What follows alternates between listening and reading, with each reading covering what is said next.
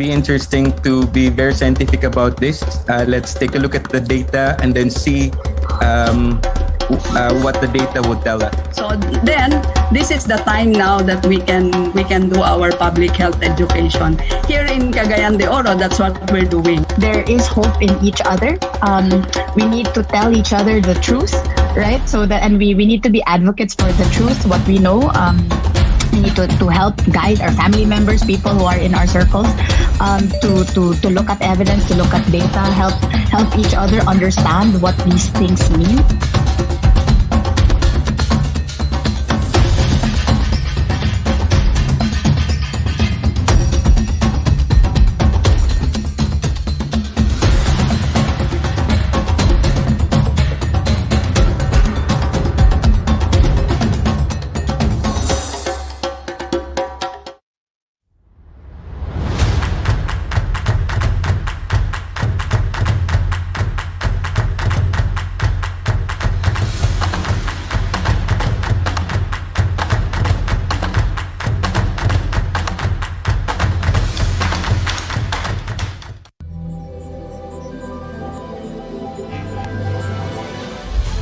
Welcome to the Philippine Science Heritage Center's new Salinlahi Science Center, honoring our top Filipino scientists and their game-changing contributions to the world of science.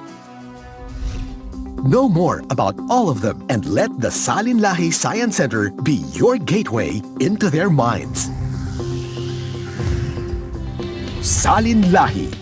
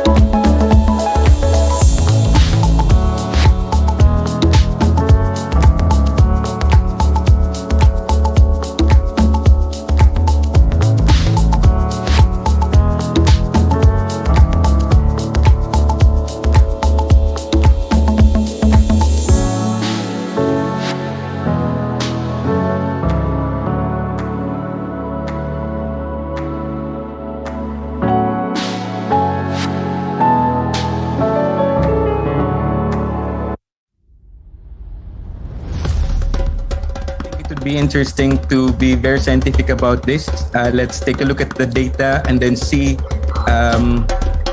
what the data would tell us. So then, this is the time now that we can do our public health education. Here in Cagayan de Oro, that's what we're doing. There is hope in each other. We need to tell each other the truth, right? So that, and we need to be advocates for the truth, what we know. We need to help guide our family members, people who are in our circles, to look at evidence, to look at data, help each other understand what these things mean.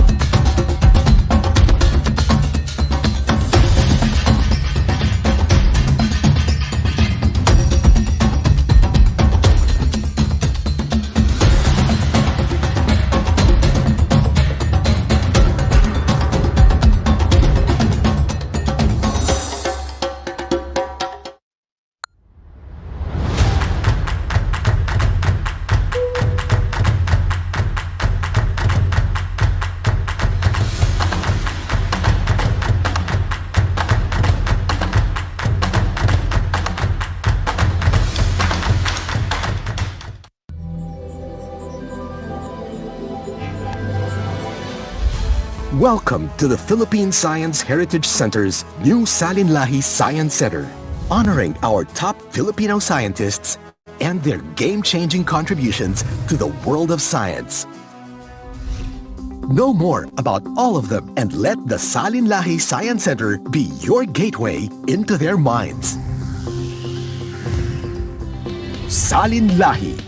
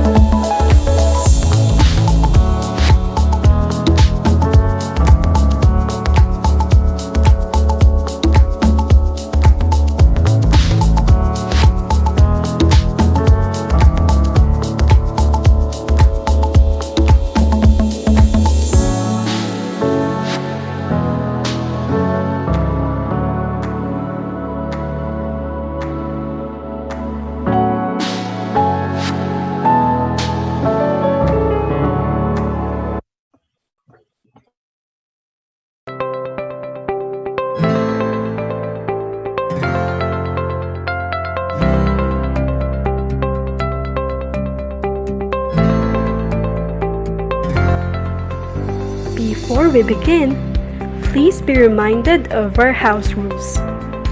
Proper decorum is expected among all participants. Any act of disrespect and rudeness shall not be tolerated throughout the duration of the webinar. Kindly key in your questions for the panelists in the Q&A. These will be answered during the open forum.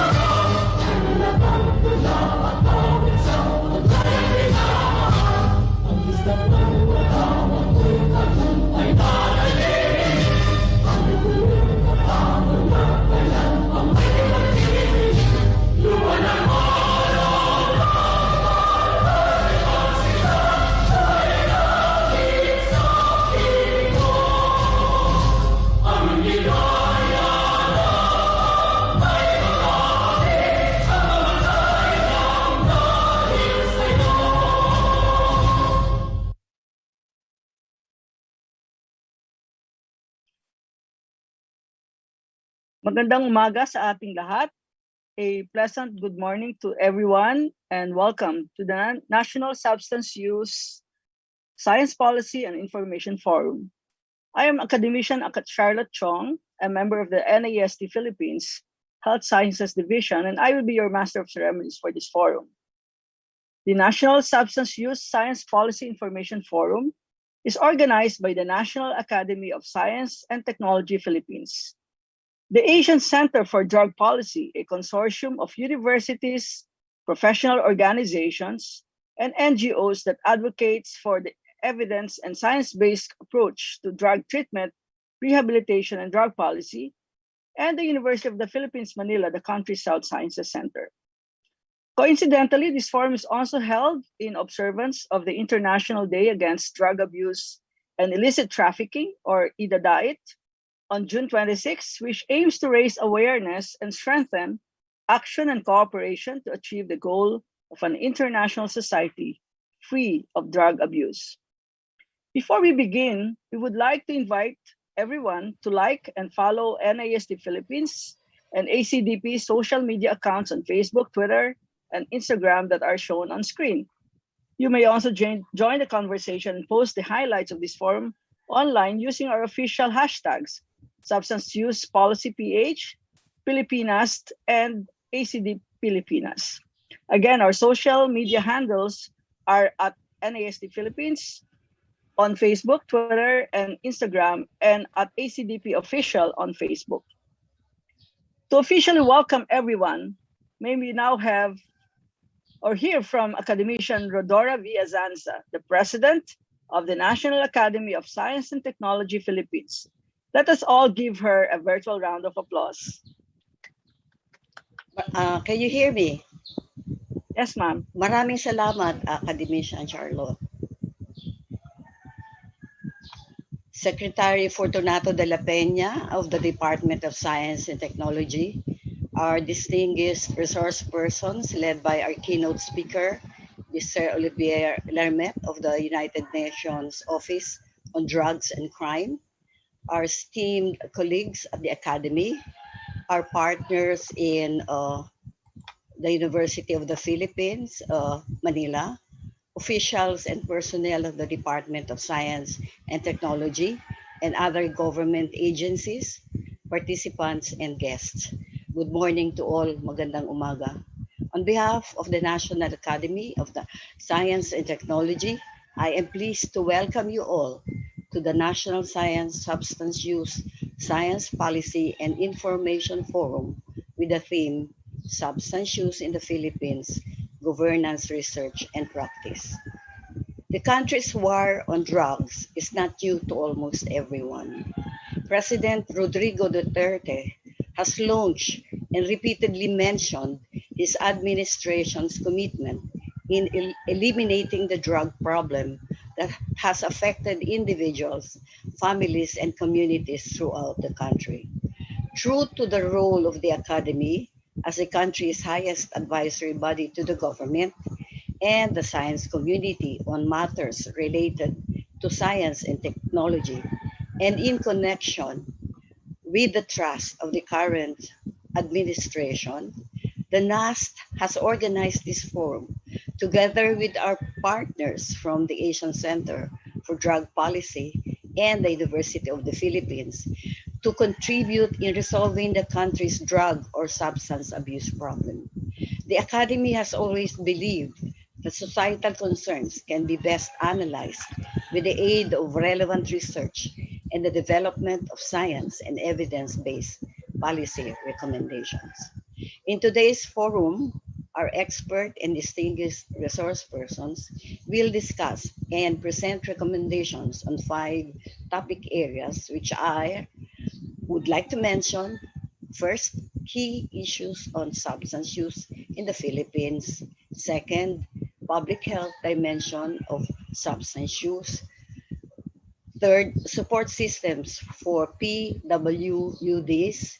And fourth, the biopsychological and socio-anthropological perspectives of substance use. And the fifth, public health policy and interventions. Today's forum will also put forward a harmonized research agenda and policy framework. I hope this forum will be a fitting venue to learn and share knowledge as exchange of perspectives on this formidable and significant societal and public health concern. At this point, I would like to acknowledge the efforts of academician Carmencita Padilla for spearheading this activity. I would also like to express the Academy's heartfelt gratitude to the Asian Center for Drug Policy for organizing the well-attended Preconference webinars last April and May 2021. These webinars were instrumental in developing the content and providing the substance of today's forum. I also would like to thank UP Manila for supporting this activity and facilitating our meeting platform, which can accommodate a larger number of participants. Lastly, may I invite everyone to maximize the use of this virtual forum to learn new ideas, share opinions, and produce significant recommendations.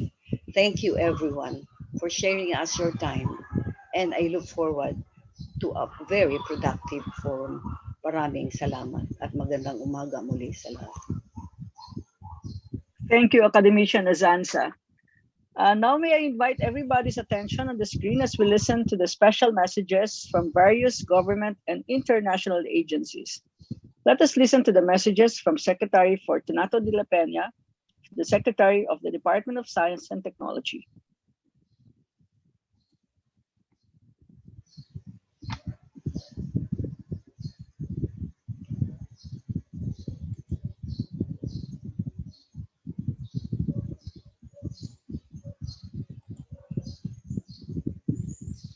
We will also listen to the Secretary Francisco T. Duque, the Secretary of the Department of Health, and also to Mr. Gustavo Gonzalez, the United Nations Resident Coordinator for the Philippines, as well as Mr. John Law, the Charge d'Affaires of the U.S. Embassy in Manila.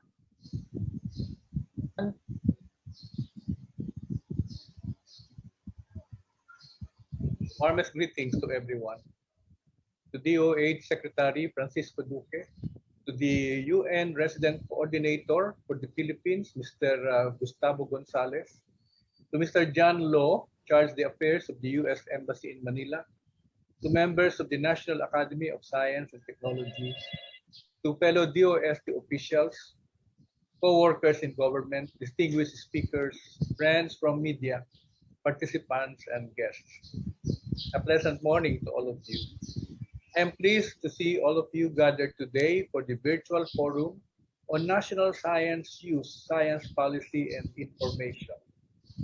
We are grateful to our guests and partners here with us to discuss substance use in the Philippines, a topic which we at the Department of Science and Technology deem significant in our scientific initiatives. In 2019, we have coordinated with the Dangerous Drugs Board to institutionalize the Philippine Anti-Illegal Drug Strategy in DOST to support our government's efforts to eradicate illegal use of drugs in the country. I am proud to say that our offices and attached agencies advocate and support the implementation and enforcement of a drug-free workplace policy. Recognizing the problem of substance use in the Philippines, the Department of Science and Technology and its partner institutions included addressing substance use, drug and alcohol abuse as a priority research area under the National Unified Health Research Agenda for the period 2017 to 2022 and the National Mental Health Research Agenda from 2019 to 2022.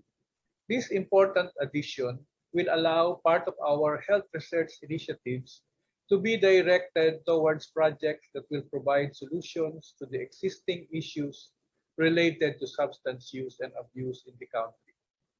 To name some of our technologies and research initiatives that advocate for a scientific yet ethically sound investigations and operations against the use of illegal drugs, the Department of Science and Technology assisted the Philippine Drug Enforcement Agency or PDEA through a workshop on mass metrology that capacitated its chemists and laboratory technicians in the accurate measurement of drug samples.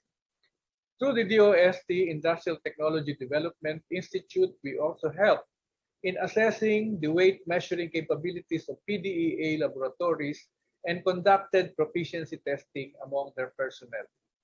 Recently, the DOST also launched the Intelligent Data Analysis System or EDAS, an artificial intelligence equipped system which predicts data analytic capabilities. PDEA was first to adopt this technology as it helps in their drug trafficking investigations in the Philippines. Part of our focus as part of health research is to ensure the welfare of our fellow Filipinos who are undergoing rehabilitation and treatment due to substance use. Aware that the current pandemic may have had effects on them, we have partnered with the Department of Health to conduct a research on the impact of community quarantine on persons who use drugs or PWUDs.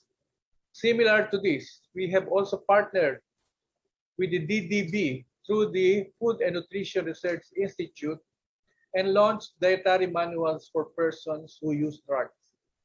The manuals provide guidelines on the adoption of a balanced diet for PWUDs in the country's treatment and rehabilitation centers, which was based on a study conducted by the Food and Nutrition Research Institute of DOST that provided strong evidence on the importance of diet and nutrition management in improving the treatment and rehabilitation of PWUDs.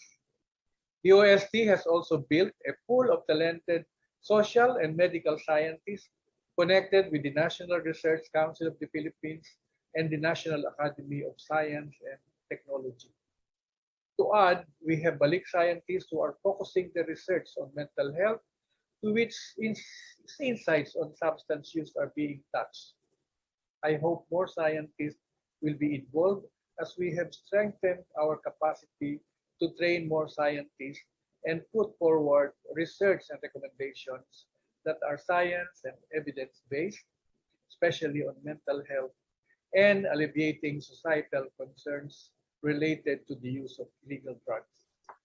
I hope I was able to inform everyone of DOST's commitment to use science and technology to help address the problem of substance use and ultimately uplift the quality of life of our fellow Filipinos, especially those who have been caught in the spiral of drug addiction. I would like to assure you that we will always find means to create initiatives that will help alleviate these problems using scientific and ethically sound strategies. DOST, through its mandate and its capacity, will continue to support activities and initiatives addressing substance use and drug abuse with focus on the role and funding of health research and the application of science and technology for the benefit of the people. Lastly, I commend the organizers of today's activity and I look forward to today's presentations as well as the research and policy recommendations and your succeeding activities after this forum. Maraming salamat po. Isang magandang umaga sa ating lahat.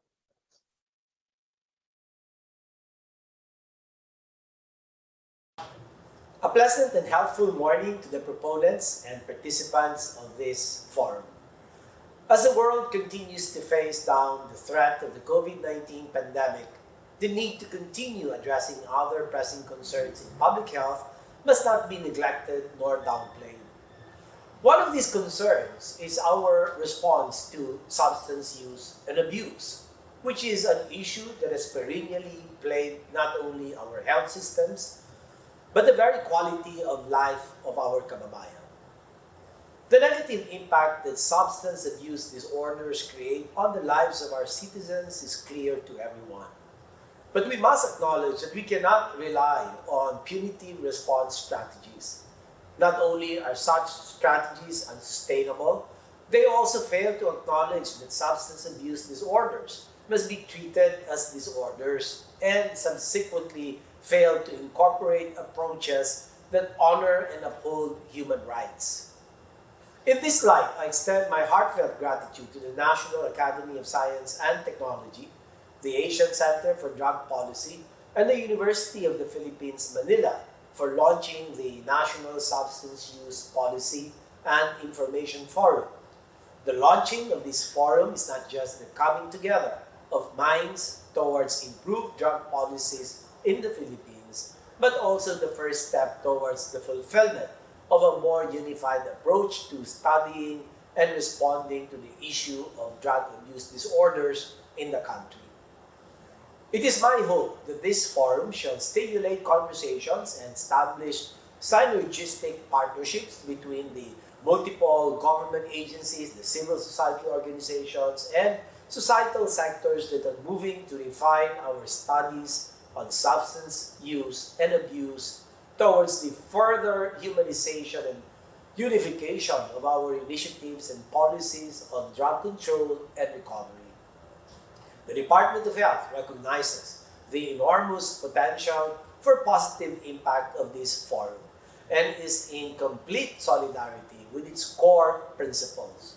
As we continue our efforts to safely overcome the threat of the COVID-19 pandemic, we must remain optimistic because the responsibility to respond to the health needs of our people, along with our duty to uphold human rights in all our health responses, shall always remain constant. Let this forum manifest our commitment to stay united for the sake of public health and for the sake of the Filipino nation. Maraming salamat at mabuhay po tayong lahat.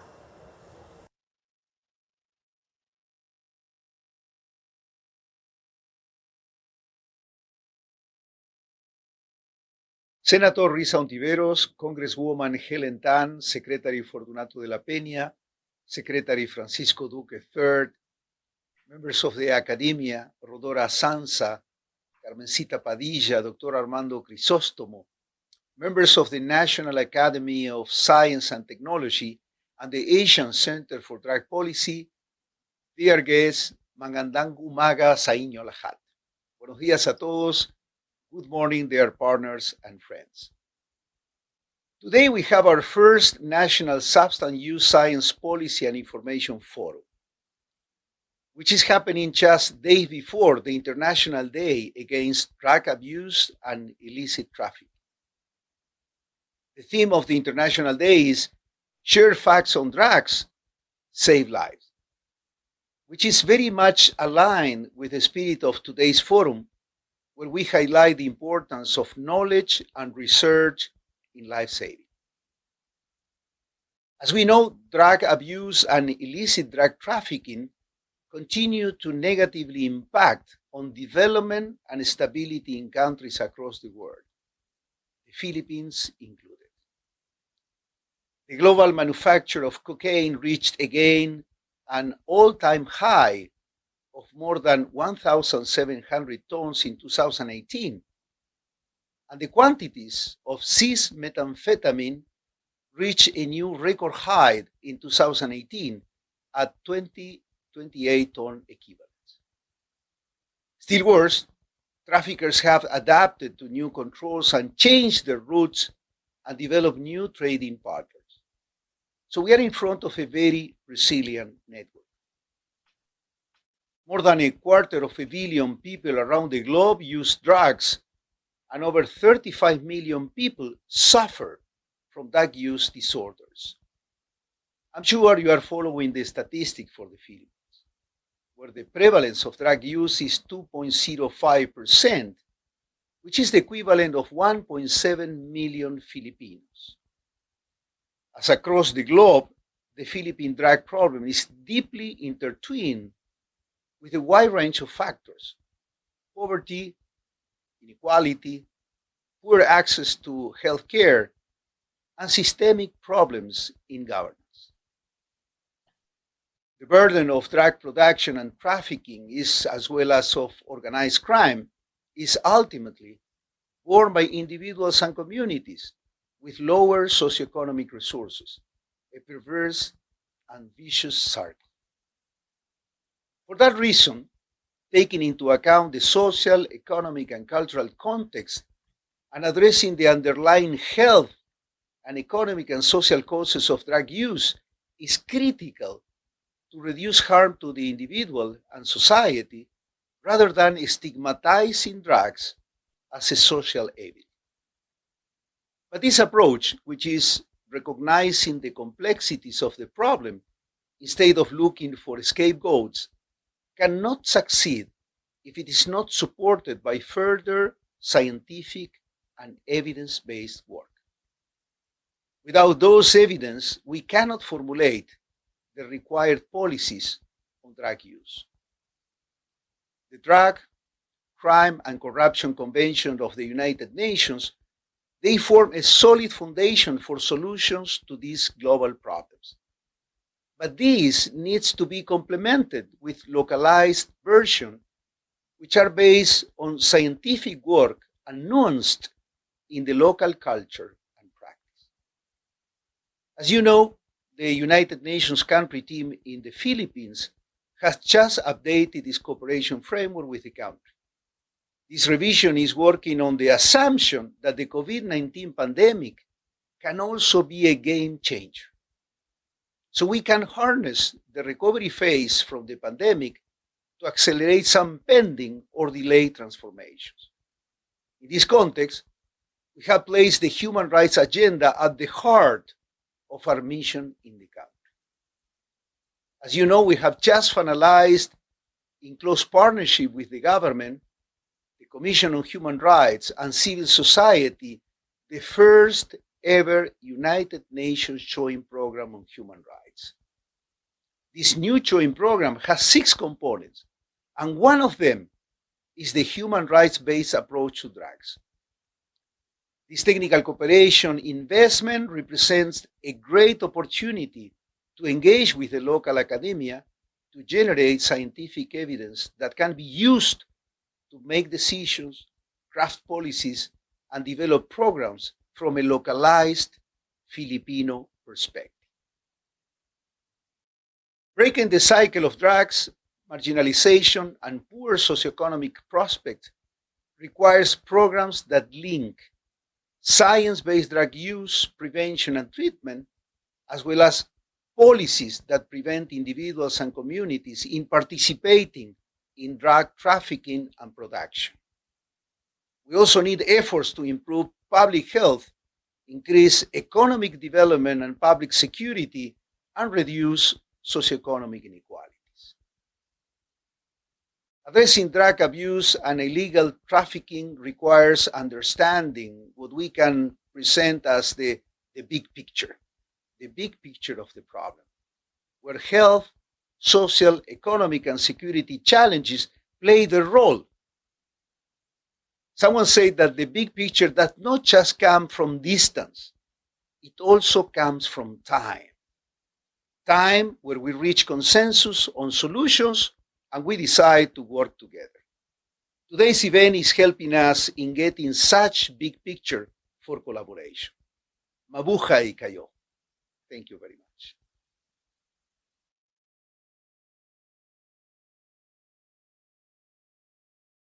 Good morning. On behalf of the U.S. Embassy in the Philippines, I'd like to welcome you all to the Philippines' first National Substance Use, Science Policy, and Information Forum. I'd like to begin with special greetings to the organizers who made this significant event possible. Rodora Azanza, President of the National Academy of Science and Technology. Dr. Armando Crisostomo, Conference Chair and Co-Convener of the Asian Center for Drug Policy. Carmencita Padilla, Chancellor of the University of the Philippines in Manila. With special thanks and recognition, also in order for our long-standing partners joining us today, Secretary Fortunato de la Peña of the Department of Science and Technology, Secretary Francisco Duque III of the Department of Health, Undersecretary Benjamin Reyes of the Dangerous Drugs Board, Undersecretary Rico Judge Echeverri from the Department of Interior and Local Government, Gustavo Gonzalez, United Nations Resident Coordinator for the Philippines, and Olivier Lemay, United Nations Office on Drugs and Crime. It's with great pleasure that I also welcome the 2,000 participants joining us virtually. Among them are public health practitioners, researchers, national government agencies, non-governmental organizations, professional organizations, policymakers, and academicians. It's an honor to join you all for this momentous occasion. This research forum is an important milestone in advancing work on reducing the demand for drugs through scientific research and evidence-based policy. We believe it's essential that drug policy be viewed from the perspectives of both public health and public safety. Our countries share concerns about the dangers posed by substance abuse, and this collaboration reflects a mutual interest in strengthening efforts to limit the effects of illicit drugs. The United States government has been actively working with the Philippines to develop drug reduction programs focused on public health and community-based interventions, and today's event reflects our commitment to continuing this work. This forum is the result of extensive collaboration across many stakeholder groups. We were very pleased to support 5 pre-conference webinars in April and May, which laid the groundwork for today's forum. During the webinar series, we heard from experts who facilitated a review of existing literature, identified policy implications of research results, and advised on research and policy gaps. That webinar series and today's forum are just the start of a longer-term commitment to engage and jointly identify, develop, and implement a shared research agenda and a policy framework to advance substance use treatment and drug demand reduction programming. The devastating consequences of drug use know no geographic, economic, social, or ethnic boundaries. Substance use disorders undermine economic development, diminish social and political stability, and reduce security in countries and regions all around the world. Together, we can respond to these challenges with innovative, evidence-based drug demand reduction policy and programs. We will continue to advance our shared commitment to ensuring addiction is understood as a public health issue, that treatment is used as a tool for mitigating drug-related societal impacts, and that evidence-based prevention programs are accessible for all. Our warmest congratulations to the organizers and everyone watching and listening. All the best. Thank you and good morning. So that was a set of messages from the high-level personalities. We'd like to thank all of them for sharing their insight and support to this activity. Now, to give us an overview of the conference, may I now call on Dr. Armando Crisostomo, the conference chair and the co-convener of the Asian Center for Drug Policy. Dr. Armando Crisostomo is also the Vice Chancellor for Research of the University of the Philippines, Manila. and also the chairperson of UP Manila's Technical Working Group on Addiction Science. Dr. Arman Crisostomo, the virtual floor is now yours.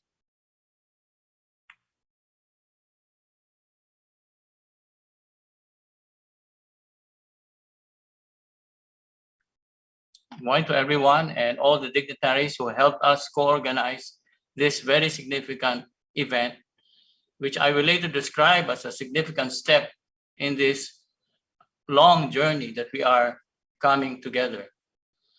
I take great pleasure in being the chair of this conference, but it need not take away the tremendous contributions of the other co-conveners, including the National Academy of Science and Technology and my co-conveners in the ACDP, especially Dr. Elmer Soriano and Ms.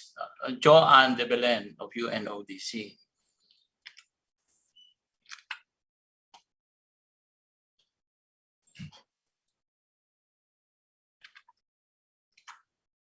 As I mentioned, I would like to liken this involvement in substance use and abuse to a journey. And how did this journey begin? On a personal note, it began sometime in 2018, about 3 years ago, when I happened to have joined my boss then, the Dean of the College of Medicine. I was then Associate Dean for Planning and Research. And we traveled to Albany in New York to help celebrate the annual meeting of the UP Medical Alumni Society in America. It was held in upstate New York, and the chairman of that meeting and conference happened to have been the brother of our chancellor, Academician Carmencita Padilla. Dr. June David was and continues to be a very active family medicine practitioner. And he happened to be also handling a lot of addiction patients. As you know, America is dealing with its own problem of addiction. And they wanted me or us to meet with Dr. Gregory Bunt, who is one of the foremost experts in addiction medicine worldwide. They wanted us to organize and try to help grow addiction medicine as a specialty in the Philippines. Now, since I happen to be one of the youngest members in that group, after the meeting, I was instructed by my dean, Dean Agnes Mejia, to take care of the necessary things to do. So maybe as you can say, my journey began, napag-utusan lang po ako because I am a surgeon by practitioner, as a surgical practitioner. But even if I was just assigned to it, I went to it head on and I studied the problem. And that convinced me that eventually we in UP Manila, as the Health Science Center, had to take the lead in battling this problem, not only of substance use, but also addiction, because there are many forms of addiction in this country and in the world, including addiction, behavioral addictions. Just before the pandemic began, in fact, the United Nations World Health Organization declared that addiction to games or video gaming addiction had become a serious public health problem all over the world.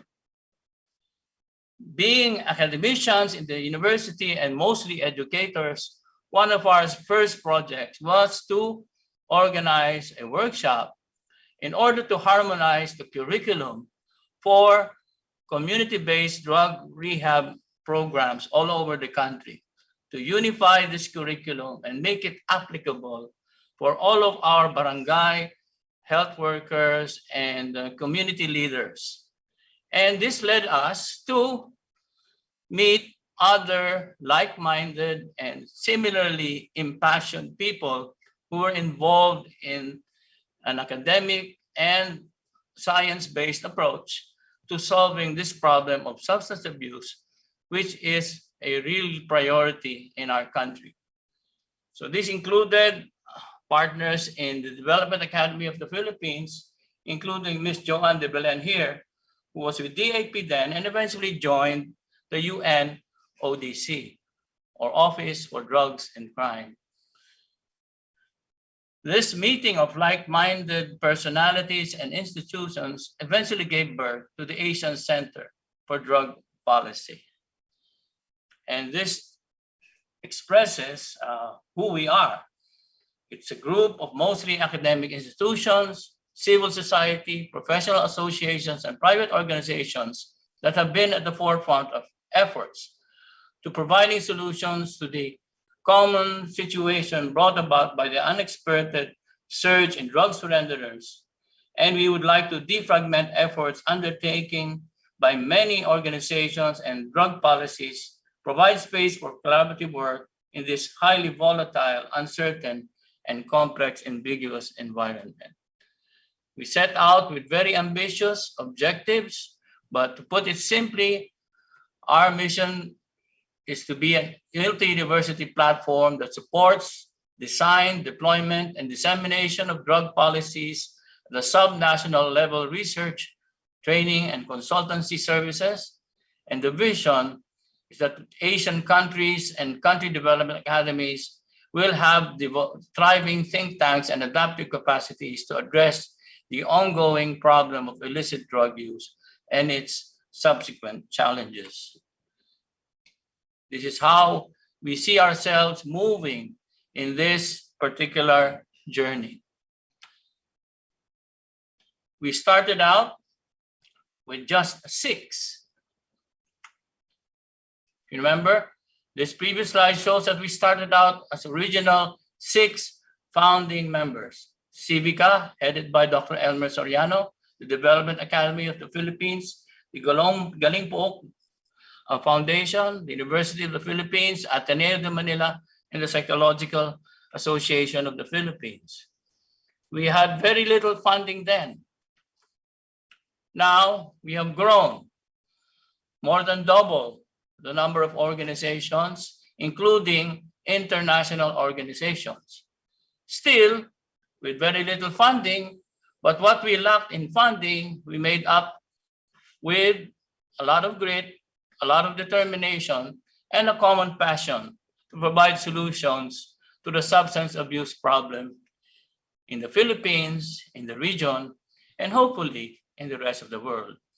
We liken this to a train that, despite gaining more passengers and more advocates riding this train, very few people are leaving, and loading it with more people and more participants doesn't seem to slow the train down. Which brings us to today. There's now a partnership between the ACDP, UP Manila, and the prestigious National Academy of Science and Technology, which is really one of the most well-recognized platforms that will reach the eyes and ears of the major policymakers of our country. These are the conference objectives. We would like to gather existing evidence in this country on health-centered effective strategies and interventions on the prevention, treatment, and care for people affected by drug abuse, drug use disorders, employing a human right-based approach. This forum will also facilitate the discourse and agreement of the scientific community from different disciplines on a 5-year research agenda. And third, to present the scientific community's evidence-based policy recommendations to national and local policy makers through policy briefs. But leading to this conference today, the ACDP laid the groundwork by organizing, as mentioned earlier, 5 pre-conference webinars on these key topics scheduled at weekly intervals. We brought together various experts from our now ever-growing number of partners, and each cluster did the following tasks. They surveyed the literature on the topic area, received and reviewed local research paper submissions, recommended speakers and panelists for the research forum webinar. They formulated an executive summary based on the literature survey and local papers, including the identification of what was still lacking in our research, organized weekly forums, as mentioned, on those dates to present the executive summary and to formulate respective papers on policy implications and policy briefs. And these summaries will be presented by the different speakers in the forum today. Let me just show you the different pre-conference webinars that ACDP organized in preparation for this main forum. We had, this is the first and second pre-conference webinars, the third and fourth, and the fifth one just last May 19. We averaged about 600 to 700 attendees in our Zoom and another 600 to 700 attendees through our Facebook page. And today, in this part of our journey, we hope to achieve the following: clearly define the research priorities on substance abuse in our country, and to provide science and evidence-based directions so that we will be able to hopefully craft new policies, improve the existing ones, and introduce reforms in governance to address the public health problem of substance use in the Philippines. Let me end by saying, as I mentioned, this is a journey which we are partnering with many of you. We are together in this journey, and the goal is in each step along the way. So with that, I'd like to thank you and hope that everyone stays on until the end of this forum so that the reactors who will present their commitments to the research agenda, legislative agenda, and the interventional policy and research agenda will be making their presentations. Thank you. Thank you, Dr. Crisostomo. Gracing now this special event is Mr. Olivier Lemay, the Senior Policy Officer of the United Nations Office on Drugs and Crime.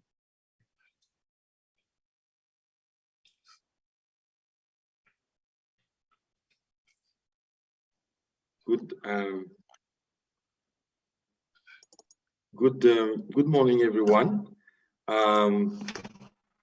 I would like to I would like to start by, of course, thanking and recognizing the amazing work by the Asian Consortium for Drug Policy and the NAST. And all, I'm quite aware of the huge effort it represents, and of course, highlight the importance of what was mentioned by Redora, the president of NACT, Secretary de la Peña, Secretary Duque, and Dr. Armando Crisostomo as the voice of ACDP. I would like, yes, to widen the scope of those thanks. Sorry, I'm not sure if you can see me, but that's not a big issue. And of course, thank the Dangerous Drug Board, notably Doc Yusek Benjamin Reyes, the ILG, Secretary Echevarria, the support from external development partners like the US government that is heavily supporting the response through its INL projects and USAID supported Renew Health project. So without further ado, I would like to start. Unfortunately, it seems that this is a time of infectious disease and viruses. I had a problem with my PowerPoint presentation, so this is like a retreat version. So I hope that you can probably listen more to what I will say, even if it's probably sometimes impossible to understand because of my French accent, more than what is on the screen. And of course, the right version will be circulated in due time. Dr. Armando was mentioning, there were already a number of pre-conference events where a number of very good speakers, I'm not talking about myself, I'm talking about all the people you could see earlier, have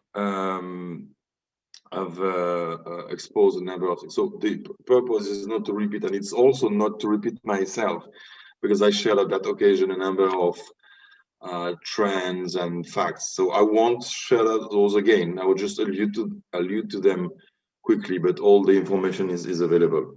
So the idea here is a little bit to try to contribute to set the pitch for our forum on substance use in the Philippine governance, research, and practice. And maybe the best way, or my way, is to try to ask ourselves questions on what is drug policy, what is the global frame, why does this need to be evidence-based, what is evidence, sharing some global drug policy trends. It's okay, you can go back. I've not started with the PowerPoint yet. Thank you. And a little bit how the UN Office on Drugs and Crime can be of use to that. Needless to say, the UNODC approach to drug use is multifaceted, and it encompasses the most diverse aspect of the matter, with orchestrated specification in the areas of health, education, public safety, among others. So our work in the United Nations family is to promote studies and analysis on traffic consumption. You probably heard about the World Drug Report, which is a yearly edition where we collect a lot of information from the governments and try to contribute to the debate. So let me start with this slide that we have now on the screen. It's interesting, right? It's messy. You have different words, some are conflicting with others. The point of that is words do matter. The way we call the different aspects of the drug problem is very important. It's not the same to say to someone, you are a junkie, you are an addict, then you are a person using drugs, recognizing that the person may have a condition at one moment, but the person is still a full citizen requiring all the support of the state at the central and local level. Next slide, please. So in the question I was mentioning earlier, the problem with the drug problem is not a drug supply and law enforcement problem. It is not a public issue. It is not an issue of illicit business. It's not a socio-economic development problem or a philosophical question. It's all this together and much more, in fact. Next slide. Next slide, please. This is what we call a VUCA problem. Next slide again, which means the problem is volatile, uncertain, complex, and ambiguous, right? In the history, this substance used to be considered a medicine and then becomes a controlled substance or an illegal drug because people have diverted the substance from what it was created for. The fluxes of drugs are constantly moving, right? So every time there is let's say a law enforcement effort in one area of one country, one region, one city, there is what we call the balloon effect, right? You push somewhere, yep, it will reappear somewhere else. And it is uncertain because even the nature of the drugs evolve. New drugs are being created as we speak. Those are called the new psychoactive substances, for instance. So it's very difficult for any frame, global, regional, or national, to keep the pace, to be at on top of what is that evolving market is. And just, I called it the market, and I think it's a very, very important angle on that. This is a 60 billion worth yearly market in our region. So this is more than the national budget of some countries. So this business is thriving. That's the reality of it. I will come back to that later. Next slide, please. And this is an intersection in Metro Manila, and it is a little bit an illustration of how I'm talking about globally now, right? We do try to deal with a problem, right? Sometimes we try with law enforcement, health, biomedical health, psychosocial health, etc. So many angles, and that is a little bit the complexity of how we can deal with a problem. Sometimes we are stuck. Next slide, please. And I won't go into details of this, but there is not one little corner of the planet which is not affected by illegal drugs. And I would also dare to say we can add on top of that the legal drugs. Tobacco and alcohol are killing many more people, in fact, than illegal drugs, right? So that is not new. That has been a challenge, a determinant to any community in history. Now the idea is precisely to try to look at it from a new angle, or at least or something that is as much close to evidence as possible, or at least evidence informed. Next slide. So let me start by reminding that, because it's interesting, right?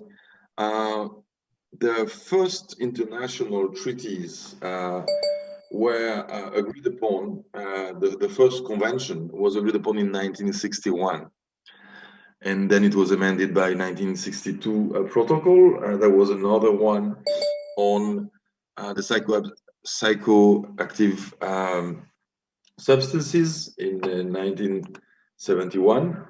And there is the convention from 1988 on illicit traffic on drugs and psychoactive substances.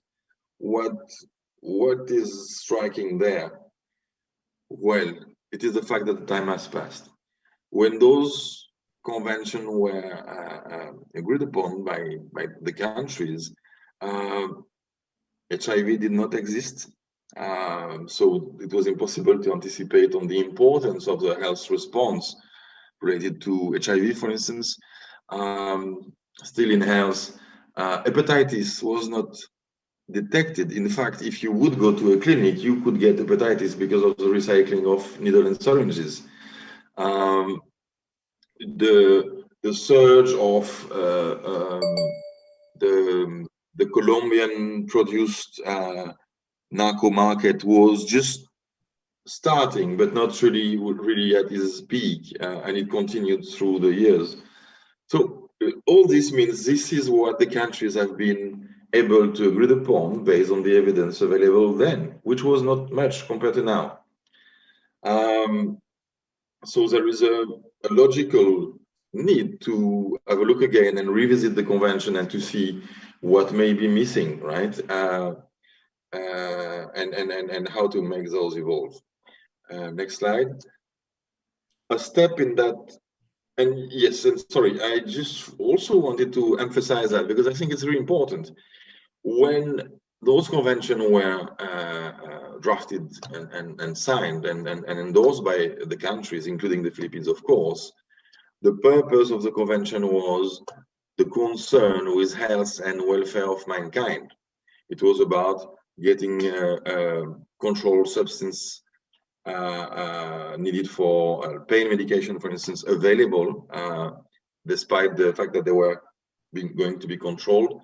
And it was to protect the health of the population, right? At that time, there was the priority was health. That was at least how there was an agreement on the need for those, which means at the time, the number of seizures, arrests, people sent in prison were supposedly, at the beginning at least, not the major focus of the country. The country just wanted to protect the population. Next slide. Okay, so now we jump over time and we go to 2016, which the UN General Assembly special session on the drug problem was organized. It was a very important event because this was a movement that led to the agreement to the outcome of that General Assembly, and it involved many countries, many civil societies, many expert groups that agreed overall that what was needed was a balanced approach. Well, a balanced approach can mean many things to many people, but that it needed to be people-centered and health-centered, right? So I'll get back to that later. But that was the agreement, and of course the Philippines has endorsed this. Next slide. Okay, so in short, there were like 5 main chapters to that document. One was on demand and supply reduction, and we will of course get back to this.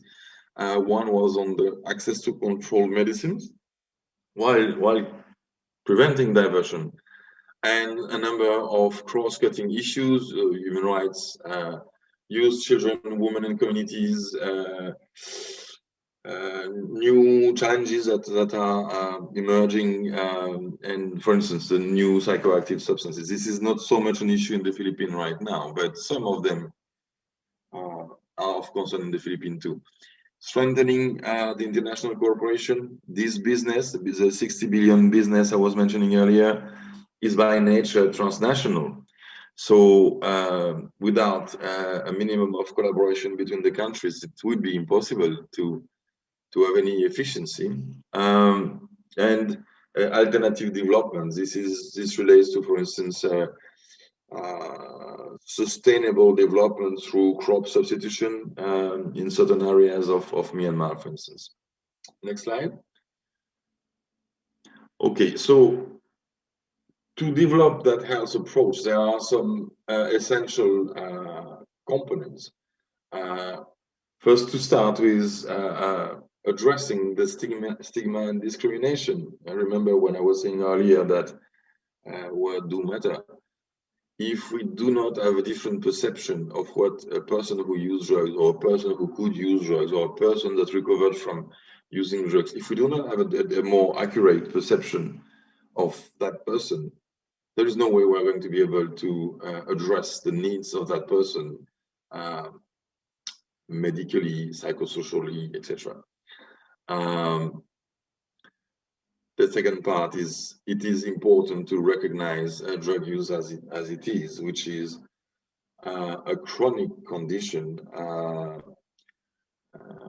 occurring most of the time together with some mental health conditions that should be seen as a medical condition and not as a criminal condition. I'm not saying that the criminal aspect is not important, of course it is, but we should make the difference between what is of public health nature, whether versus what is of public security nature.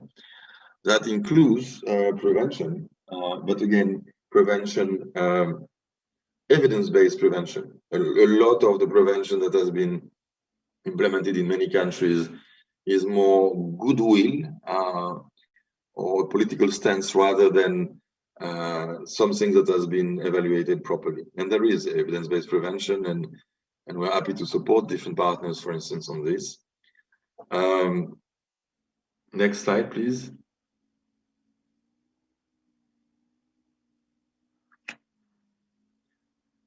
And of course, that's what we are gathered today for.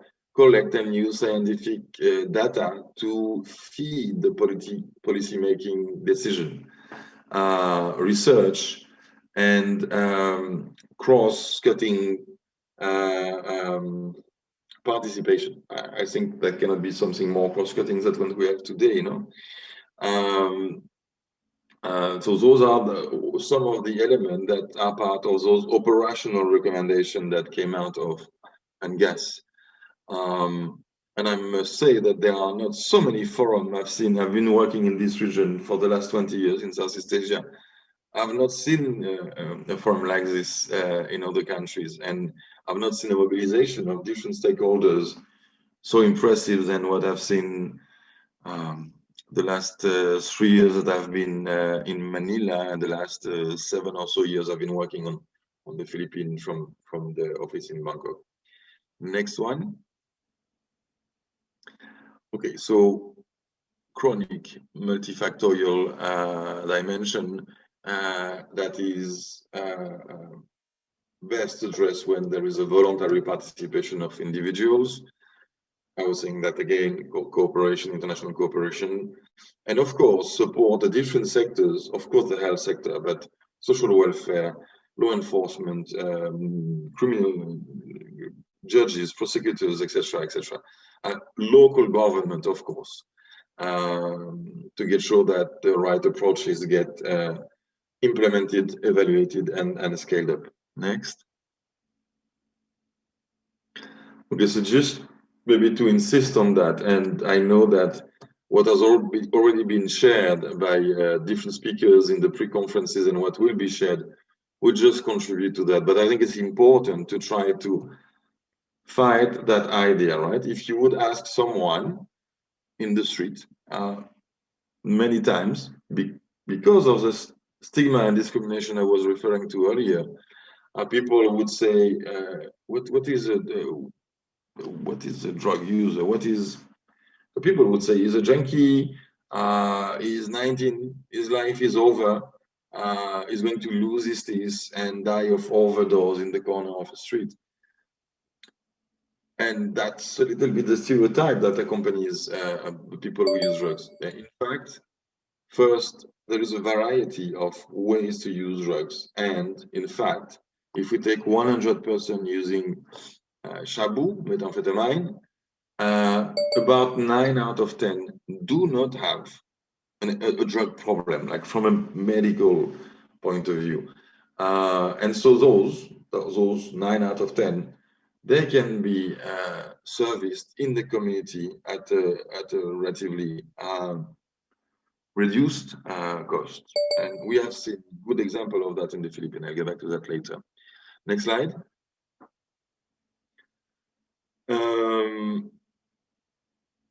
Yes, this is a detail of what would be required in the health response, but we'll get back to that later. So next slide. So this one is important, and it resonates with what Gustavo, our resident coordinator, mentioned. We have that initiative on joint initiative on human rights, and it's very important that there is non-discriminatory access to health, that there is a gender perspective. Women are more vulnerable to drugs in all sense. On the health part, they are more likely to become dependent, for instance, and when they are being thrown into the criminal justice cycle, the prison, pretrial detention, they many times take the blame for crimes that are committed by males, in fact, and they are victim of rape, harassment, and so many other vulnerabilities that are more specific to women. Of course, this is not about just doing what we believe. We need to have a monitoring of the quality of the drug treatment and services, and we need to have a good collaboration between justice, education, law enforcement, social, and health. That is a challenge. That is a challenge in most countries, and it is in the Philippines. Next. So, in the interest of time, I won't go through all the measures, but some measures are related to the criminal justice system, and it's very important that we do send a person to prison when it is really needed, meaning, there is a big majority, in fact, in the Philippines of people who are in pretrial detention. They are not they are innocent until proven guilty, and sometimes they have non-violent crimes. So is sending them to a prison or a jail a good idea from a criminal point of view, because they are going to be in touch with much tougher criminals, and even from a health point of view, the prisons are incubators for communicable diseases, right? And most particularly in our COVID time.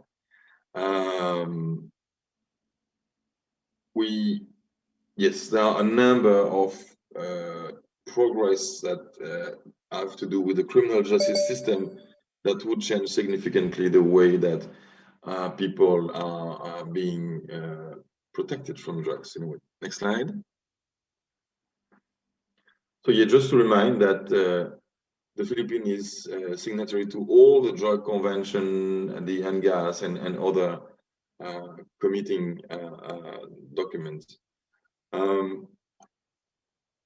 Just to add, there is a more recent 2019 ministerial declaration, which is to strengthen the actions at the national, regional, and international level to accelerate the implementation of our joint commitment to address and counter the war drug problem.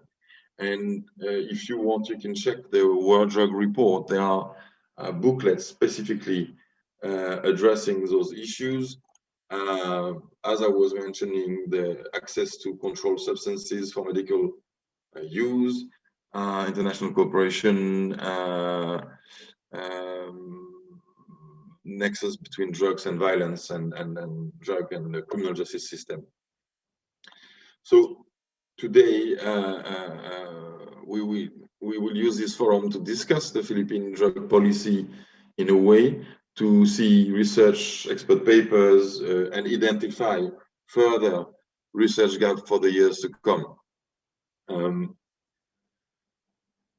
Next slide, please. So I didn't want to do that, but just very, very quickly. We have the main issue for the Philippines is shabu, is methamphetamine in its highest form. And we are in the region where we have the epicenter of production, consumption, and use. More than 50% of all the global aspects, I mean, the trafficking, the use, etc., is in Southeast Asia. The second one would be in Las Americas, in Mexico, and around. But we are in the epicenter. Next slide. We can see that the price of drugs is not increasing despite the efforts in the different countries of the region. And next slide. And the quality of the purity of methamphetamine is stable or increasing. If we cross that with other data about seizures, the point is the traffic is continuing and increasing in the region at the same pace as in the rest of the world, and that the prevalence in the Philippines, for instance, is comparable to the prevalence in Indonesia, Thailand, in the region, and in many other countries, around 2%. So that's a major problem, but it is similar to many other countries. Next. Next. We can see that the trafficking was not stopped by COVID at all. Traffickers have regrouped, reorganized, identified new routes, and the seizures continue to be record seizures now. And a big portion of the shabu available in the Philippines, for instance, comes from the northern Shan State region in Myanmar. That's where it is produced in an industrial manner for the whole region. Next slide. So in front of that, I think it was also good to remind ourselves about a number of good developments in terms of drug control, drug policy. The client flow that has been developed by so many partners, but led by the Department of Health and then also the Dangerous Drug Board is a very unique tool. It's not a technical tool. It's a tool to try to find a solution for the 1.3 million surrenderers, not just leave them on list, but give them the services they need, assess them, their level of drug dependence, and then direct them to services. We have an expansion of the services of community-based drug treatment and rehabilitation. We also have a strategy that is in this strategy, the pillar on drug demand reduction is really aligned with the recommendations. We have good piloting of evidence-based prevention, and for instance, the recovery clinics and outpatient clinics that have been established since a couple of years. Next. Okay, so I won't go into detail, but all is there, and I'm sure that the DDB or others will mention more details about the Philippine anti-drug strategy that was signed by the executive order of President Duterte. Next slide. A number of initiatives and documents and policy guidance has been issued by the Department of Health, the DDB, the DILG. That is what Dr. Armando Cristomo was referring to when he was working on harmonizing the curriculum, and then by that exercise realized that there were so many people doing the same thing and trying to contribute to that, which I guess in a way contributed to the birth of the Asian Consortium on Drug Policy. Next slide. So this is the client flow. So it's there is of course a version for the DOH, but and also there is a resolution regulation from DDB. Next. So this is the algorithm of the client flow, but I guess many of you are already familiar with it. Next. And next. Okay, so this is from the World Drug Report, and I guess it's interesting, no? It's to see that what in crime, what is a part of drugs, right? This is an assumption, yet people using drugs are criminals, and they are not systematically becoming criminals, apart from that. And even if we see the stats, the drugs that seems to have the more influence on criminal behavior is alcohol, by far, right? This goes a little bit against some ideas. Next slide. And these show the response, right? So you can see the number of people arrested, convicted for trafficking, for use, people sentenced in prison. So this is creating a big burden for the criminal justice system, notably for the prison systems, prison and jail system in the Philippines for BJMP and BICO. Next slide. So those are activities that are supported in the prison in Cebu, for instance. Next slide. And other activities that contribute to the same purpose described under the operational recommendation of the United General Assembly Special Session on the World Drug Problem 2016. Next. And what is important, of course, is to get sure that the law enforcement, the drug law enforcement, is aware of that health response and knows how to cooperate while doing its job. But the collaboration of law enforcement is absolutely fundamental, and we've been engaging a lot with the law enforcement sector to try to bridge the gap sometimes that we have between the law enforcement and health and psychosocial response. One of my chronic expression is public health is public security. Without public health, you don't get to good public security. If we don't provide the right services, the business will continue to thrive. Next. I won't ridicule myself trying to talk Tagalog, but I think this slide is relatively self-explaining. And next. And next again. So this is the theory of change, right? We don't do research just for the sake of doing research. We do research to identify the triggers of what could change the dynamics, and that theory of change applied to drugs is I think interesting. Next slide. Okay, so the conclusion should be what did we already identify and what are we going to work on in terms of research gap and operational research, right? Research to support intervention. There are many, and I'm aware of what the other speakers are going to say, so I don't need to go into details on that, but just maybe to highlight one. It's all what relate to women in conflict with the law, incarcerated, serving very long sentences, victims of abuse and mental health issues. And for instance, in the current context, pregnant women extremely exposed to COVID. So I just pointed one because I guess that would be the pleasure of what we are going to discuss in the coming in this day. What is going to be identified is going to be reviewed by the Academy in at least 10 webinars and roundtable discussion.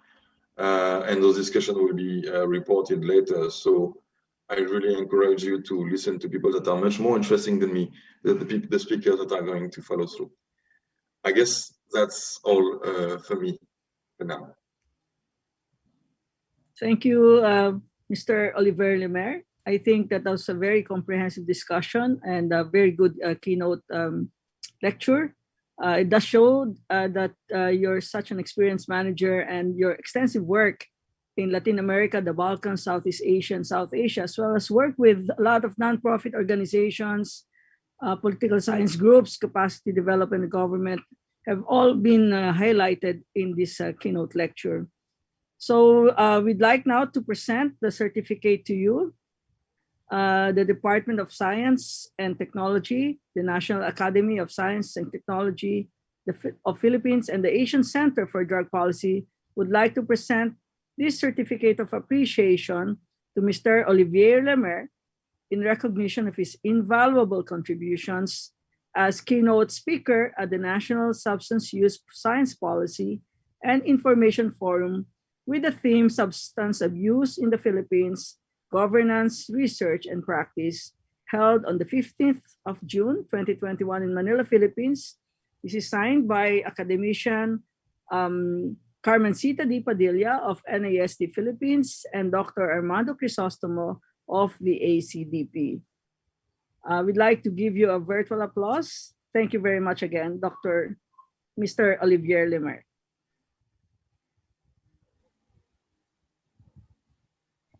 We now move on to gauge the diversity of our webinar participants. And let me now call Dr. Leslie Michelle Dalmasio. Dr. Dalmasio is currently a professor of the Department of Biochemistry and Molecular Biology, the College of Medicine, University of the Philippines, Manila. She holds a PhD in Molecular Biology and Biotechnology from the University of the Philippines, Los Baños. And in 2012, Dr. Dalmasio became the recipient of the NAST Outstanding Young Scientist Award in the field of molecular biology and biotechnology. Dr. Dalmasio will facilitate now the forum's Mentimeter poll. Leslie? Good morning, everyone. It is my pleasure to join and assist in this forum through this Mentimeter activity.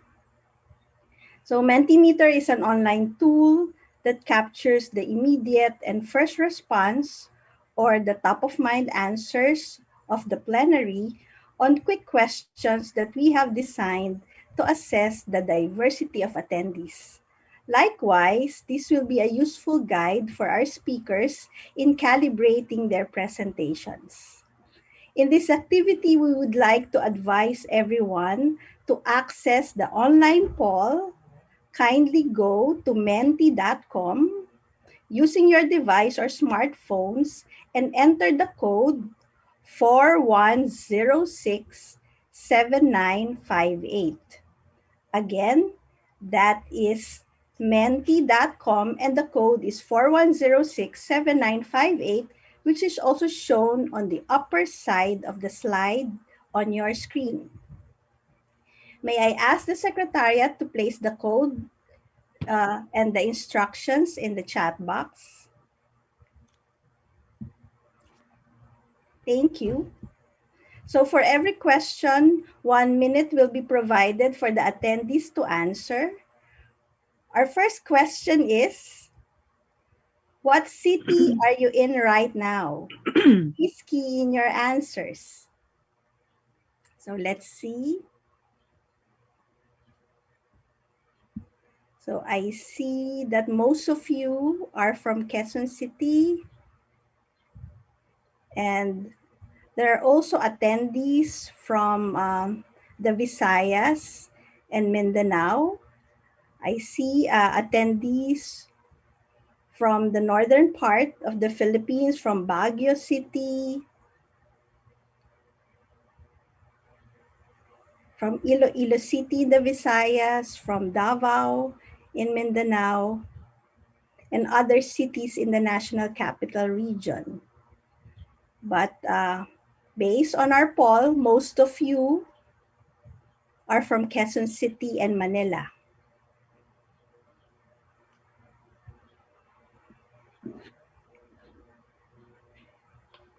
Now we can go to our second question.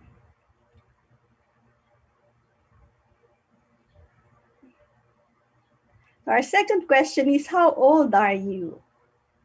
Please key in your answers so that we can see the age range of our participants in today's forum.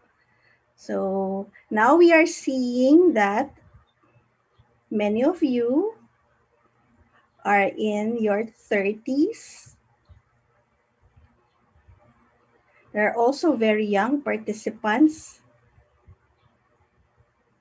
21 or 22 years old.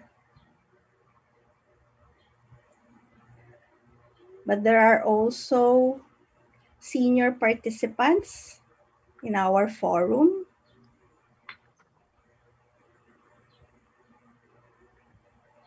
But we see that most of you are in your 30s.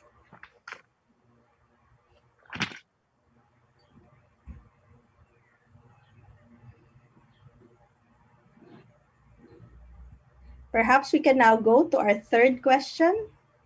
What is your current occupation? The timer starts now. So from the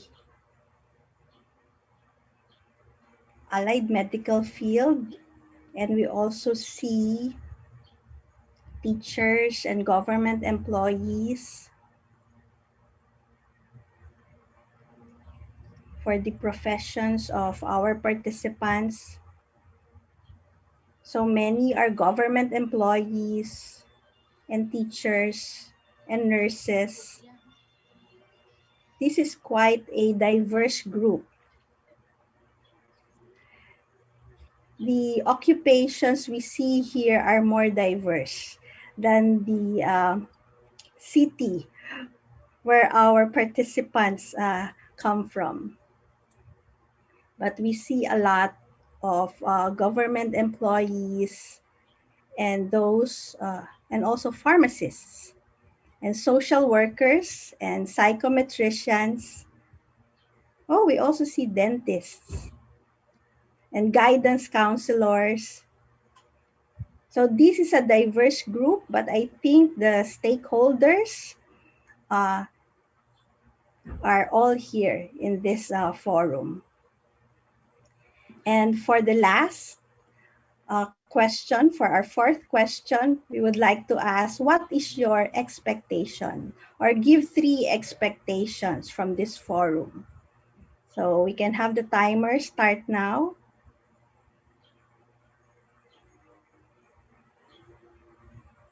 None. So you will just be listening to our speakers and perhaps learn from this forum. But we also see, okay, that you are expecting that this forum will be informative, that you will have new learnings, and that it will be interesting. Of course, you would like to learn more about the topic and the issue, learn more about drugs, and for awareness. Oh, so you have a lot of expectations. Enlightenment. I also see enlightenment. So that's good. Perhaps a new perspective on the issue. Also to learn about research and policy. So we have a lot of expectations from our participants, but what is consistent in the answers is that it is expected that this forum will be informative and will provide awareness and updates on the topic. So everyone, thank you for participating in our Mentimeter poll. That concludes our short warm-up for this morning. I believe our speakers have taken note of your responses. Thank you, Dr. Dalmasio. Before we proceed to the discussion of the 5 topic areas of this forum, let me now introduce our session facilitators who will in turn introduce the invited speakers and the 5 topic areas in this forum. Our sessions will be facilitated by Ms. Jo-Ann de Belen, the Senior National Program Officer of the United Nations Office on Drugs and Crime of the Philippines. Ms. de Belen is an experienced international development worker with specialization in the development, management, and evaluation of programs ranging from emergency response to long-term community development. With over 20 years of professional experience in Southeast Asia, especially the Philippines and Indonesia, implementing post-disaster recovery, community-based disaster risk reduction, as well as long-term community development.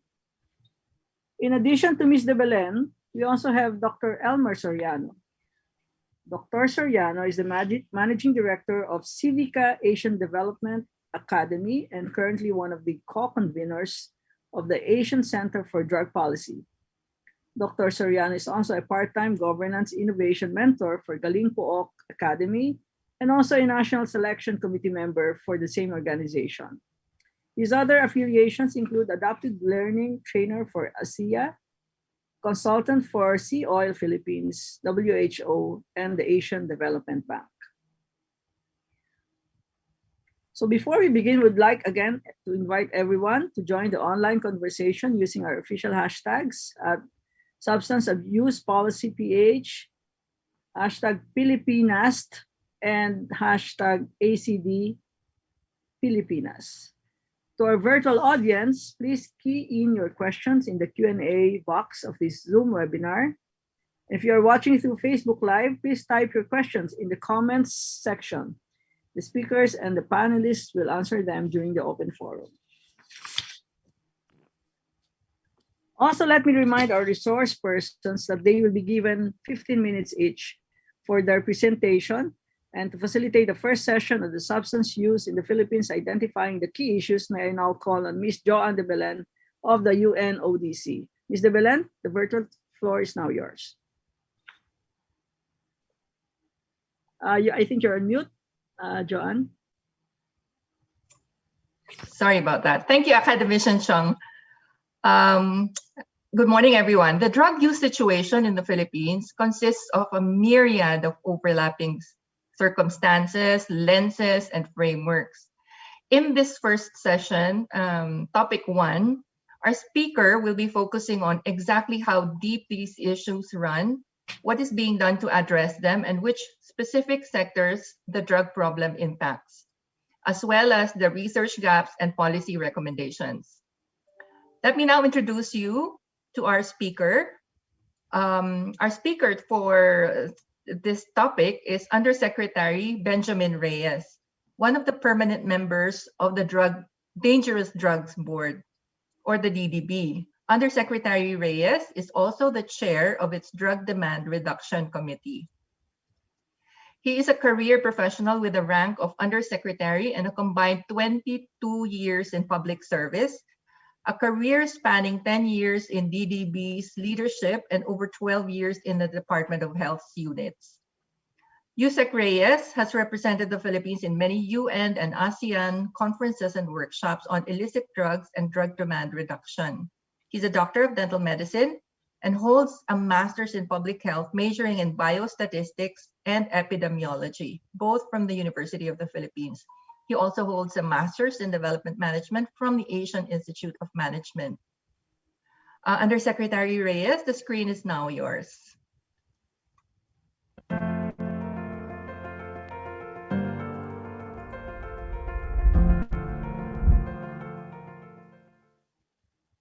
Everyone, I was tasked to present the output of Cluster 1, gathered during the online forum conducted last April and participated by various stakeholders. The following key issues have been identified to strengthen the campaign on substance use in the country. First, we need to examine the environment, the context in which we implement drug abuse interventions. At the regional level, ASEAN accounts for around 8.5% of the global population. From 633 million people in 2015, it is expected to grow by 741 million people in 2035. By 2025, Indonesia, Philippines, and Vietnam will be three of the ASEAN countries with over 100 million of their respective national population.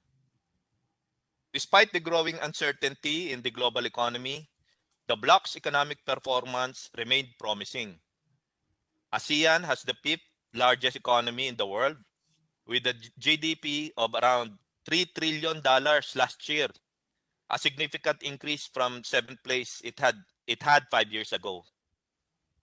Notwithstanding the Philippines Human Development Index value, increasing by 21.1% between 1990 and 2019, the country is ranked somewhere in the middle at around 107th out of 189 countries in poverty and healthcare access. Of course, suffice it to say, governance issues still persist. And of course, these factors drives the expansion of the global drug market and syndicate operations in the region. Utilization of technologies and various communication platforms contribute to the evolution of operations and migration of organized crime, and therefore conventional drug law enforcement measures in an expanded and complex drug market with a network of cross-regional drug syndicates becomes more challenging.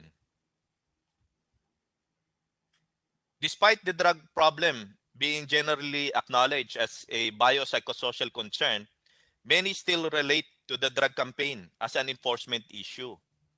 This mindset guided the underlying policy framework laid down by the Comprehensive Dangerous Drugs Act of 2002, a 19-year-old law which is currently in review in Congress.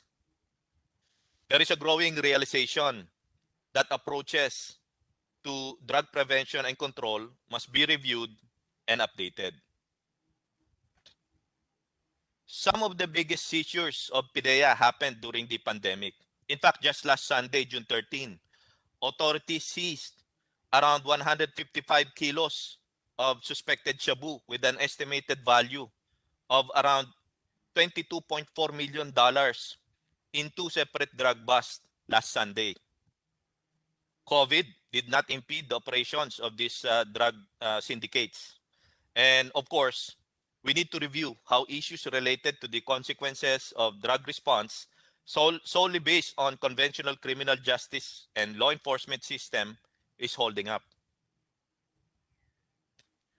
In the region, methamphetamine remains to be the main drug produced and abused, driven by the shift in the Mekong Delta region from cultivating opiates to synthetic substances production.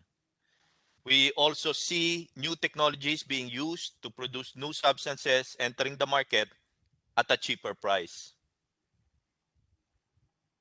Now, in the Philippines, 80% of the more than 42,000 barangays were classified as drug affected.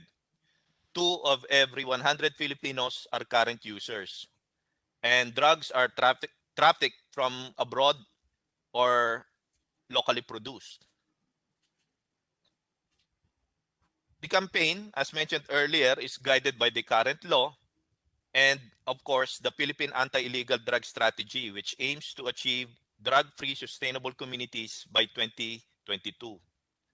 The campaign is implemented by government agencies through the Dangerous Drugs Board and 15 other social development and security agencies. DDB issued resolutions and regulations which can be downloaded at the DDB website, www.ddb.gov.ph, ensuring that that there is adequate supply of drugs for medical and scientific purposes, and further ensuring that diversion of drugs from licit sources to illicit channels are prevented and that Filipinos are able to access the vital services. Enforcement-centric approaches resulted to the following situations presented in this slide. And there is a need to study possible transitioning to a more balanced approach to substance use campaigns, taking into consideration cultural, economic, and social dimensions of substance use as mandated by PADS. We also need to examine closely the following: jail and prison overcrowding, stigma and discrimination against people involved with drugs, violations on the right to life and right to health, and contributions to health issues.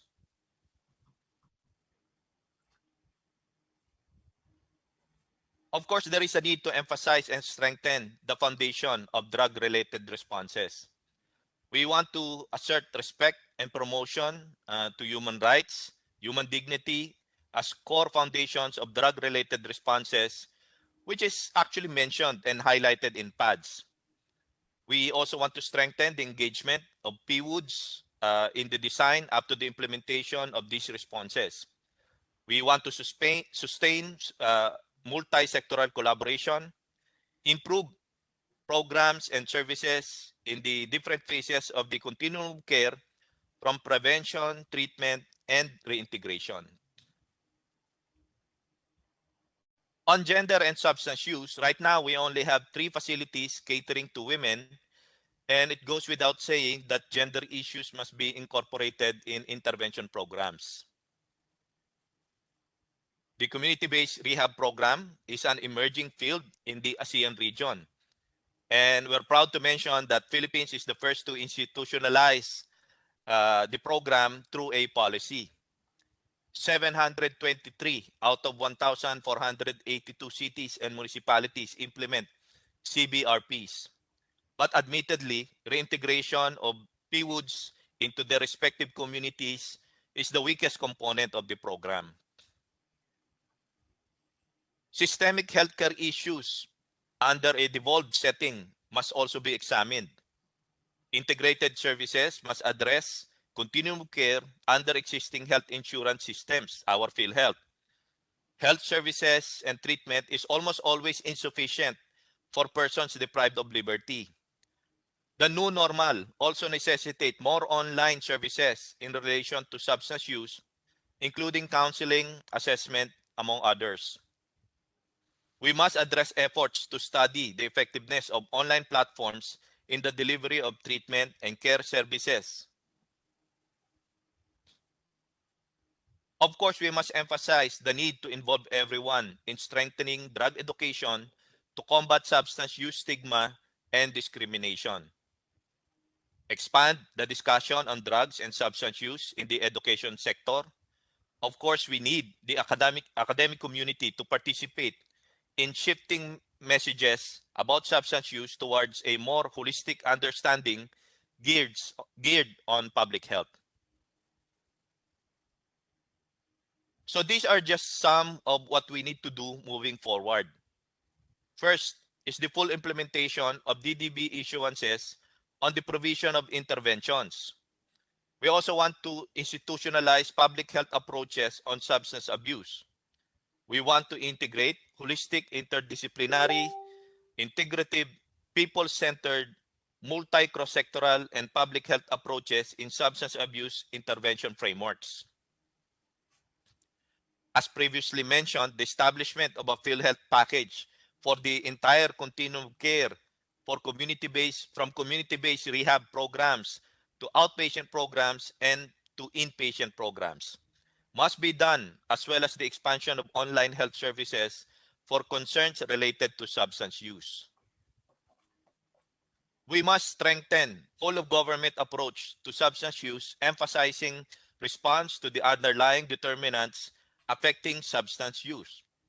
We must provide programs assuring adequate livelihood, gainful employment, skills, training opportunities, access to economic activities to disincentivize participation in problematic drug trade. The need to strengthen the establishment of community support systems and development or creation of diversion programs must also be accomplished. Efforts for integrated continuum of care on substance use must be expanded. The implementation of mental health law provisions related to substance use must be subsumed by the primary health care capacities of governments to enable them to respond to rapid developments in organized crime and drug markets must be built up. We must strengthen responses to overcrowded closed-setting institutions and strengthen the role of the academic community in drug or substance use education. More importantly, of course, there is a need to sustain resources allocated for the drug campaign, especially for demand reduction and public health intervention activities. What policy direction should we take? Maybe it's time to look into institutionalizing incremental shifts from prevailing conventional policy framework on substance use towards adoption of compassionate pragmatism. It's a public health framework where persons who use drugs are at the center and when principles of human dignity are at the core of our foundations. We need to strengthen engagement with people-centered approaches with the inclusion of PWOODs, their families, communities, and other stakeholders. We want to expand interdisciplinary, integrative, multi-cross-sectoral approaches. Ideally, we need to also look into policies that prevent adverse health outcomes related to drug use, such as fatal overdoses, prevalence of bloodborne diseases, and other infections and drug-related deaths, including self-harm and accidental deaths. There is a need to build up voluntary mechanisms in providing substance use interventions and underscore restorative and transformative justice that deals with pretrial detention, mass incarceration, disproportionate sentencing, and others. On the current research needs, it is essential to generate evidences to support the policy shifts suggested previously. On your screen are just some of the issues we need to consider. One, to revisit conventional approaches to substance use and move towards a more public health approach. We need to generate evidences on the impact of global and regional developments in drug-related problems and how it relates at the local context. We need to look into the intersection of local realities, political, cultural, and others, and the developments on the drug market, money laundering, the use of online currencies, and the like. We also want to look at emerging trends on substance use and its public health implications. Of course, we need to unpack economic, social, cultural, and other factors affecting substance use to enable responsive matching of interventions and solutions. improvements in monitoring and audit of existing programs or interventions, both at the national and at the local level, including assessment of its cohesiveness and responsiveness, will further identify implementation gaps. There is a need to look into the client process flow, detailing the client's journey, attrition between points in the continuum of care, the integration, progression from closed setting to community-based outpatient facilities. And more researches on community-based rehab and other local public health approach-based programs must also be done. Of course, we cannot overemphasize the need for more discourse and data on stigmatization and discrimination related to substance use. We also need to look towards developing an effective diversion system, intersection of substance use and gender, intersection of substance use and mental health. That's it. I hope I was able to capture all the recommendations, and thank you for your attention.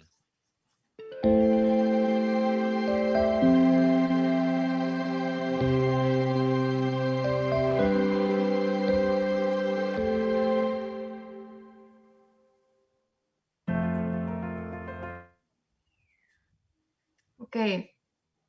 Am I on? Thank you, Undersecretary Reyes, for that comprehensive but succinct presentation. I know it's difficult to compress the discussion in just 15 minutes, so thank you for succeeding in doing that. Our open forum is going to be facilitated by academician Carmencita Padilla, a member of the NAST Philippines Health Sciences Division and focal person of the Science Policy Forum. She's also a 3-term chancellor of the UP Manila.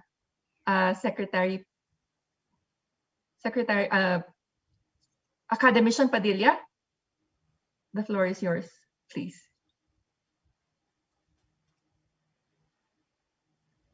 You're on mute, Academician Padilla. Thank you very much. We have a lot of questions, so do I have 10 minutes for the questions? And I'll just choose the ones that have been outvoted in our list. Yes. Undersecretary Reyes is still on. Yes, can he be shown on the screen so that he can respond to the questions? Yes, I'm here. Thank you. Can we highlight Undersecretary Yusek Reyes, please? So we do have a lot of questions for you, but let me just share a couple of questions here. There's a lot of questions on whether these measures have been forwarded to the government. Can you just please assure the audience on how you're moving forward with these suggestions that you have shared with us? Yeah, thank you, Ma'am Minkita. In fact, we have been discussing with our policymakers, both in Congress and in Senate, on how to first look into how we can amend the existing laws. Of course, our framework, as I mentioned earlier, is of course RA 9165, no? And we need to have those amendments in before the end of the administration. And in fairness, in both houses, the committees on dangerous drugs are helping us facilitate, gravitate our policies towards a more public health friendly intervention approach. Thank you. The next question is, how do you implement a mandatory random drug test in the companies? As you've said, it's a global pandemic. And can you make suggestions on how we were able to do this? Mandatory random testing in all of the companies within the Philippines. Mm-hmm. The policy of DOLE, Ma'am Minkita, is actually to mandate a drug-free workplace program in occupational environments. No, drug testing is just one of the components that must be done. Of course, how they do it, they can randomize selection of employees. It's up to them. It also depends on the resources available on the company. So we are very flexible in implementing this one, and this program is also being monitored by DOLE. No, some of the local government units have required drug-free workplace program before providing them with their permits, now business permits. But again, we are very flexible. And right now, we are also reviewing those said policies together with the Civil Service Commission for government workplaces. And for the private sector, we also want to involve ECOP and the business sector. Thank you, Yusek Reyes. Can you comment on the community-based approach? How soon are we going to see this on a national scale? Actually, we already have policies in place, ma'am, no, to have this implemented by all local government units in the country. As I mentioned in my lecture, more than 700 cities and municipalities are already implementing it out of the 1,400 plus local government units. But we feel that it can still be improved. We are looking at how we can also support highly urbanized LGUs and maybe in provinces. No, the level of support must be defined per LGU. And again, it's a work in progress. We're just the board regulation number 7 was only approved 2019, and we're still learning as we pursue more intervention programs. Thank you, Yusek Reyes. I've heard from you and our keynote speaker that there is a close collaboration between the private sector, the civil society, the academia, and government. But there seems to be a certain degree of anxiety from our audience. Can you just clarify, very briefly again, how are you working together, all sectors of society, to achieve the goal of a drug-free country? Yusek Reyes. Thank you, ma'am. Well, actually, we have engaged with the faith-based sector. We have the Catholic Church helping us, the various religious sects supporting us. We also engage with several NGOs in the country. And let me assure you that we intend to provide healthcare services for all those assessed as having low risk and mild substance use disorders. So just to give an assurance to everyone that we are doing our best. And of course, again, as I mentioned, we're still learning and we're open to suggestions.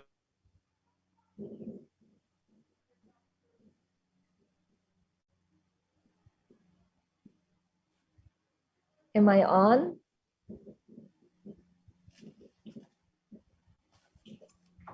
Yes, you're on, Academician Padilla. Disconnect.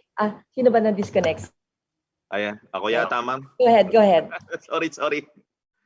Did you get my response, ma'am? Let me just assure everyone that we're open to suggestions, no? But we have engaged with various NGOs. The Rotary Republic is helping us, civic organizations, faith-based organizations, and we welcome everyone's support. No, of course, government alone cannot implement such a big intervention program. But let me assure everyone, we're headed towards the right direction, and please help us. Thank you, Yusek Reyes. There was a question about, I'm sure you've been monitoring the data in the country, and there's a question whether availability and price has affected actually the numbers of users in the country. Do you have this data to share with our audience? Sorry, ma'am, can you say that again? It's the effect of the price and availability. So which means, if of the drugs, whether it's affected the statistics that we have in the country. Mm-hmm. I don't have the data with me, ma'am, but I was informed by PIDEA that so far, drug availability, accessibility, and price of drugs has not changed. As mentioned by Olivier and in my lecture, COVID apparently did not affect the availability of these substances. No? And so we call on everyone to still remain vigilant and help the government's effort to really address this problem. Yusek Reyes, there's a question about the participation of the education sector. And you did mention that you are fixing the messaging that we're giving in the schools, can you enlighten the audience about this plan on your end? That's a very good question. In fact, we are working with DepEd Ma'am now with USEC REBC, and we are set to implement the universal prevention curriculum. Of course, DepEd has their own prevention activities, but they are set to adopt the Colombo Plan and INL, International Narcotics Law Enforcement endorsed universal prevention curriculum. And we have been rolling out the curriculum for several months now. And we've also worked with CHED, the Commission on Higher Education, and together with our chairman, CHED chairman, I think they are now looking into the possible revisions of prevention modules at the tertiary level, ma'am. Thank you. We still have a long list of questions, but allow me to just ask the last question, and then I will request Yusek Reyes to respond directly at the Q&A box. You mentioned about the PhilHealth package. Is there an update on this, very important component of your plans? Correct, ma'am. We have been advocating for the development of the package since the previous administration pa, no? And so far, as far as I know, they already developed a package for detoxification procedures. And I was also informed that the Department of Health is currently reviewing other inpatient packages and outpatient packages for substance users. So hopefully before the end of the administration, ma'am, we will have better options. Thank you. Well, thank you very much, Yusek Reyes. Please continue answering the questions that appear in box. And for those who send questions at Facebook, we will try to gather them and make sure that we are able to respond also. Maraming salamat po sa inyo. Thank you, ma'am. Thank you. Back to you, Academician Chong. Well, Thank you, Dr. John. Yeah, Miss John, please. Thank you. Yes, thank you, Undersecretary Reyes and Academician Padilla. To show our appreciation, we would like to present the following certificate of appreciation to our speaker, Doc Benj, or Undersecretary Benjamin Reyes. The Department of Science and Technology, NAST, and the ACDP present this certificate of appreciation to Undersecretary Benjamin P. Reyes in recognition of his invaluable contribution as resource person at the National Substance Use Science, Policy, and Information Forum, Substance Use in the Philippines, Governance, Research, and Practice, held on 15 June 2021 in Manila, Philippines. And this is signed by Academician Carmencita Padilla of NAST and Dr. Armand Crisostomo of ACDP and UP Manila. Maraming salamat, Yusek Benji. Thank you. Thank you. Our next speaker, let me just introduce our next speaker. Our next speaker is familiar to many of us. She's Dr. Clara H. Puderanan, the head of the Health Systems Development and Management Support Unit of the Dangerous Drugs Abuse Prevention and Treatment Program of the DOH. Dr. Puderanan is a psychiatrist and medical doctor. She's a training officer of the Dangerous Drugs, the DDAP of the Department of Health, and one of the content experts who conceptualized the training course. She is currently the head of the Health Systems Development and Management Support Unit of DDAP. Dr. Puderanan, the virtual floor is now yours. Thank you very much, Ma'am Joanne. Thank you so much. And thank you to the organizers for having me here to present to you the summary of the discussions from the pre-conference webinars on the public health dimension of substance use.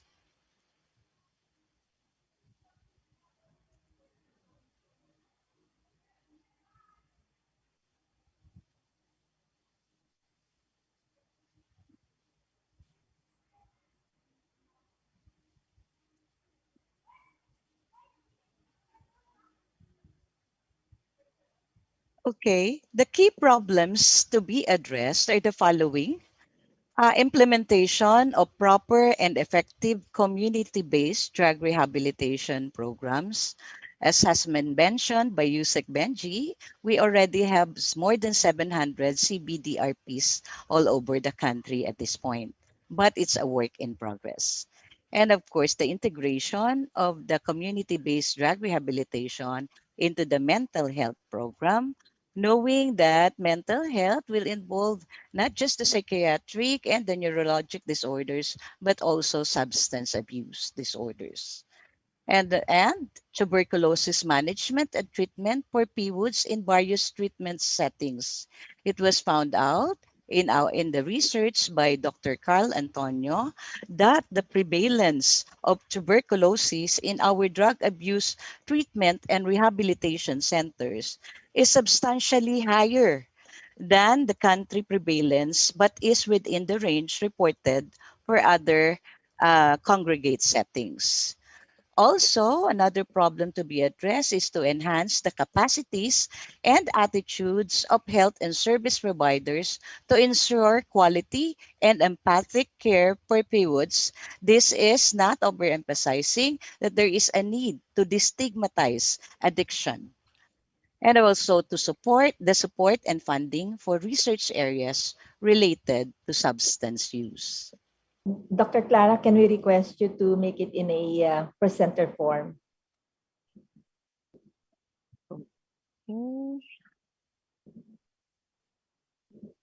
It's actually at the bottom, one option. That's it. Thank you. Yeah. Why can't I do it for a while? Another option is up there sa taas. I'm pressing on the presentation for a while. Slideshow. F5 down. Excuse me. Yes. I'm sorry. Can somebody assist? I can't present it here. Oo nga eh. Yeah. Okay, so we apologize to our audience, but there's difficulty making it into a presenter view. If the IMS can assist, please go ahead. But please proceed. Okay. Pakiulit lang daw. Stop share lang daw po. Tapos Yeah. Thank you. Somebody's assisting me also here. Thank you. Thank you.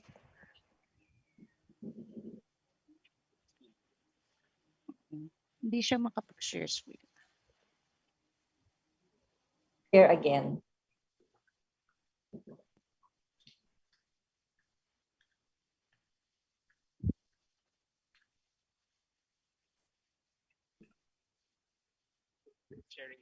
Share your screen again, ma'am. Hindi nagsishare sa kanila eh. Share again. Share again. Siguro ito. So. Better. Thank you. Okay. Thank you so much. Sorry for that.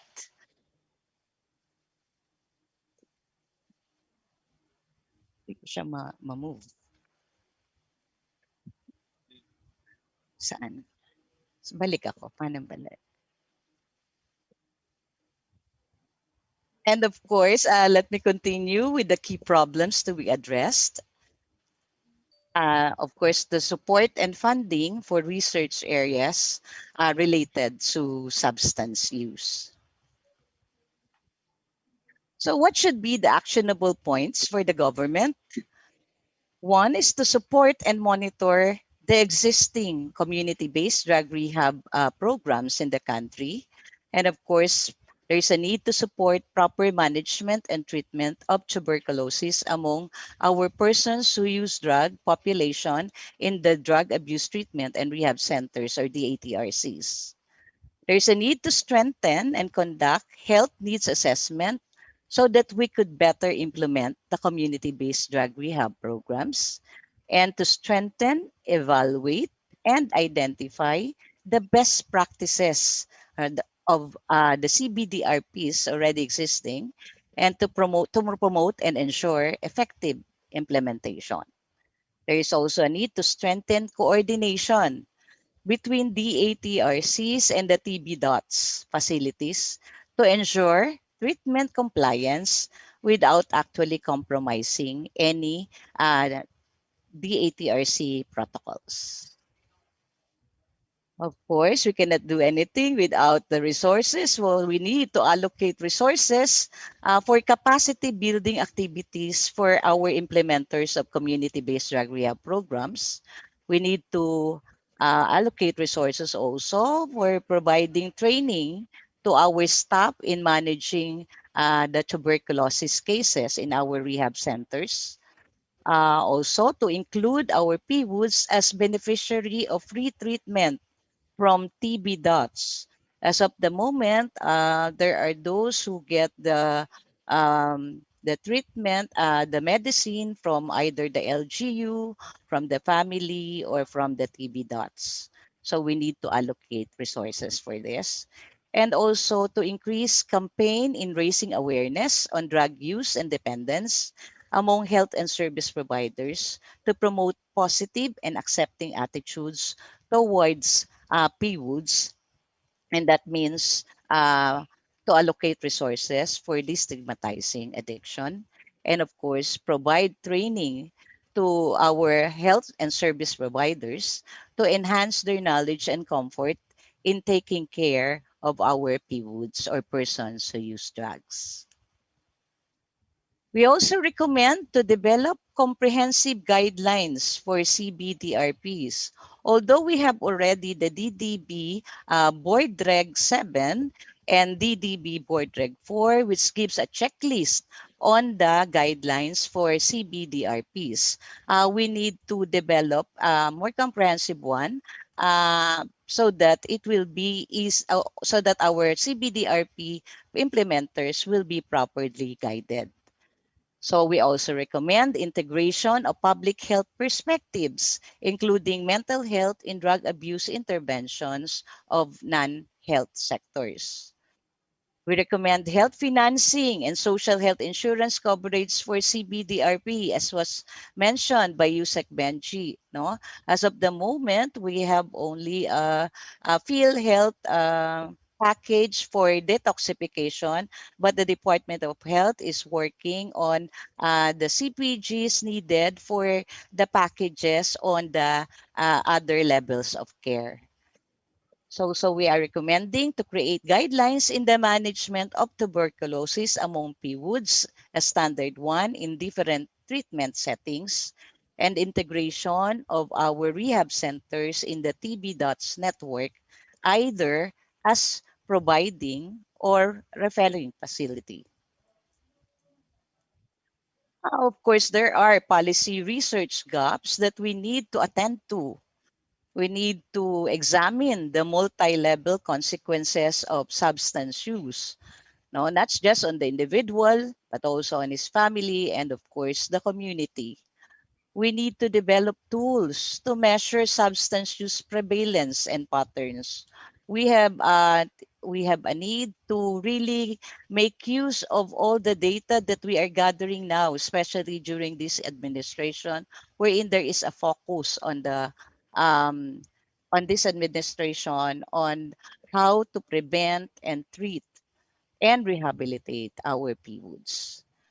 There's a need to develop methodology and tools to evaluate the effectiveness of substance use prevention approaches and interventions. Although we are now encouraging and actively providing a universal prevention curriculum by our partners to our CBDRP and other rehab practitioners.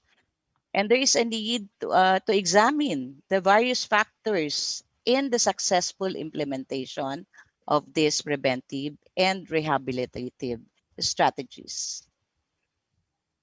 And we need to expand the analysis of drug supply and supply reduction strategies if we really want to really put an end to this drug problem in the country.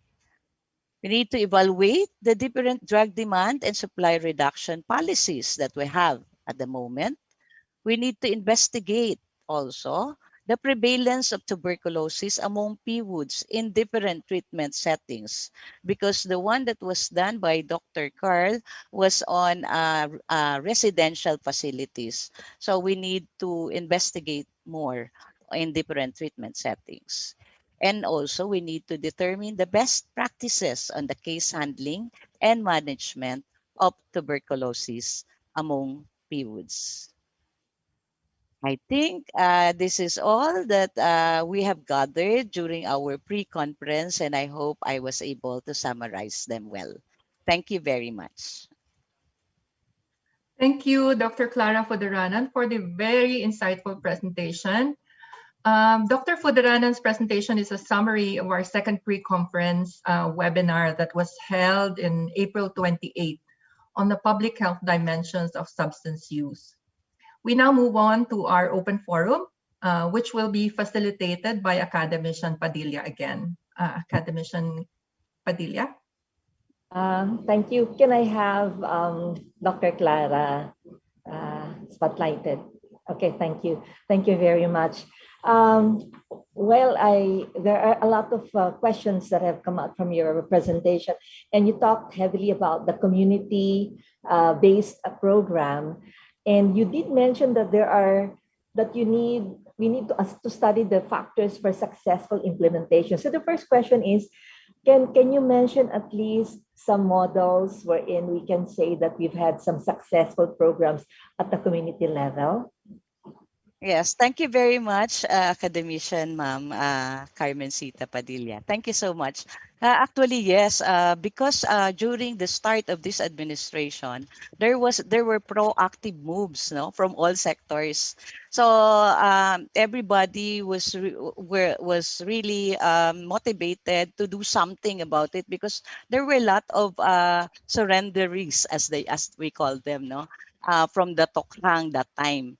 And therefore, there were a lot of programs. And one of these that I could mention will be the faith-based programs, which was for us, culturally, for Filipinos, this makes actually a big impact on our PWODs, no? And it really helped them. And another model that was already approved by the DDB is the KKDK of the Philippine Association of Psychologists, or the PAP, which is a facilitation model that has been helping our PWODs not only in the community setting, but also in enclosed facilities such as in our BGMP facilities. So these are very good CBDRP programs, ma'am, but there are a lot more. Thank you. We have a follow-up question. So is there an update on legitimizing recovering people in the front lines of the programs to be accredited by the DOH?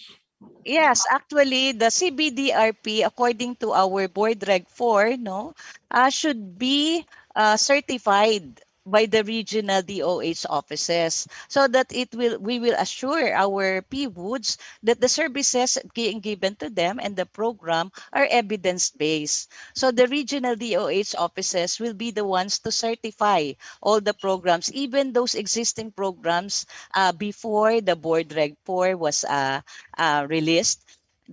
This will be presented to the DOH regional offices for certification, just to make sure that we have quality programs for our PWODs. Oh, thank you. That is very reassuring that that the Department of Health is on board. Can you enlighten on the issues on the tools that you mentioned? You said you had to develop the tools in monitoring the substance abuse and so on. So can you enlighten the audience about this strategy on your end? Yes, ma'am. Thank you. Actually, we have already these programs, but there is a need to monitor and evaluate these programs for its effectiveness. And that's why the government now is coming up with new info system to gather all this data, so that we will be able to see the effectiveness. There will be monitoring of these programs all over the country. So DDB will be the repository of all the data. And of course, for the CBDRP, the ILG is the implementer of CBDRP, although the Department of Health provides the technical assistance. Therefore, the Department of Interior and Local Government has already come up with an info system which will be the repository of all the data from all our CBDRPs all over the country, ma'am. So you were mentioning that the DDB is actually the repository of the, I'm sorry, am I still? Ma'am, repository of all the data from all levels of care. So from the residential, non-residential, and also the CBDRP. Okay. Now, there was a mention about the online tools. So would you like to comment on the use of online tools for your data gathering? Is this already being implemented right now? What we're using now, we're working on the online screening of our clients, of our PWOODs, no? To be able to screen them for any comorbidities or screen them for the risk level of their use, we can do that online. And I will take this opportunity to promote that there is such a thing as substance abuse helpline 1550. You just dial 1550 for more awareness, for education on or for drug awareness, and also our agents can provide brief intervention, and they can provide the callers and the family with problems on substance use disorder to our treatment facilities all over the country, ma'am. Okay, so just one last question again. There are many questions. Please respond to some of the questions in the Q&A box, and probably we'll send you some more questions from the Facebook Live. But on the integration of drug rehabilitation and mental health, one short comment about this. Okay, very short comment. I agree with that. Being a psychiatrist, I know there is a need to integrate substance abuse with mental health. Although substance abuse program has been already a few steps ahead of the mental health law, which was just recently passed. But I agree that there should be integrated because it is a brain disease. It is also a psychosocial disease, and therefore there is a need for it to be integrated into the mental health program. Thank you very much. With that, thank you again, Dr. Clara, and back to you, Joanne and Academician Chong. Thank you very much, ma'am. Thank you. Thank you, Dr. Clara Fuderanan and Academician Padilla. To show our appreciation, we would like to present the following certificate of appreciation to our speaker. So the DOST, NAST, and ACDP presents the certificate of appreciation to Dr. Clara Fuderanan in recognition of her contribution as resource person at the National Substance Use Policy and Information Forum held on 15 June 2021 in Manila, Philippines. And this is signed by Academician Padilla and Dr. Armando Crisostomo. Maraming salamat po, Dr. Thank Fuderanan. you. Thank you so much, Ma'am Joanne. Thank you very much, everyone. Thank you po. This concludes our session on public health dimension of substance use. So we will proceed to the third session of this National Forum on Substance Use. Our session will now focus on support systems for PWOODs, or persons who use drugs. Okay, support systems are crucial for recovering individuals and communities. In this session, our speaker will be providing an overview on the different frameworks, best practices, and lenses through which professionals can provide support to those who are reclaiming their lives post-substance use. Our speaker for this session is Mr. Reniel Cristobal. Reniel B. Cristobal has been in the addiction treatment field for over 20 years. He has taken a professional in residence training program with Hazelden Foundation, Category 1 studies in addiction treatment at Harvard Medical School, special studies in treating on the addictions from the American Psychological Association, marriage and family therapy, and others. He is currently the executive director and founder of Family Wellness Center Foundation, Incorporated. Mr. Cristobal, the screen is now yours. Good morning, everyone. My topic today would be support systems approach to treatment, recovery, and care. Okay. In the context of the Philippines, the issues around drugs, particularly illegal drugs, is widely discussed, no, sa television, radio, and social media. In fact, it is also sometimes tackled as a political issue. Undeniably, drug use and legal drug trade have causes and social consequences. But what's mostly missing in public discussions, especially involving decision makers, is addressing the root causes of substance use and dependence, no?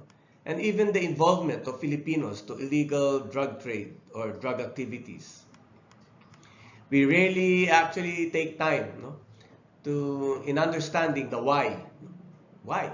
Why is it that despite the harmful consequences of substance use and illegal drug trade, Filipinos still tend to be lured, no, into these risky activities? Okay. We mostly and almost automatically jump into conclusion that that siguro itong mga adik wala lang magawa sa buhay or salot sila sa lipunan, okay? Misconceptions like peer influence lang daw to, maybe they're bored, the free and independent choice, or that raid is the only way to solve the problem. Police raid and military raids of laboratories, okay? Or the problems are created by drug pushers and smugglers only. Or addiction is a moral failing, and that that everybody are victims. So these are common misconceptions. Like I said earlier, drug use and dependence and illegal drug trade has social causes and consequences. Okay, and some of the examples I could give you are, for example, families and communities with low social capital and disorganized communities may perceive that engaging in risky behavior like drug use as normal. Okay, example, lack of opportunities for education, for jobs, making a living. It's a very, they become very tempted, no, to indulge in the illegal drug trade since mabilis ang pera, malaki ang kita. So as you can see in the slides, no, the vicious cycle, poverty, drug use disorder, to limited employment, limited education, so madali lang silang malure, okay, and then conflict, then paulit ikot-ikot lang. Also, of course, also the protective factors and the risk factors for substance use, no? So humihina yung protective factors, lumalakas naman yung risk factors, no, because of the substance use initiation. So these are the things, no, that we need to understand, if we will really be deciding to deal, no, with this problem. Everyone seems to have their own opinions, no, about drug abuse and drug dependence. Yun nga lang, no, except for the people themselves, no, who are directly affected. I think it's about time that we have to start listening to them. We need to start hearing their stories, no, what they're going through, and and ano yung hardships na experience nila. And from there, we might really understand, no, how to help these people. So why do people turn to drugs? Yun ang karamihan tanong. Drug users turn to drugs because to some it is a form of temporarily organizing an otherwise disordered life.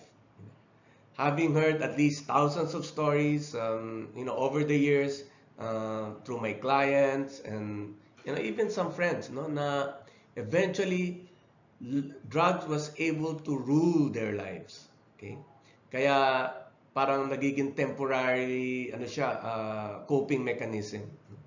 Another one is loneliness, because addiction is an isolating disease too. People do get lonely. They get sad, they feel sad, and fear.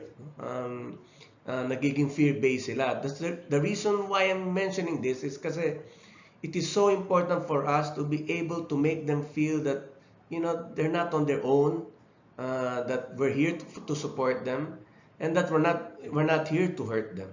So for me, those are very important things to remember. Now, there are ways now today that we see that can help them organize life without psychoactive substances, okay? Like faith, religion, okay? We've seen faith-based programs that are very effective, you know, Bible studies that helps people abstain and be able to continue their abstinence. You know? Self-help groups like Narcotics Anonymous and Alcoholics Anonymous. You know? New friends, non-using friends, no, are really good ways, no. New environment, a new place, no? New creative challenges, or a combination of all. So, how do we help them organize life without psychoactive substances? We need to start helping these people, okay, find how they can start feeling internal empty spaces in their lives, in themselves. We need to help them find a purpose and a direction, you know, in life. And the more they actually develop this, the more nagiging less high risk sila, no, in going back. Okay. So, what is recovery? Recovery is a process of change through which people improve their health and wellness. They live self-directed lives and strive to reach their full potential. Okay, that is what recovery. Recovery is not just abstaining from drugs, but of course that's the first step. No? Now there are 4 dimensions that support recovery. Okay, first is community. Ang sabi nga natin, bumabalik sila sa community, no? So they have to have a relationship, good, healthy relationships that supports recovery, social networks that provide support, friendship, love, and hope. Okay. Second is home. No? They have to have a stable and safe place to live. Okay. Health. Make informed, healthy choices that support not only physically but emotional well-being. And the last is the purpose. We need to help them have a recovery support approach that gives them meaning in their lives, a purpose. No? So meaning having a meaningful daily activities, independence, income, resources, and being able to participate in society. One of them is citizenship. Okay, we need to help drug users or drug dependents, no, these people, no, the mga PWODs, no, to be able to be productive members of the community and society.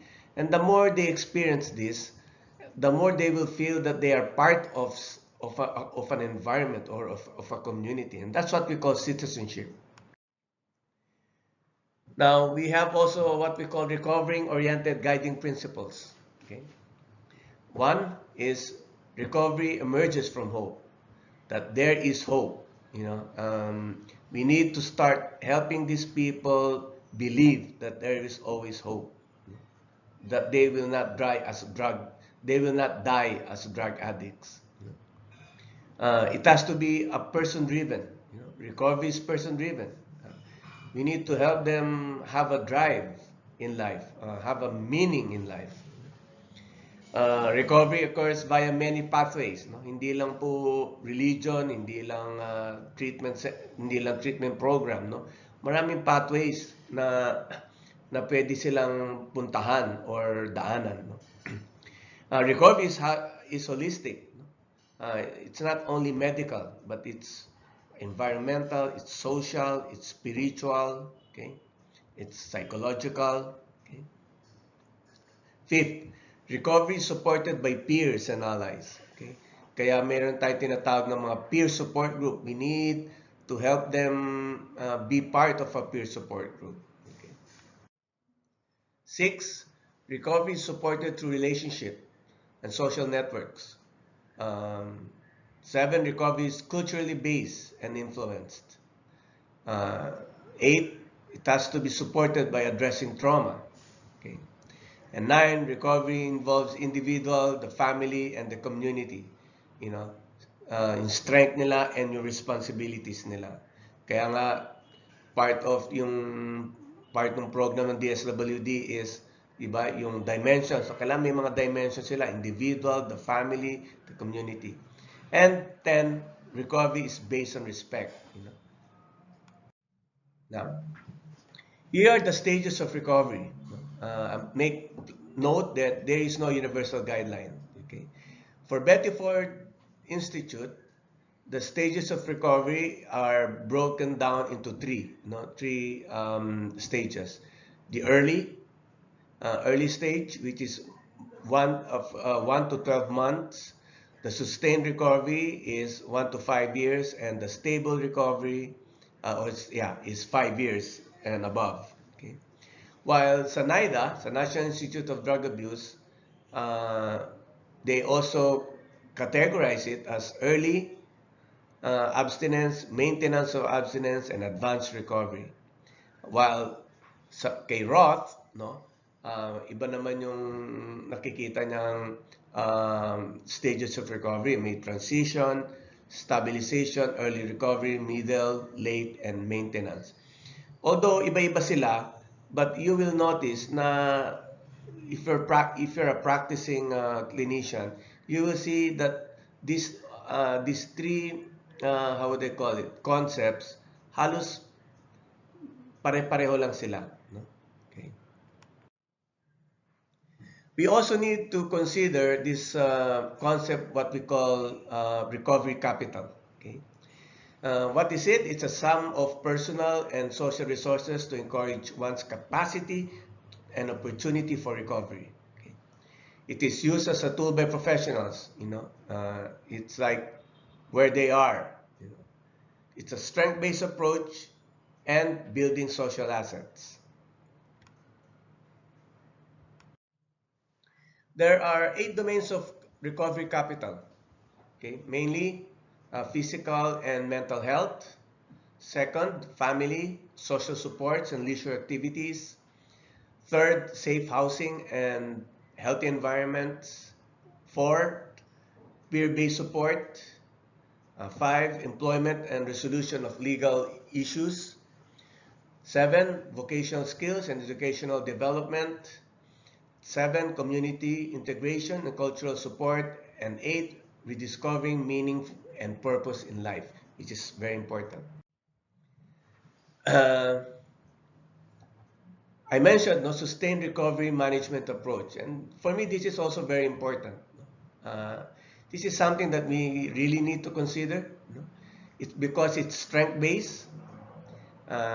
It includes the 8 domains of the recovery capital, so kompleto siya. A broader range of social reintegration support, family and community focused, which is very ideal for the Filipino culture. Early and assertive engagement. It's a client and family generated recovery plans, assertive management, peer-based models, shift from institutional to natural environment, and sustained monitoring, coaching, assertive and development, and links. We also have the APIC model. It's an acronym for Assessment, Planning, Identifying, and Coordinating.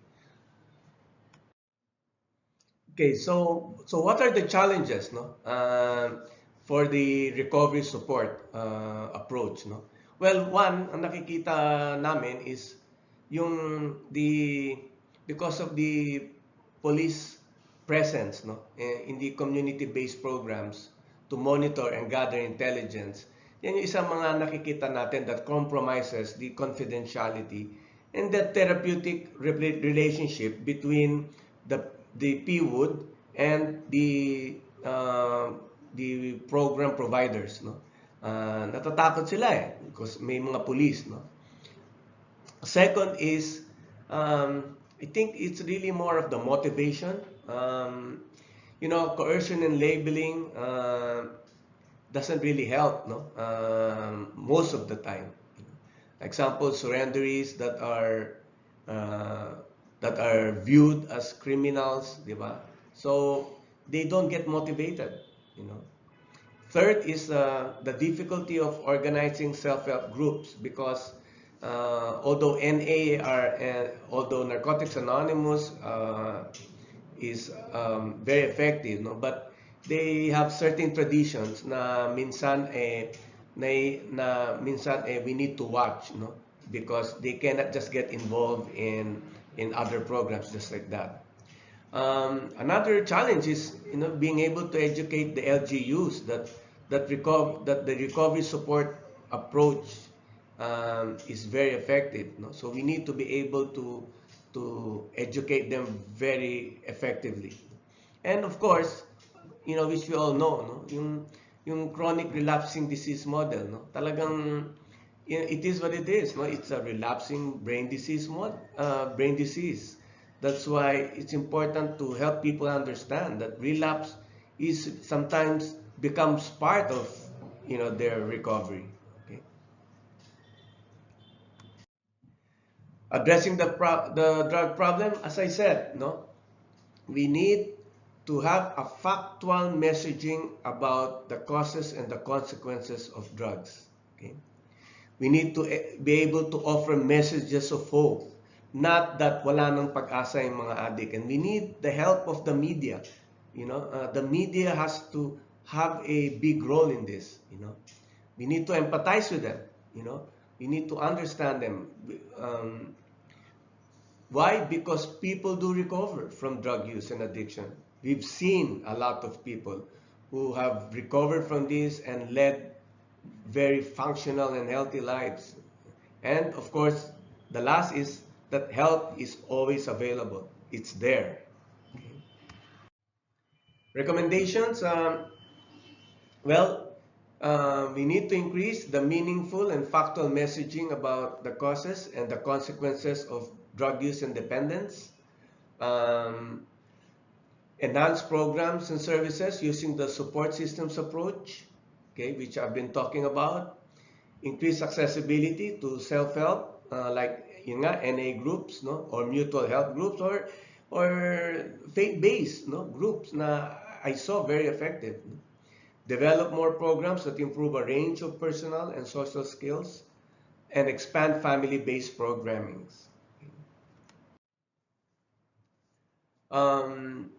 Another recommendations are fear-based approach is never effective. We've been doing this approach matagal na, no? It's not effective. It's not effective. People just get afraid, and the more they hide, no? Or the more they get stigmatized. Okay? Media should not propagate fear. Instead, maybe the media should start propagating the messages of hope that no addict should die. Okay, I love that. I love that line.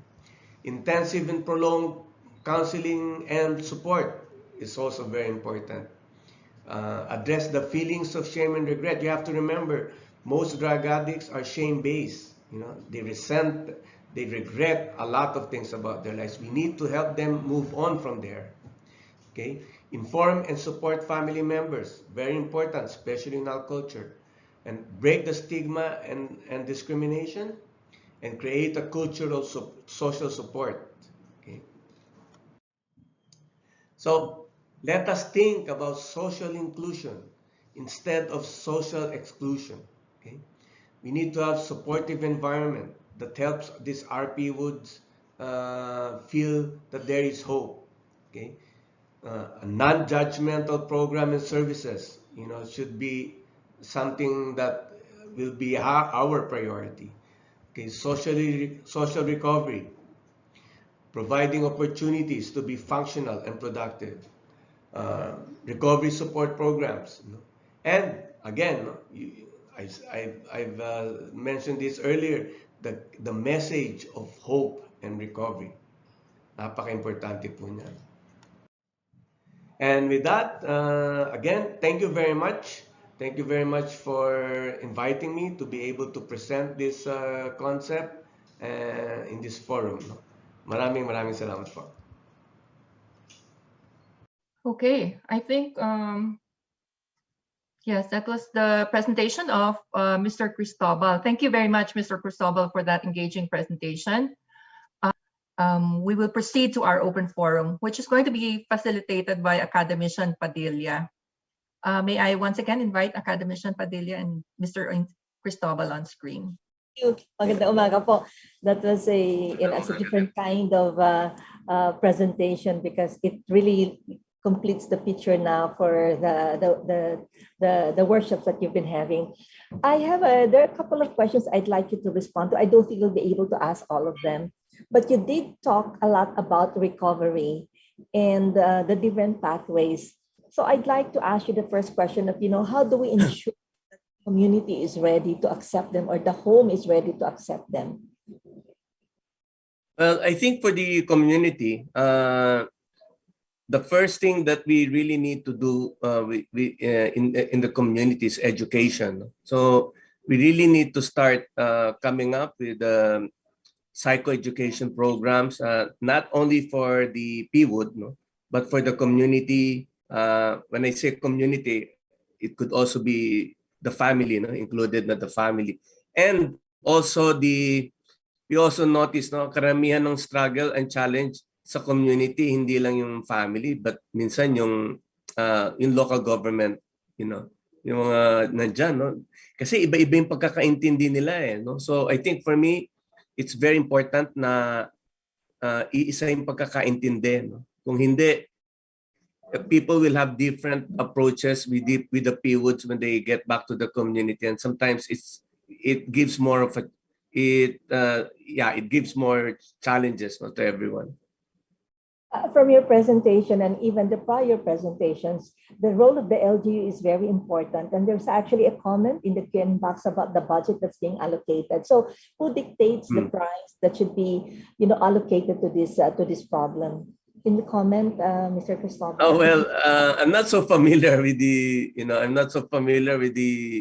process of LGU, but I really don't know the exact budget that they need. But what I can say is, sana prioritize talaga nila to put a really good budget for education.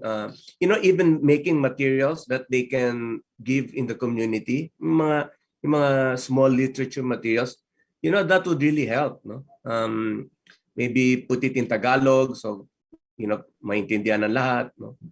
So para mawala din yung stigma, yung stigmatization. So the next one is a follow-up question. How do we ensure that the LGU is on board? Because it seems like recovery and integration is going to be dependent on the LGU involvement on our clients. Who is monitoring the LGU engagement? Well, I'm not so familiar, but what I know is DILG is also on top of the this. They're the one in charge, and I think I'm part of this project with DSWD. I think DSWD and DILG and DOH are working together for this, and the PNP are also working together to how to help the community, get ready for what we call reintegration ng mga PWODs if they come from the either rehab centers or the community-based programs. Okay. So it's really preparing. Yeah, we really need to start preparing them. That's why I said your presentation actually, brings home the message that even if if the community is not ready, the integration is going to be very difficult.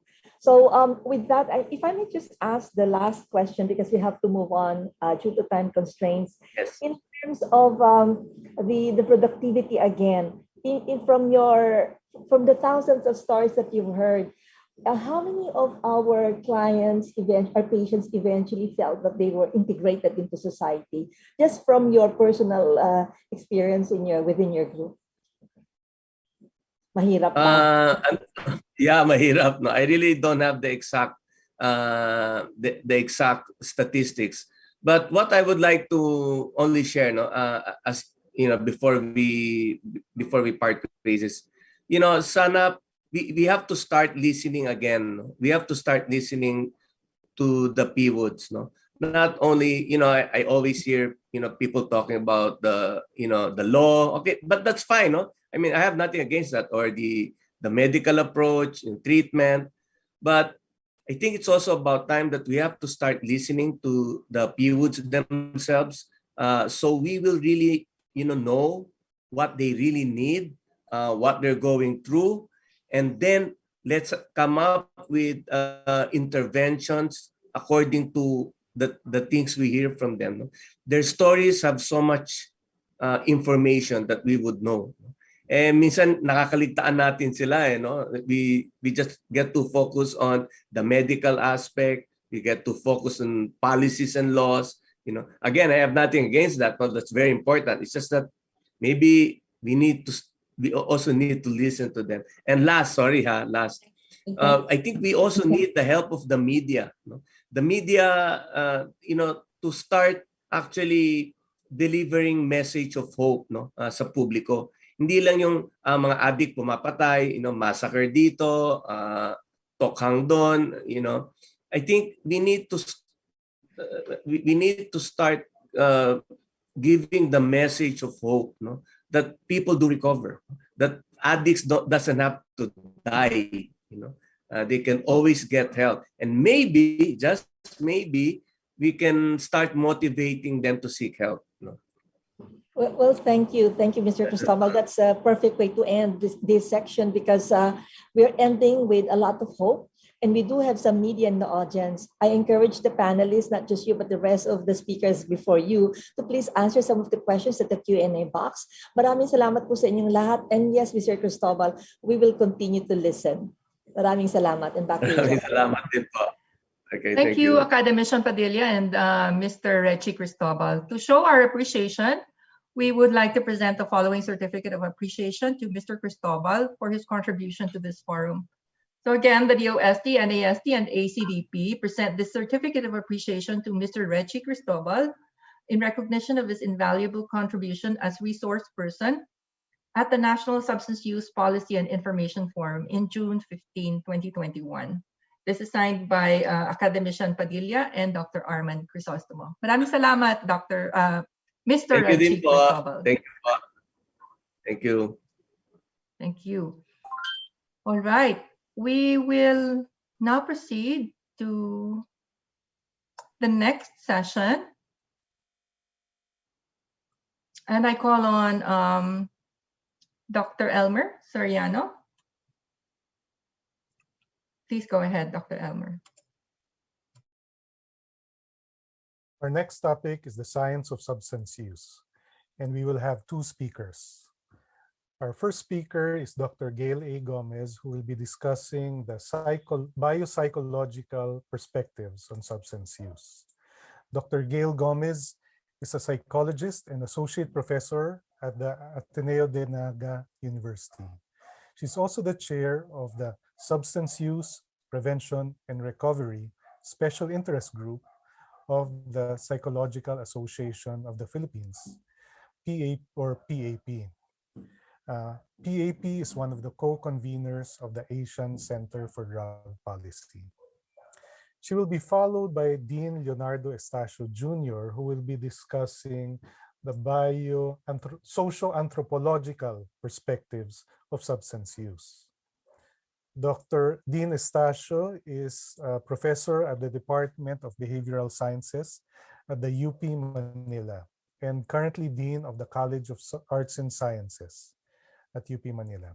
He teaches anthropology, behavioral sciences, and health policy courses at undergraduate and graduate levels. He completed his PhD in anthropology at UP Manila and his master's in public health at Johns Hopkins University.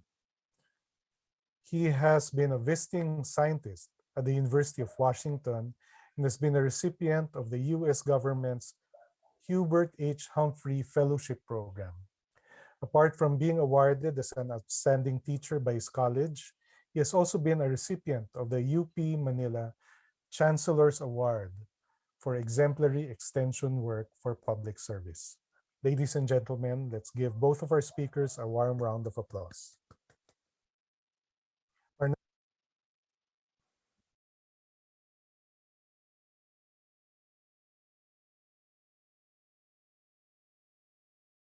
morning. For our cluster on the science of substance use, we wanted to establish an understanding of the science of substance use from various disciplines. This knowledge could contribute to the development of further interventions as basis for policy making and to address research gaps. Based on the brown bag sessions, we gathered this for the biopsychological perspective.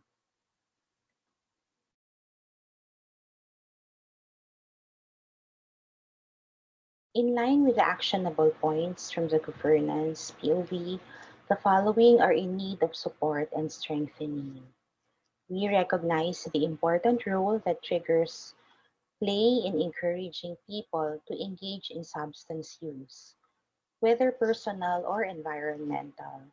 So, there is a need for more programs that would help in furthering knowledge or understanding of these triggers which lead to substance use and its effects. Understanding substance use will also allow people to see the importance of help seeking and avail of treatments and interventions that are available. By knowing that community-based drug rehabilitation or CBDR offers a big potential to provide skills in coping and enhancing family support, thus the importance of implementing this. We are happy to share with you that the program Katatagan, Kalusugan at Damayan ng Komunidad or KKDK through the efforts of the PAP and the USAID Renew Health is now a recognized model for CBDR by the Dangerous Drugs Board.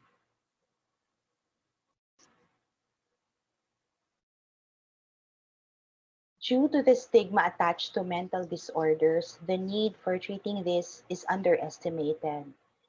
And there are PWODs who have comorbidities with other mental disorders.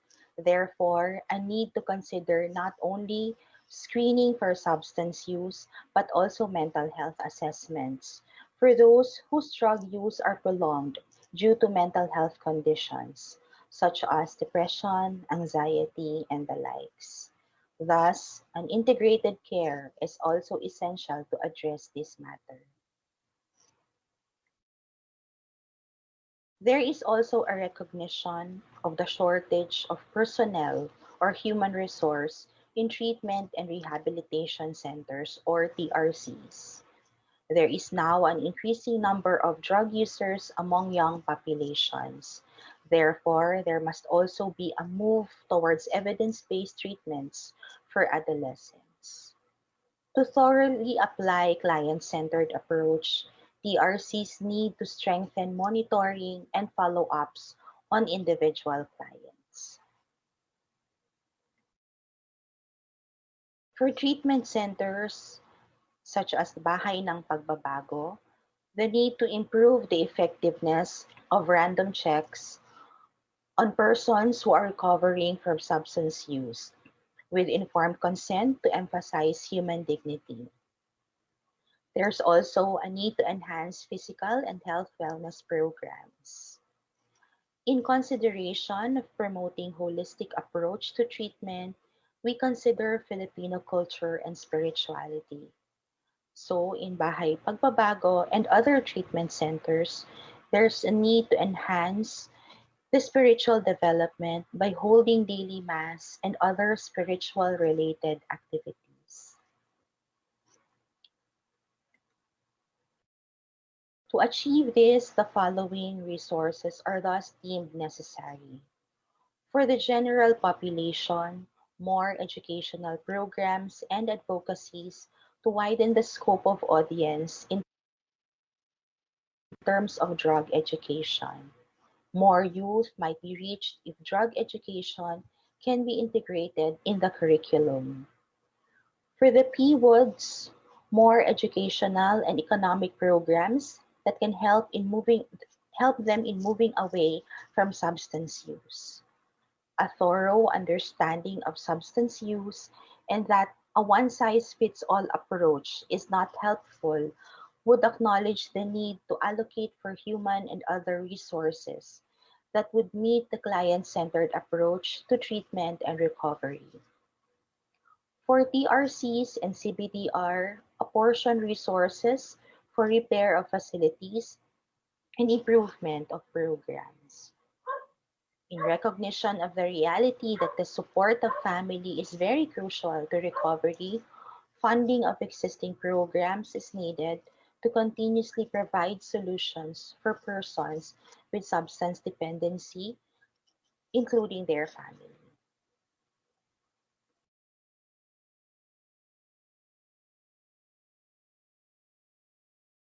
So our recommendations for new policies would include consider doing more investigations on the impact of treatment interventions such as the KKDK, thus more fund allocations for more collaborative and evidence-based research that would be directed towards policymaking and program development. Treatments implemented by TRC should also emphasize the science of substance use. A move for creating a separate policy for adolescent clients or that which also considers their developmental span, their nature and dynamics. Further investigation of the effectiveness of treatment to come up with more evidence-based interventions. A more integrative approach to care by putting together substance use and mental health services to address comorbidities among PWODs. The effectiveness of integrating in treatment services, drug recovery skills, life skills, and family interventions has been noted, especially in the delivery of the KKDK program. Thus, a policy that would consider these points to treatment must be in place. Then opt for a more sustainable aftercare program that PWODs might really appreciate because these are according to their needs.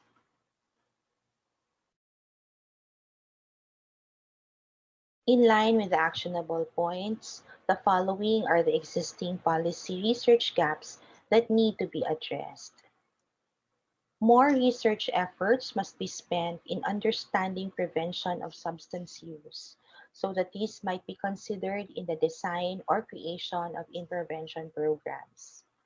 To address the complexity of substance use, experts can collaborate more to contribute to a multidisciplinary view of the problem. Further investigation and appreciation of the effectiveness of psychological, social, and cultural nuances for better understanding of substance use. Understanding the factors that contribute to unsustainability of aftercare services that could eventually lead to relapse. That is all for the biopsychological perspective. Thank you very much.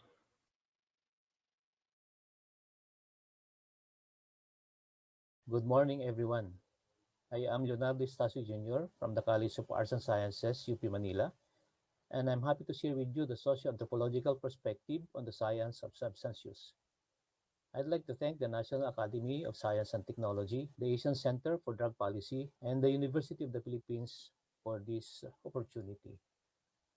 In line with the aims of this forum, I'd like to grapple with these three very important questions. Question 1, what existing evidence on prevention, treatment, and care for people affected by drug use and drug use disorder that employs rights-based approaches can we learn and gain from socio-anthropological related research? Question number 2, what can sociology and anthropology contribute in the discourse on substance use? Question number 3, what evidence-based policy recommendations to national and local policymakers can we draw from socio-anthropological studies? Unlike sociology, it is being claimed that anthropology is a late arrival in the multidisciplinary research on substance use. Nevertheless, it has provided these three explanatory models as modes of inquiry. The cultural model, which looks at substance use as part of culture, a way of life, not disruptive, but done for social solidarity and recreation. The lifestyle model, which treats substance use as way of survival, a part of the subculture. The critical medical anthropological model, which situates substance use as a way of control, a tool for power on one hand and a lived experience on the other. These three tools provide traction for anthropology in creating an impact as a scientific enterprise in the substance use field. Anthropology employs the power of anthropological model using comparative and holistic research in drawing out hidden truths and meanings in human behavior and putting into context, connecting the dots, so to speak, to ferry out the truth in any phenomenon being studied. This works best in high-risk research where anthropologists are known to be risk takers, going in far-flung places and dangerous areas to conduct research. In the substance use field, particularly in the area of illegal drugs, the anthropologists are known in conducting what Hosson and Sakaran calls mapangahas na panaliksik or insurgent research. Their mantra is to get the lion's cub, one should enter the lion's den. Thus, the power of ethnography, a tool used by anthropologists in conducting fieldwork or participant observation. Substance use is not well explored territory in sociological and anthropological research. Here in the list, I have cited some of those pioneers and eminent researchers in this field. For example, Professor Sarko, who did a pioneering work really in the drug abuse field. He has written a short history. Actually, this is a book, a short history on narcotic drug addiction in the Philippines. And academician and Professor Emeritus Michael Tan has done a lot of work in the substance abuse field, both in studying licit and illicit drugs. And he has written a lot of articles also in his column in the Philippine Daily Inquirer about issues that concerns substance use. And of course, we have one young medical anthropologist, also a medical doctor, who is a prolific researcher and who has done also ethnographic work of male urban poor youths in the Philippine port community on drug use. And a colleague, a dear colleague from the Ateneo de Manila University, Professor Emma Porio, has done a seminal work in making research on the use of children in illicit drug trafficking. And also young anthropologist Hobson and Sakaran exploring the use of mapangahas na panaliksik tungkol sa pagbuo ng kaalaman at katatagan sa gera laban sa droga. There's a dearth in terms of looking at the contribution of sociology and anthropology in the substance abuse field. So here's a short list in substance use research that is worth sharing.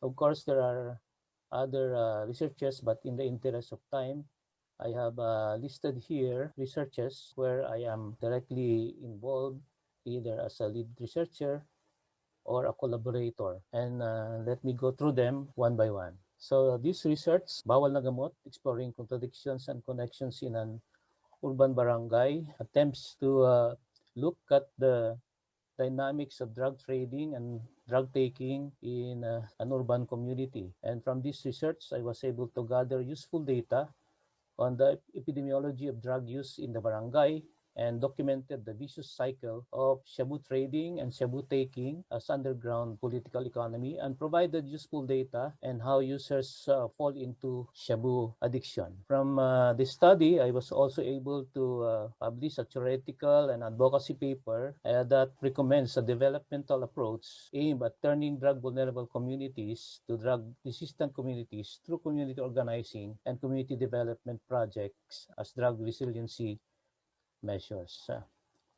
The next one, the primary prevention of ATS abuse among youth in the Philippines, where I was involved as also part of the research team, assess the level of knowledge, attitude, and behavior of the Filipino youth on ATS, shabu and ecstasy, and from this designed and developed health promotion and communication strategies and materials to educate the youth from the harmful effects of drugs. From the research, we found out that the increased knowledge of the harmful effects of drugs, of the drug law, and developing a strong anti-drug attitude influence increase in protective factors. Good outcome of the research, it was used by the DDV as scientific basis in the creation of the Barkada Contra Droga, a national flagship program for preventive education and drug awareness campaign, which was created in 2004 and instituted in 2007. The next one is the use of children in illicit drug trafficking, which is done by Professor Imaporio of Ateneo, Manila, and her colleague. I was part also of the research team. And this participatory action research investigated how children were exploited and used as drug couriers. And from the findings in this research, a community-based drug demand and supply reduction program for children and youth were designed and implemented. This included peer counseling, responsible parenthood, youth organizing, and implementing recreation against drugs, talents against drugs, and including after-school tutorials. The project was a success, but short-lived because it was not sustained by the barangays. This next project, an addiction recovery project for the grassroots in the Philippines, was actually funded by JICA and the Asia Pacific Addiction Research Institute, and was implemented as a response on the need to provide cost-effective treatment services for persons who use drugs that cannot afford the prohibitive cost of private and government treatment facilities. So the Alcoholics Anonymous and Narcotics Anonymous recovery meetings were conducted weekly among 10 persons who use drugs as volunteers to the program, and it was facilitated by the Family Wellness Center managed by Mr. Richie Cristobal. From the outcome assessment that was conducted, there was a 4/10 success rates, meaning out of the 10, 4 really quit drugs after the pilot test. And the findings showed that the AANA approach will work only among the low-income group if it is matched with other livelihood activities.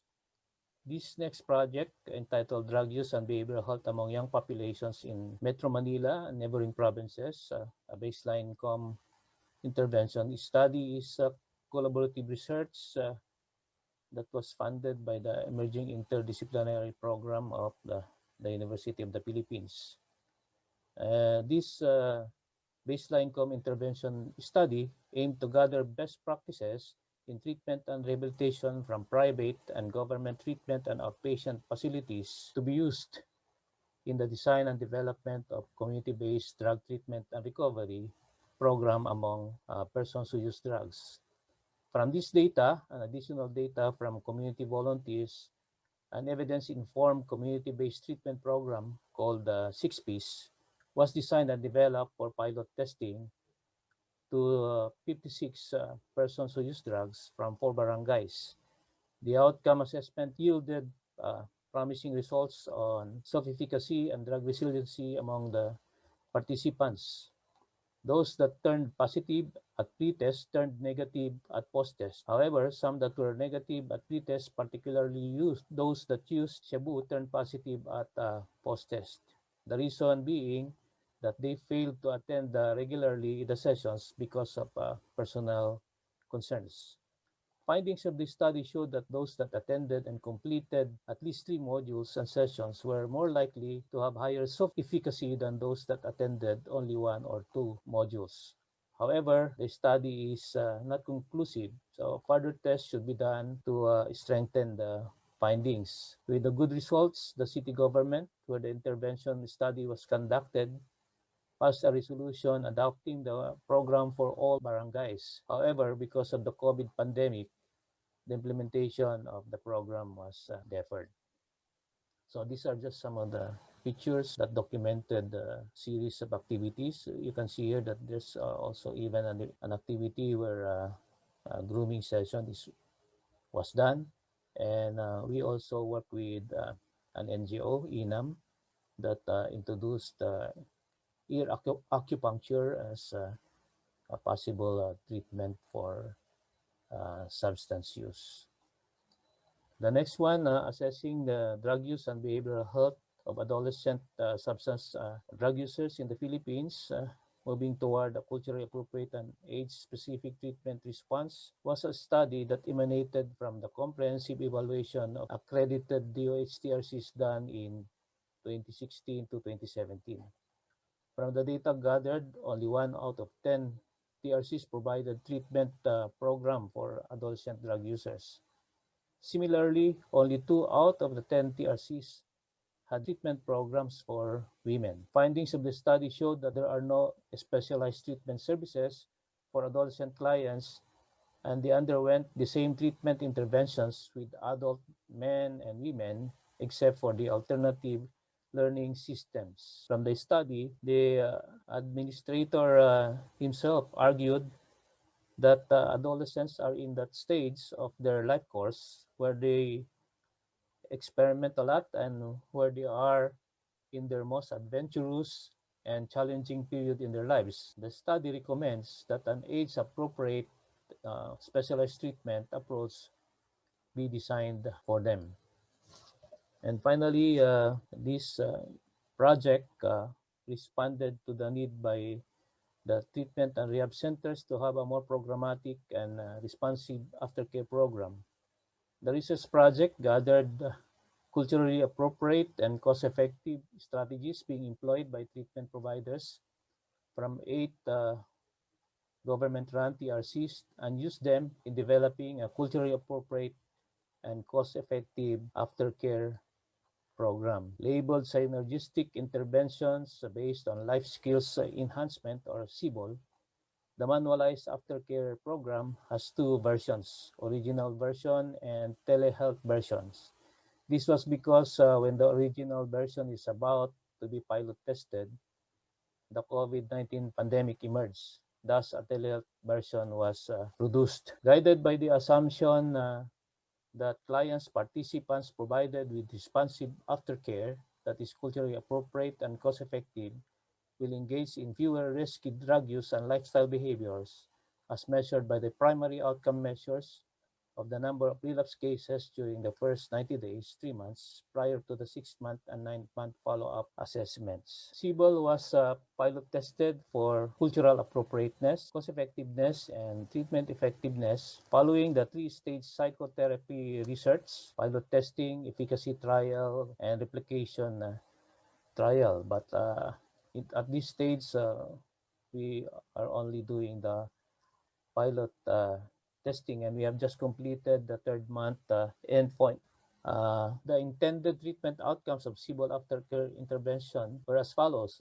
At the end of the aftercare treatment program, the clients are expected to avoid, resist, or prevent the use of drugs and substances, improve significantly their spiritual, physical, mental, and behavioral health, improve their social relations with their family, friends, and significant others, improve significantly their self-efficacy, productivity, and livelihood skills, improve their community relations and their integration, and for the treatment providers to have effectively used culturally appropriate, socially acceptable, cost-effective, and efficacious intervention strategies and approaches toward recovery. From the outcome assessment of the 3rd month endpoint, the aftercare program was found to be high in cultural appropriateness, cost-effectiveness, and treatment effectiveness, and it is being recommended for adoption by all the participating TRCs, with a caveat that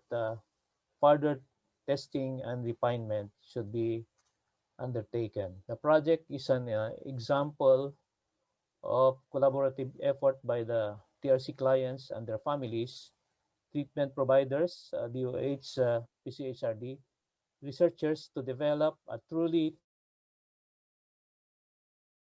Tatak Pinoy aftercare program for recovering drug dependent. So in summary, I have shared existing evidence on prevention, treatment, and care for people affected by drug use and drug use disorder that employs rights-based approaches, namely policy advocacy research on the bawal na gamot study, prevention research on amphetamine type substances, where it was used as a scientific basis in the creation of Barkada contra Droga, the treatment research for the 6Ps and the AANA treatment approach, the aftercare research, the CBOL aftercare program, and rights-based research on adolescents and the use of children in drugs. Now, what has been the contribution to the discourse on substance abuse of the socio-anthropological perspective? Well, from what was shared, it can be inferred that the socio-anthropological disciplines provides holistic transdisciplinary perspective of the phenomenon. It encourages collaborative research, whether transnational or interdisciplinary or multidisciplinary. And it also supports the use of mixed methods research. We have seen the participatory action research as one of the highlighted mixed methods, also combining epidemiology and ethnography. The socio-anthropological field also advocates evidence-based and policy-driven research. Likewise, culture-sensitive, cost-effective, humanistic, and rights-based approaches. Likewise, culture-sensitive, cost-effective, humanistic, and rights-based approach in dealing with the substance use problem, and supports the development and design of Filipino Tatak Pinoy models of promotion, prevention, treatment, and recovery on substance use. So what are evidence-based policy recommendations from what has been shared? In line with actionable points from the governance point of view, the following are in need of support and strengthening. The shift to community-based and community-directed approach in promotion, prevention, treatment, recovery, and control. And of course, under this, the need to expand the preventive education and information program, the national flagship program, Barkada contra Droga, the strengthening of community-based drug rehabilitation policies and programs as they reduce substance dependence and enhance coping behavior and family support, the strict integration and continuation of social support systems on the recovery of recovering drug dependence, the design and development of evidence-based, standardized, policy-driven, culturally appropriate, cost-effective treatment and rights-based CBDRs, just like the KKDK, 6Ps, CBOL, and other manualized program developed by other groups and agencies that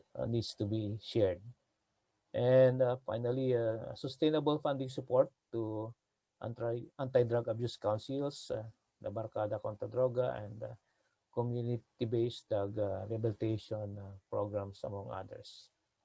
Also recommended is the improvement of the residential outpatient treatment services, a development of a specialized treatment program for different substance dependency groups based on age or gender, the development of also programmatic capacity enhancement or professional development program for treatment and service providers, and more government funds for TRC personnel, facilities, and programs and services.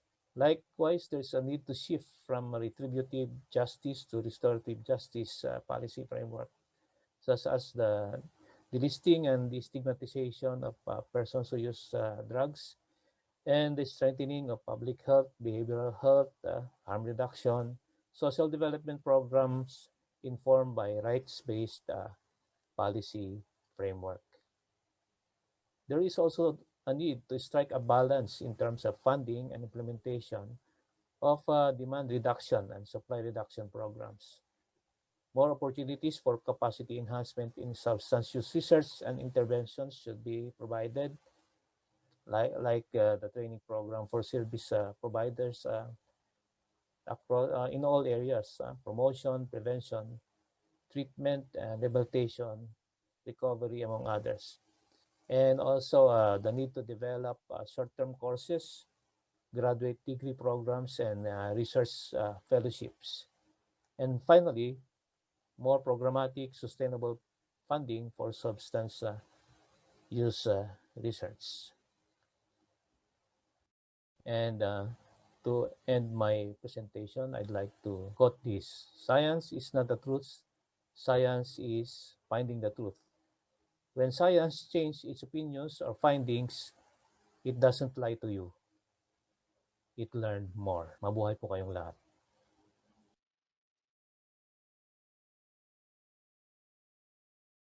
Thank you, Dr. Gomez and Dean Estacio. Our open forum will now be moderated by academician Charlotte M. Chong. Thank you, first of all, to the two distinguished speakers for this forum on the science of substance abuse. I think there are a few questions only in the chat box, and if you have questions, please type them in the Q&A so that we can ask them.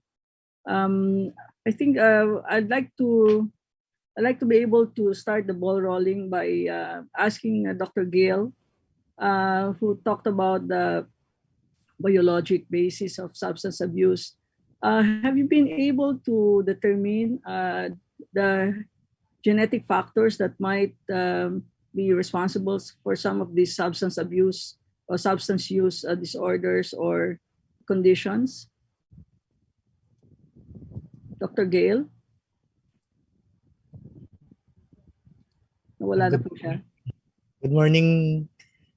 Good morning po. I'm speaking on behalf of Dr. Gale. Okay, I'm Dr. Homer. I'm a psychologist, and for the biological perspective, as of now, I'm not really sure about that. But of course, when we talk about these drug problems, there's always the possibility of the genetic component. So perhaps our co-panelists can answer that, who are in the medical profession. But that's always a possibility under the biological perspective. Would you want to say something, Dr. Estacio? Well, of course, there's always a biological basis of human behavior, citing the evolutionary framework, and informed by genes. No? Just for example, if the genes are the building blocks of our biological traits, memes are also the building blocks for cultural traits. So, magkahugpong po yan eh. So, but then of course, advancement in the knowledge of substance use, using mostly neuroscience. No? So they're trying to reduce it as a brain disease problem, and so they're tracking the neurotransmitters as the culprit. No? And well, that's of course a feasible one, but of course there are epigenetic causes also. That's why in anthropology there's this new field, we call it neuroanthropology. Where we say that there is such a thing as incultured brain, so we are now in the process of merging perspectives. I think there's a need to synthesize. No, let's not work in silo. Let's put together. That's why we are pushing for a transdisciplinary, interdisciplinary, or multidisciplinary treatment of the substance use problem, so that all hands on deck, all heads on deck, we can probably arrest the problem. I think thank you for that framing that, Dean Dr. Estacio, because of course we come from the academe, and we would like to see whether from a perspective of science, we may be able to find some heritability of some of these substance abuse and be able to see whether there's something that can be done about it. We, of course, the social anthropological view that you've shared with us is very important. And the fact that adolescents who are actually able to have the substance use initially become chronic users of these substances. And I feel that from a socio-cultural viewpoint, mahilig ang Pilipino makisama. Sa atin, ang kapatiran at pagsasama ay napaka-importante. At siguro ay kung titingnan ko yung ibang nakilala ko na may substance use po, na malapit sa akin, pag nakakausap ko sila ay ang sinasabi nila, bata pa sila, teenager pa lang sila, nila nalaman na ito palang substance use ay maganda at ito ay nagbibigay sa kanilang saya kahit na pansamantala lamang. So, based on your studies, kung ganun po ang origin nito, palagay niyo po ba ay ano yung pinakamagandang intervention na pwede nating gawin as a community of scholars para matulungan natin itong problema ng substance use? Yeah. I Yes, think maybe that's you both can talk. Yes. okay. I think that's also the rationale for our cluster, that we have to approach this problem using various disciplines.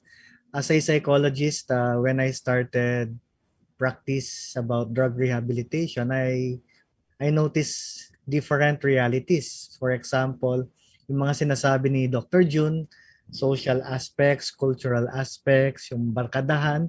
One big factor yung barkadahan, no? So, na-rehab siya, pagbalik sa community, nandun pa rin yung peers. Paano na ngayon, no? So, it's really a total approach that we really have to recognize these various approaches to really be effective, and of course we check the effectiveness of our interventions. Kaya we have to continue the dialogue sa research, policy, and also sa intervention level, evaluation level. Dr. June? Yeah, well, if we go by evidence-based data, diba? Sometimes tinatanong kasi natin what are the risk factors, or what lead you to use drugs?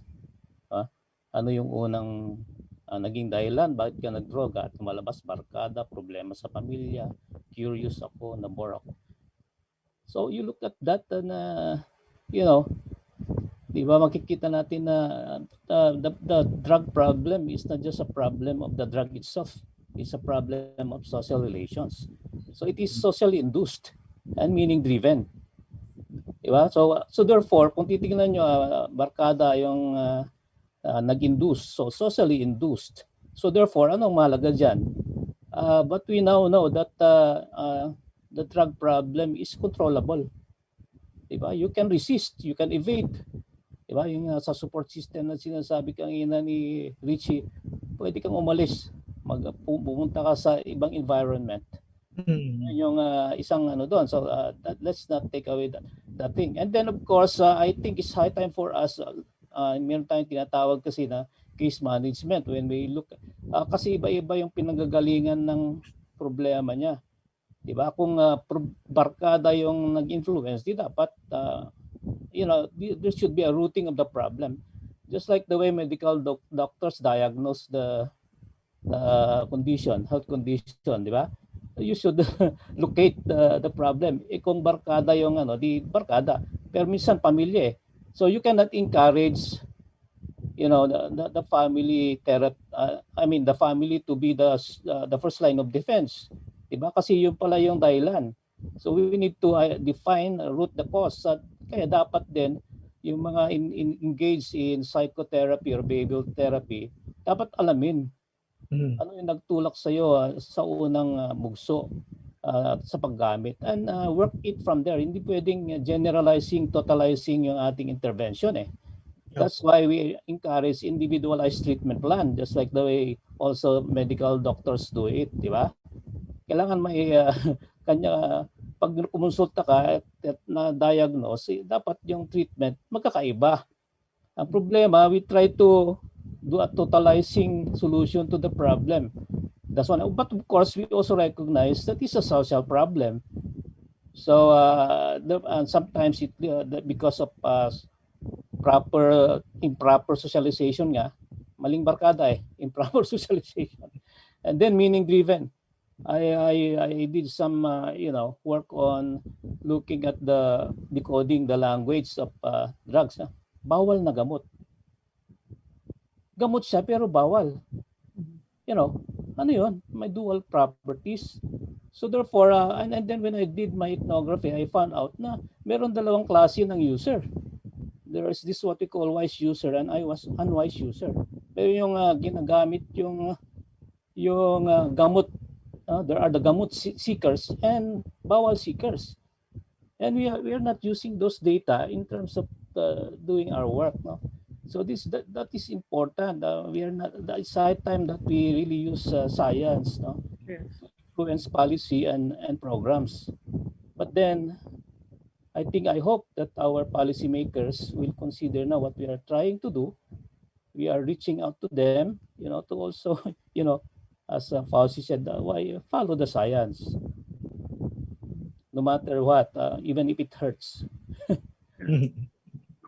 We have a staggering problem on drug use, substance abuse, as was mentioned by Mr. Olivier Lemay. The incidence of substance use, especially with amphetamine, is very high. We're talking about more than 1 million, 1.7 million Filipinos using these drugs.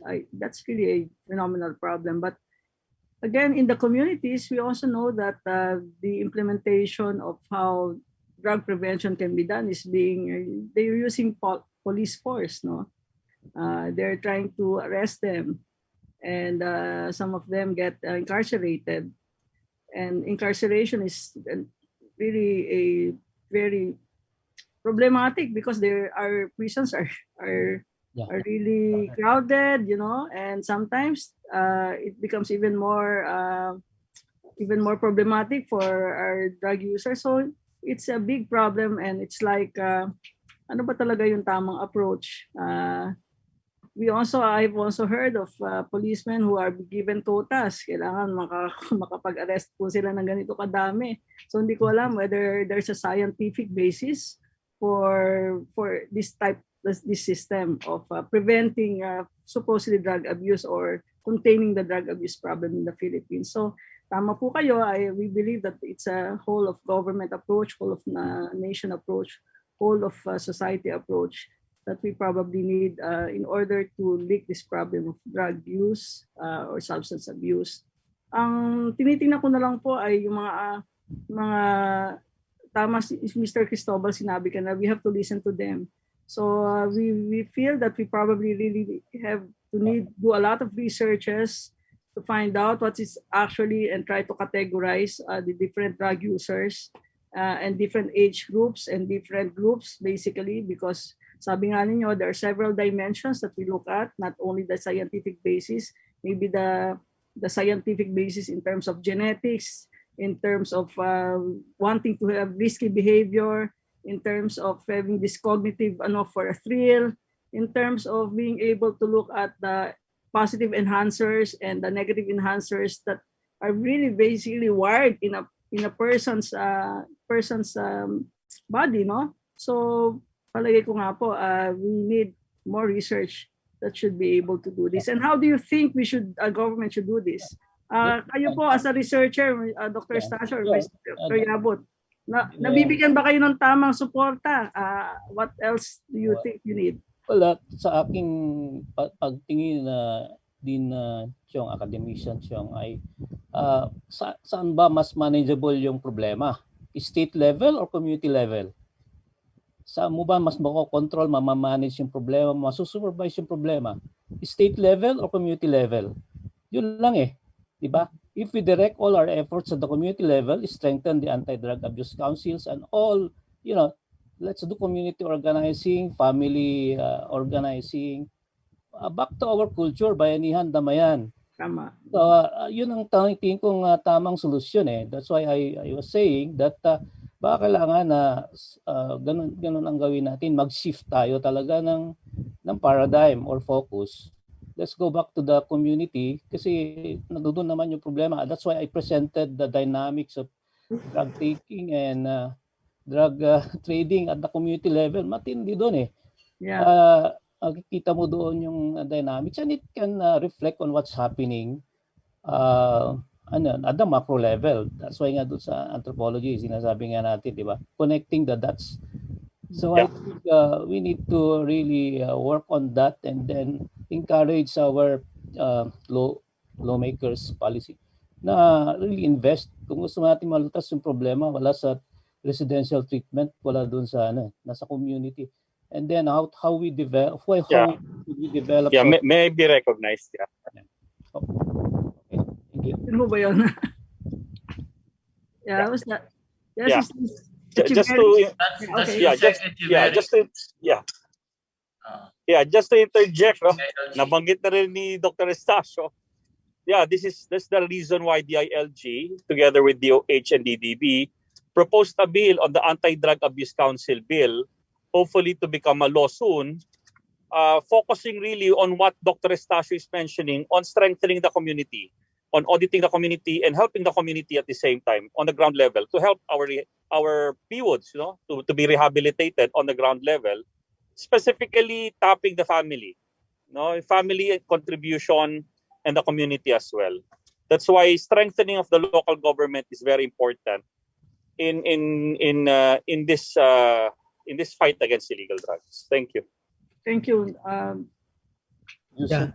If I may add, recently the Katatagan kontra Droga was officially adopted by the DDB through the efforts of Dr. Gina and Renew Health colleagues. So it's now officially recognized as an aftercare and reintegration model. And the name of the KKDK now is Katatagan, Kalusugan at Damayan ng Komunidad program. So it's really a multidisciplinary approach to yung KKDK, which integrated yung Filipino culture, sociological factors, but of course we focus on life skills like pagtatanggi kapag merong nagalok ng droga, and also family factors like yung sa latter modules we focus on family support. And then of course yung aftercare. Dapat mahalaga din yung aftercare. Thank you.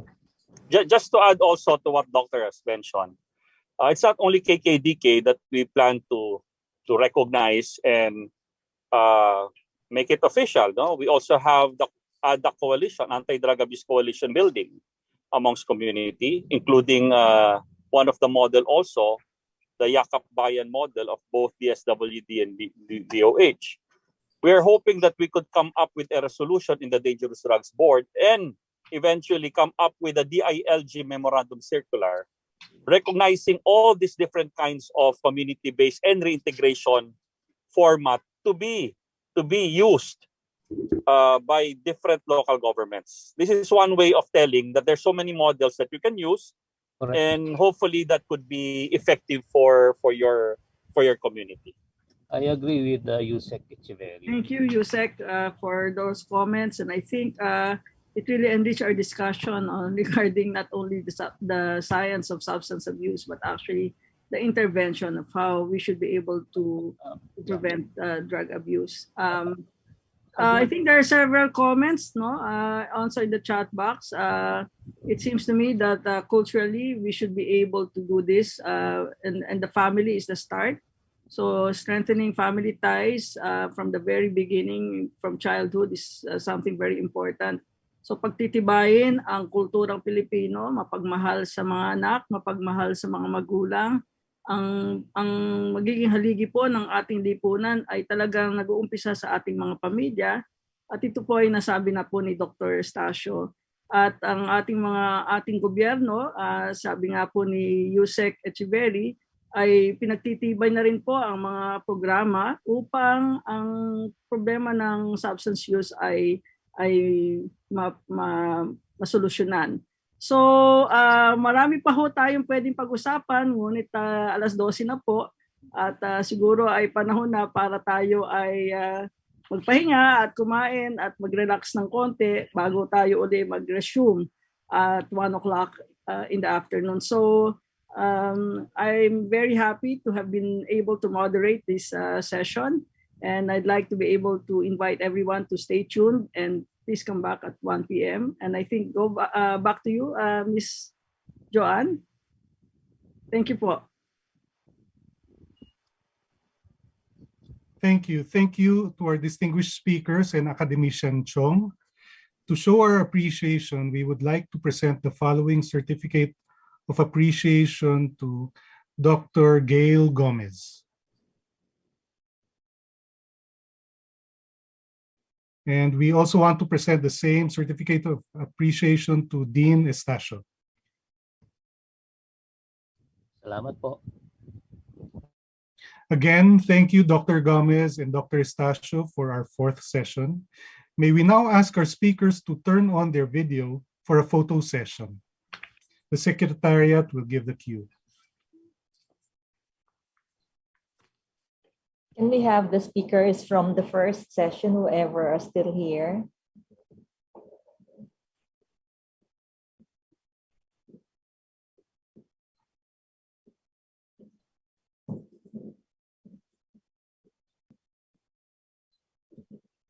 I cannot open my video. I think the host. Can you please assist the other speakers, IMS? Yeah, there. Thank you. I can also not open my video. So hindi lang ko kayo, pati ako. Okay. Good to you, ma'am.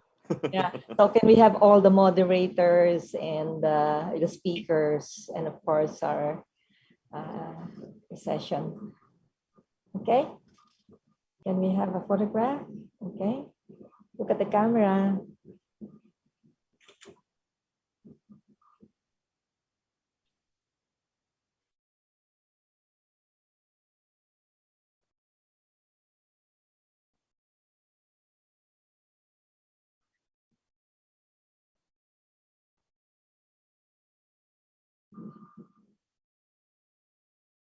Maraming salamat po and see you. Thank you. Maraming salamat. We would like to invite everyone. Thank you so much. Thank you so much. Thank you. We would like to invite everyone to visit the NAST and ACDP social media accounts on Facebook, Twitter, and Instagram, and use the official hashtags #SubstanceUsePolicyPH, #Pilipinas, and #ACDPilipinas. We will resume after our lunch break and return for the 5th and final session of this forum and the conference synthesis. Thank you very much, everyone. See you later. Thank you so much. Thank you so much. Thank you.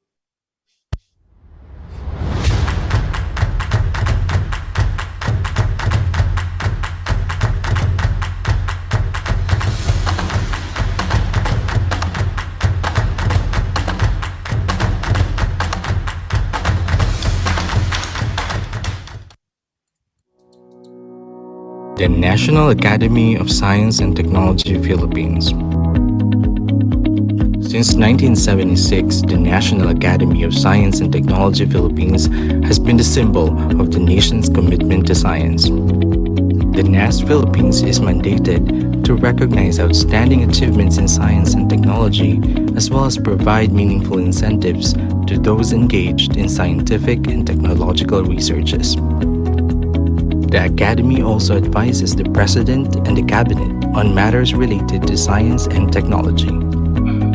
NAST Philippines engages in projects and programs designed to recognize outstanding achievements in science and promote scientific productivity. The Academy also embarks on programs traditionally expected of an Academy of Science. NAST Philippines has 4 functions. The recognition function. The Academy recognizes and provides incentives to Filipino scientists for outstanding achievements in scientific research and development. NAST Philippines recommends individuals to be conferred the Order of National Scientist, the highest honor given by the President of the Republic of the Philippines to a Filipino man or woman of science in the country who has made significant contributions in one of the different fields of science and technology. NAST membership. Membership to the Academy is by peer recognition and carries with it the title of academician. Elected as academicians are resident Filipino scientists who have made exemplary contributions to science and technology and have advanced its cause in the Philippines.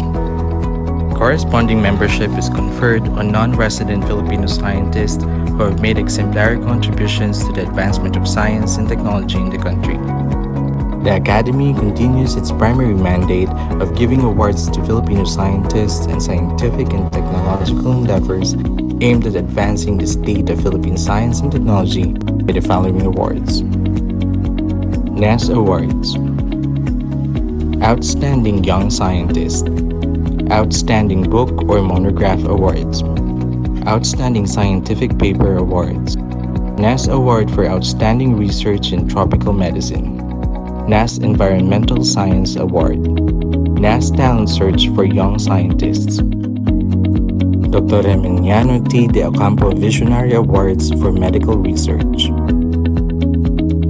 DOST Awards or NSTW Awards. Outstanding Research and Development Award or the Eduardo A. Casumbing Medal for Basic Research and Julian A. Banzon Medal for Applied Research. Outstanding Technology Commercialization Award or the Gregorio Y. Zara Medal. Outstanding Science Administrator Award or the Dioscoro L. Umali Medal. Magsaysay Future Engineers or Technologist Award. DOST International Publication Award. DOST Granted Patent Utility Model Award. Activities under recognition function. NAST Lecture Series. The activity aims to promote science and technology and bring our scientists closer to the grassroots. NAST Symposium for the Youth. The activity aims to promote science and technology and to bring our scientists closer to the youth. Research Upgrading and Performance Evaluation. A series of capability building workshops that aims to help researchers to conduct research projects and produce R&D outputs. The second function is the advisory function. Through its advisory activities, NAST has been able to bring science and technology closer to the lives of the Filipino people. Activities such as legislative and information fora, roundtable discussions, conferences, with topics about biotechnology, genetic engineering, research performance evaluation, manufacturing, intellectual property rights, information and communications technology, among others. The main activity of the advisory function is the annual scientific meeting. The function also conducts annual regional scientific meetings in Luzon, Visayas, and Mindanao. Speakers Bureau is a program under the advisory and advocacy functions of NAST Philippines.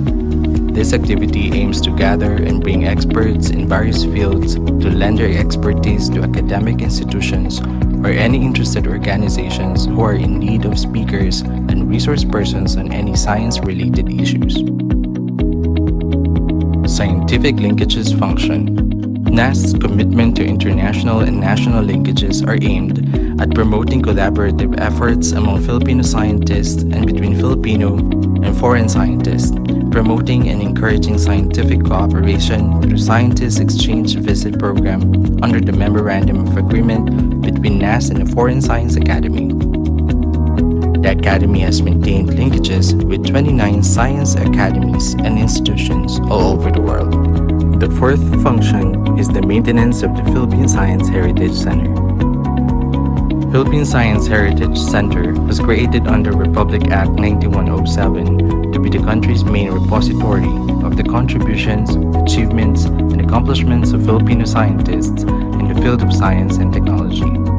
The activities under the Philippine Science Heritage Center are Salin Lahi Symposium. a series of symposia tackling one S&T related matter to bring science closer to the public and to areas not usually reached by scientific conferences and seminars targeting elementary and high school students and teachers.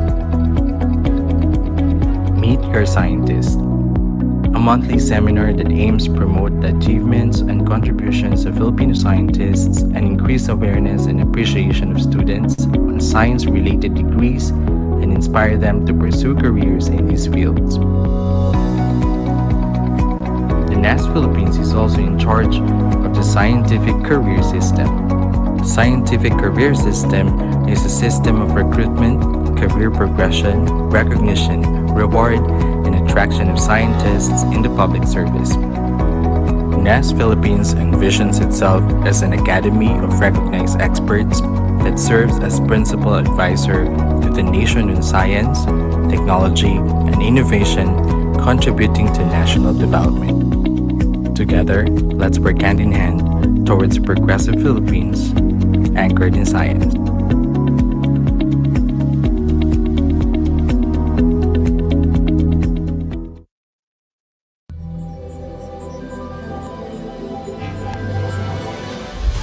Welcome to the Philippine Science Heritage Center's new Salinlahi Science Center, honoring our top Filipino scientists and their game-changing contributions to the world of science. Know more about all of them and let the Salinlahi Science Center be your gateway into their minds. Salinlahi.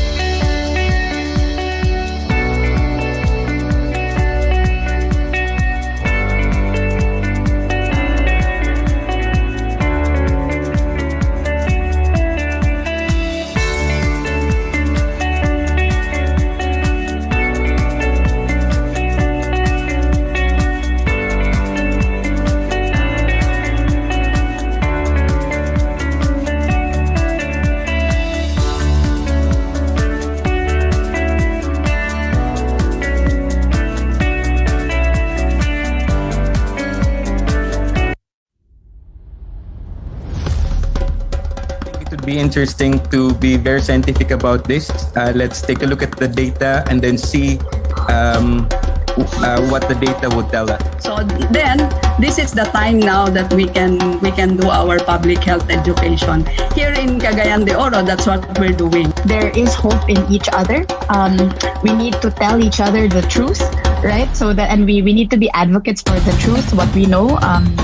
We need to help guide our family members, people who are in our circles, to look at evidence, to look at data, help each other understand what these things mean.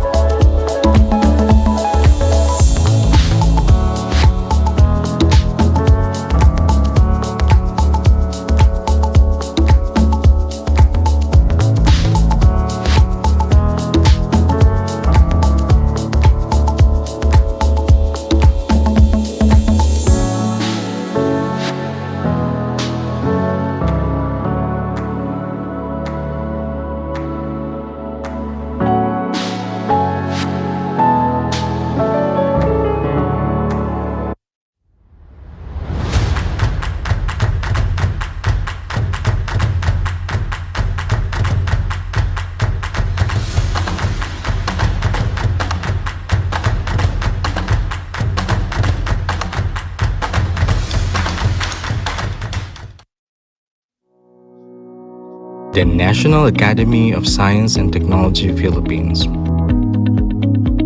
Since 1976, the National Academy of Science and Technology Philippines has been the symbol of the nation's commitment to science. The NAST Philippines is mandated to recognize outstanding achievements in science and technology, as well as provide meaningful incentives to those engaged in scientific and technological researches. The Academy also advises the President and the Cabinet on matters related to science and technology. NAST Philippines engages in projects and programs designed to recognize outstanding achievements in science and promote scientific productivity. The Academy also embarks on programs traditionally expected of an Academy of Science. NAST Philippines has 4 functions. The recognition function. The Academy recognizes and provides incentives to Filipino scientists for outstanding achievements in scientific research and development.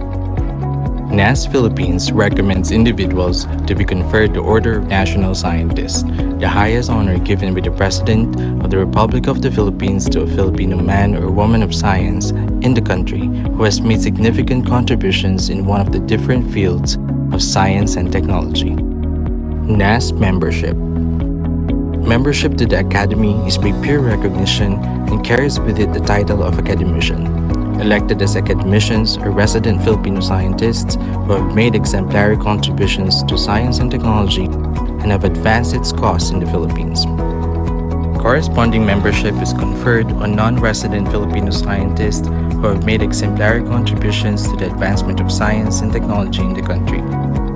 The Academy continues its primary mandate of giving awards to Filipino scientists and scientific and technological endeavors aimed at advancing the state of Philippine science and technology by the following awards. NAST Awards. Outstanding Young Scientist, Outstanding Book or Monograph Awards, Outstanding Scientific Paper Awards, NAST Award for Outstanding Research in Tropical Medicine, NAST Environmental Science Award, NAST Talent Search for Young Scientists, Dr. Emiliano T. de Ocampo Visionary Awards for Medical Research, DOST Awards or NSTW Awards, Outstanding Research and Development Award or the Eduardo A. Casumbing Medal for Basic Research and Julian A. Banzon Medal for Applied Research, Outstanding Technology Commercialization Award or the Gregorio Y. Zara Medal, Outstanding Science Administrator Award or the Dioscoro L. Umali Medal, Magsaysay Future Engineers or Technologist Award, DOST International Publication Award, DOST Granted Patent Utility Model Award. Activities under recognition function. NAST Lecture Series. The activity aims to promote science and technology and bring our scientists closer to the grassroots. NAST Symposium for the Youth. The activity aims to promote science and technology and to bring our scientists closer to the youth. Research Upgrading and Performance Evaluation, a series of capability building workshops that aims to help researchers to conduct research projects and produce R&D outputs. The second function is the advisory function. Through its advisory activities, NAST has been able to bring science and technology closer to the lives of the Filipino people. Activities such as legislative and information fora, roundtable discussions, conferences, with topics about biotechnology, genetic engineering, research performance evaluation, manufacturing, intellectual property rights, information and communications technology, among others. The main activity of the advisory function is the annual scientific meeting. The function also conducts annual regional scientific meetings in Luzon, Visayas, and Mindanao.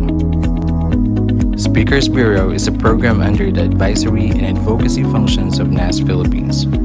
This activity aims to gather and bring experts in various fields to lend their expertise to academic institutions or any interested organizations who are in need of speakers and resource persons on any science-related issues.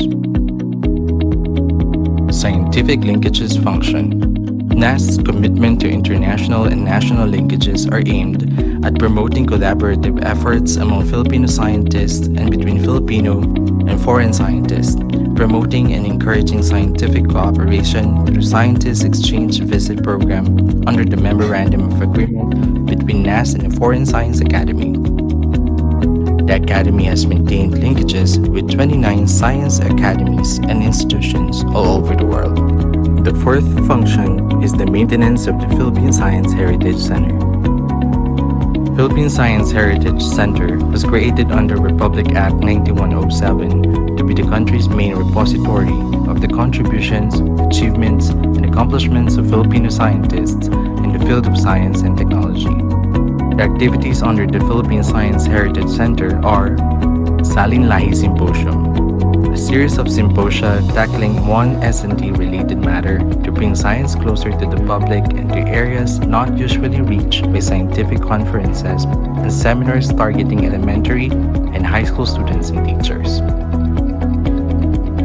Meet Your Scientist, a monthly seminar that aims to promote the achievements and contributions of Filipino scientists and increase awareness and appreciation of students on science-related degrees and inspire them to pursue careers in these fields. The NAST Philippines is also in charge of the Scientific Career System. The Scientific Career System is a system of recruitment, career progression, recognition, reward, and attraction of scientists in the public service. NAST Philippines envisions itself as an academy of recognized experts that serves as principal advisor to the nation in science, technology, and innovation, contributing to national development. Together, let's work hand in hand towards a progressive Philippines anchored in science.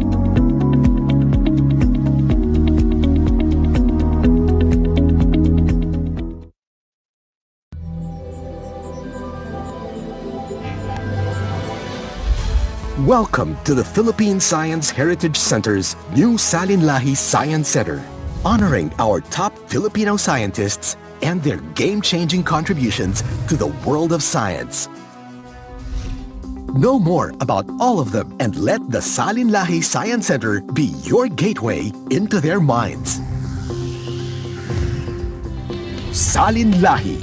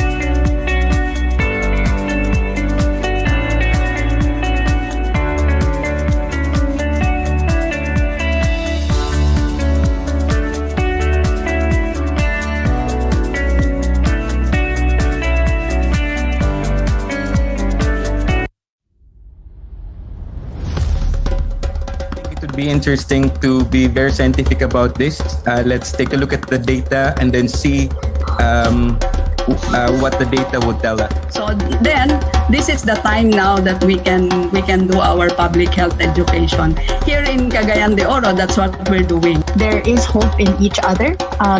We need to tell each other the truth, right? So that, and we need to be advocates for the truth, what we know. We need to help guide our family members, people who are in our circles, to look at evidence, to look at data, help each other understand what these things mean.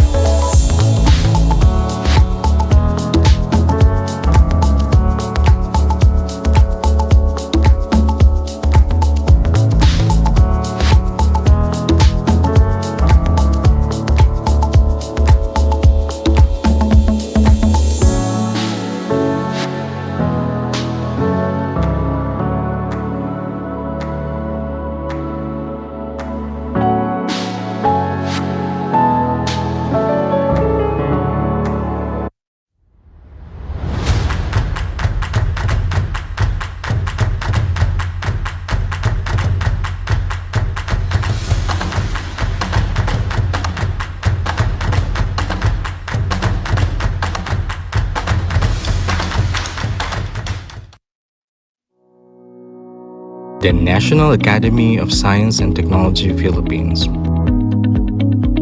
Since 1976, the National Academy of Science and Technology Philippines has been the symbol of the nation's commitment to science. The NAST Philippines is mandated to recognize outstanding achievements in science and technology, as well as provide meaningful incentives to those engaged in scientific and technological researches. The Academy also advises the President and the Cabinet on matters related to science and technology. NAST Philippines engages in projects and programs designed to recognize outstanding achievements in science and promote scientific productivity.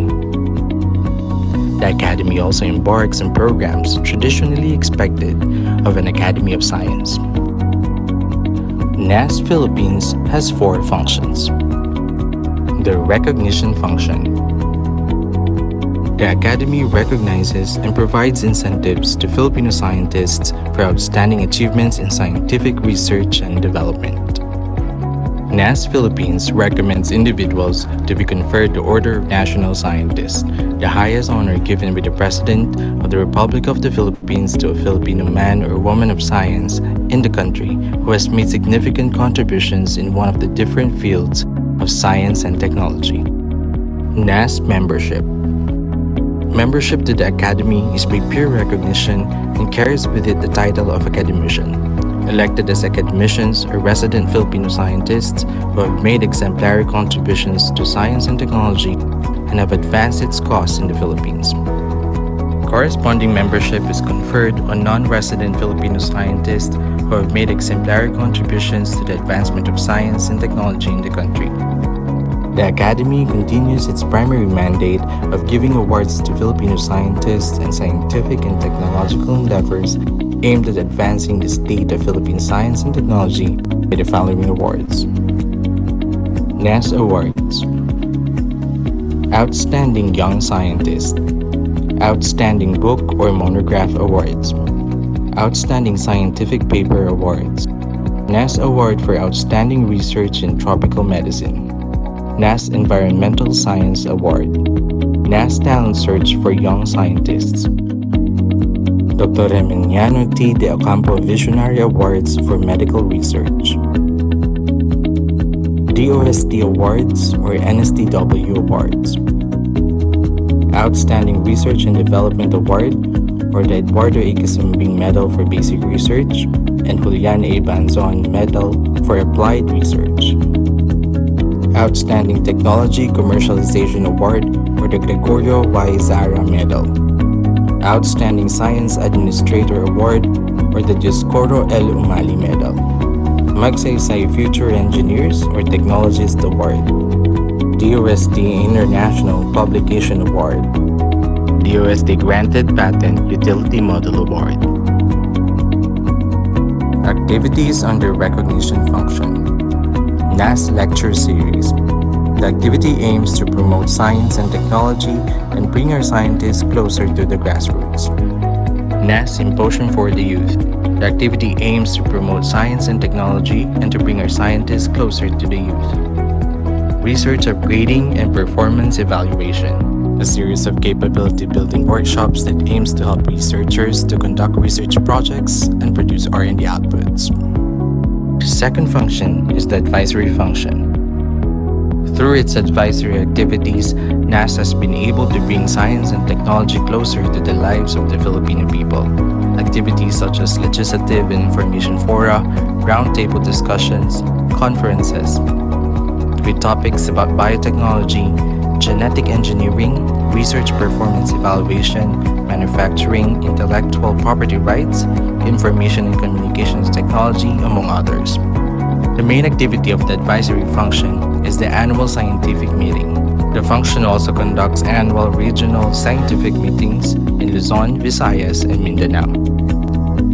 Speakers Bureau is a program under the advisory and advocacy functions of NAST Philippines.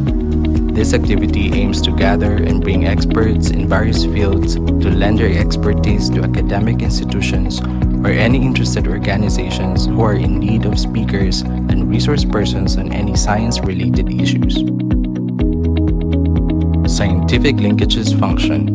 NAST's commitment to international and national linkages are aimed at promoting collaborative efforts among Filipino scientists and between Filipino and foreign scientists, promoting and encouraging scientific cooperation through Scientist Exchange Visit Program under the Memorandum of Agreement between NAST and the Foreign Science Academy. The Academy has maintained linkages with 29 science academies and institutions all over the world. The fourth function is the maintenance of the Philippine Science Heritage Center. Philippine Science Heritage Center was created under Republic Act 9107 to be the country's main repository of the contributions, achievements, and accomplishments of Filipino scientists in the field of science and technology. The activities under the Philippine Science Heritage Center are Salin Lahi Symposium, a series of symposia tackling one S&T related matter to bring science closer to the public and to areas not usually reached by scientific conferences and seminars targeting elementary and high school students and teachers. Meet Your Scientist, a monthly seminar that aims to promote the achievements and contributions of Filipino scientists and increase awareness and appreciation of students on science-related degrees and inspire them to pursue careers in these fields. The NAST Philippines is also in charge of the Scientific Career System.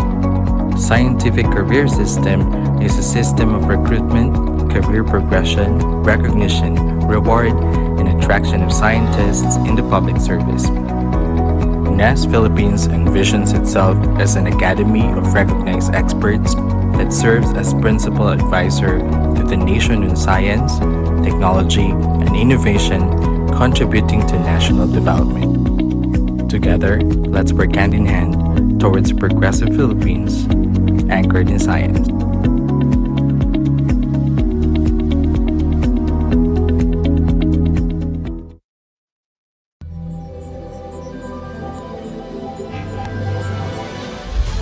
Welcome to the Philippine Science Heritage Center's new Salinlahi Science Center, honoring our top Filipino scientists and their game-changing contributions to the world of science.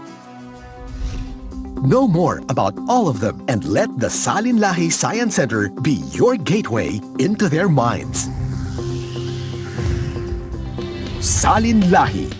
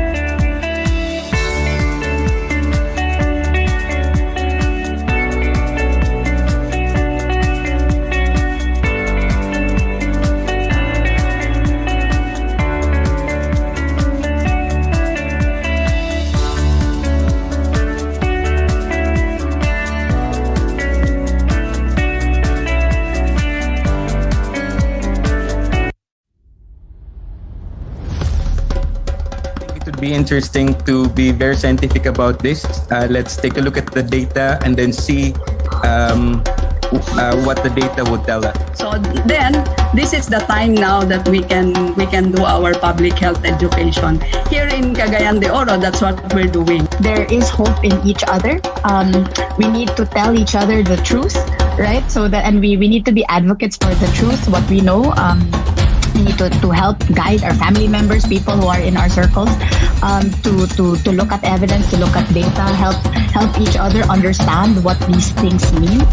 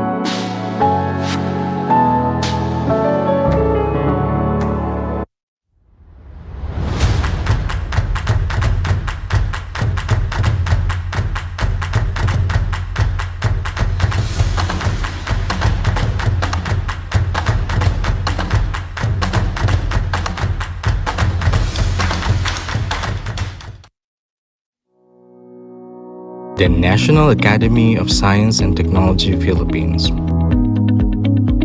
Since 1976, the National Academy of Science and Technology Philippines has been the symbol of the nation's commitment to science. The NAST Philippines is mandated to recognize outstanding achievements in science and technology, as well as provide meaningful incentives to those engaged in scientific and technological researches.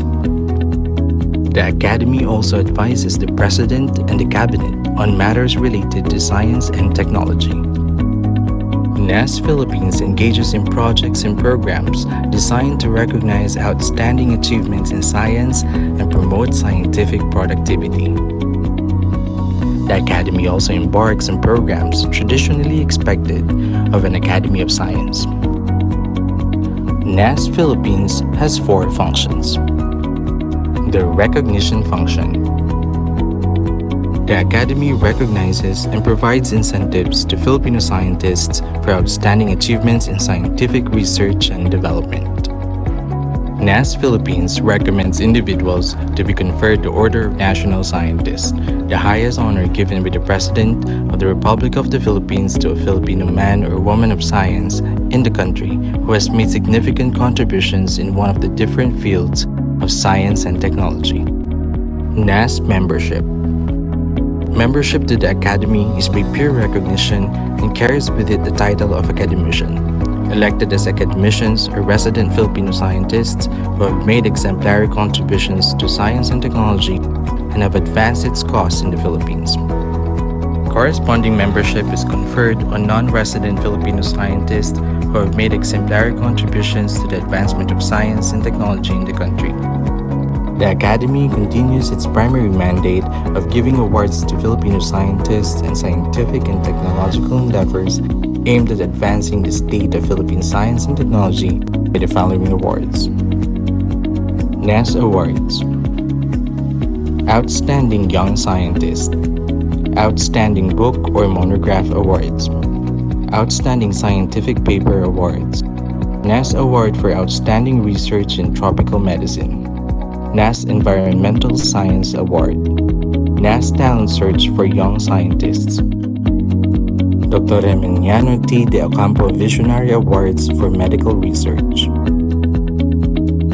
DOST Awards or NSTW Awards. Outstanding Research and Development Award or the Eduardo A. Casumbing Medal for Basic Research and Julian A. Banzon Medal for Applied Research. Outstanding Technology Commercialization Award or the Gregorio Y. Zara Medal. Outstanding Science Administrator Award or the Dioscoro L. Umali Medal. Magsaysay Future Engineers or Technologist Award. DOST International Publication Award. DOST Granted Patent Utility Model Award. Activities under recognition function. NAST Lecture Series. The activity aims to promote science and technology and bring our scientists closer to the grassroots. NAST Symposium for the Youth. The activity aims to promote science and technology and to bring our scientists closer to the youth. Research Upgrading and Performance Evaluation. A series of capability building workshops that aims to help researchers to conduct research projects and produce R&D outputs. The second function is the advisory function. Through its advisory activities, NAST has been able to bring science and technology closer to the lives of the Filipino people. Activities such as legislative and information fora, roundtable discussions, conferences, with topics about biotechnology, genetic engineering, research performance evaluation, manufacturing, intellectual property rights, information and communications technology, among others. The main activity of the advisory function is the annual scientific meeting. The function also conducts annual regional scientific meetings in Luzon, Visayas, and Mindanao. Speakers Bureau is a program under the advisory and advocacy functions of NAST Philippines. This activity aims to gather and bring experts in various fields to lend their expertise to academic institutions or any interested organizations who are in need of speakers and resource persons on any science-related issues. Scientific linkages function. NAST's commitment to international and national linkages are aimed at promoting collaborative efforts among Filipino scientists and between Filipino and foreign scientists, promoting and encouraging scientific cooperation through Scientist Exchange Visit Program under the Memorandum of Agreement between NAST and the Foreign Science Academy. The Academy has maintained linkages with 29 science academies and institutions all over the world. The fourth function is the maintenance of the Philippine Science Heritage Center. Philippine Science Heritage Center was created under Republic Act 9107 to be the country's main repository of the contributions, achievements, and accomplishments of Filipino scientists in the field of science and technology. The activities under the Philippine Science Heritage Center are Salin Lahi Symposium, a series of symposia tackling one S&T related matter to bring science closer to the public and to areas not usually reached by scientific conferences and seminars targeting elementary and high school students and teachers. Meet Your Scientist, a monthly seminar that aims to promote the achievements and contributions of Filipino scientists and increase awareness and appreciation of students on science-related degrees and inspire them to pursue careers in these fields. The NAST Philippines is also in charge of the Scientific Career System. The Scientific Career System is a system of recruitment, career progression, recognition, reward, and attraction of scientists in the public service. NAST Philippines envisions itself as an academy of recognized experts that serves as principal advisor to the nation in science, technology, and innovation, contributing to national development. Together, let's work hand in hand towards a progressive Philippines anchored in science.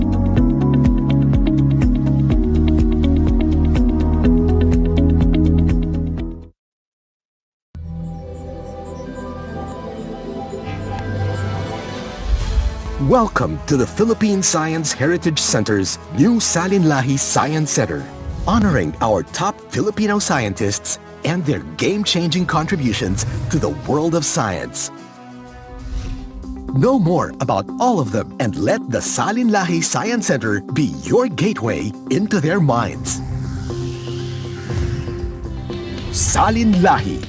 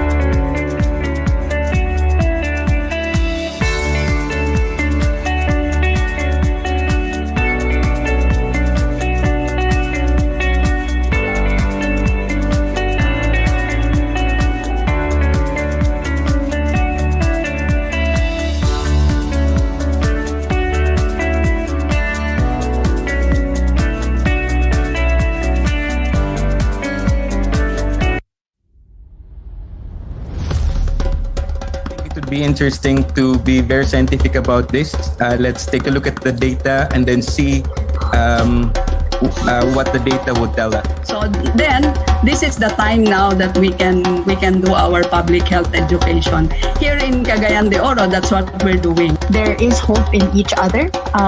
We need to tell each other the truth, right? So that, and we need to be advocates for the truth, what we know. We need to help guide our family members, people who are in our circles, to look at evidence, to look at data, help each other understand what these things mean.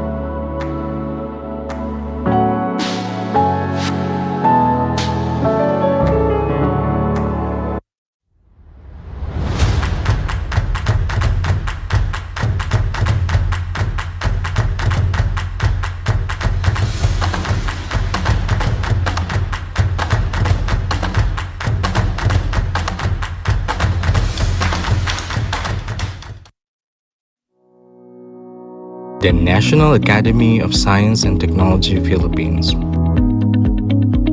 Since 1976, the National Academy of Science and Technology Philippines has been the symbol of the nation's commitment to science. The NAST Philippines is mandated to recognize outstanding achievements in science and technology, as well as provide meaningful incentives to those engaged in scientific and technological researches.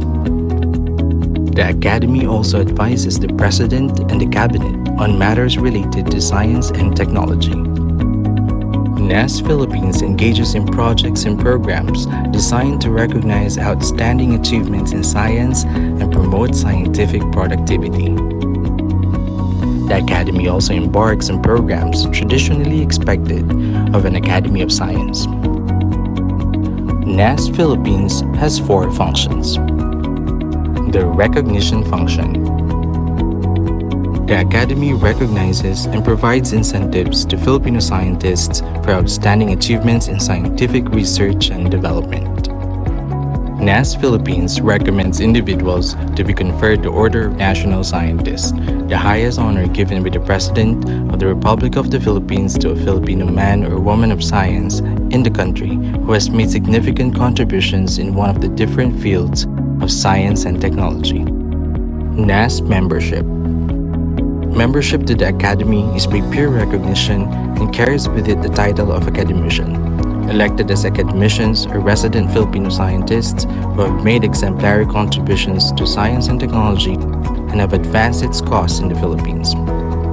Corresponding membership is conferred on non-resident Filipino scientists who have made exemplary contributions to the advancement of science and technology in the country.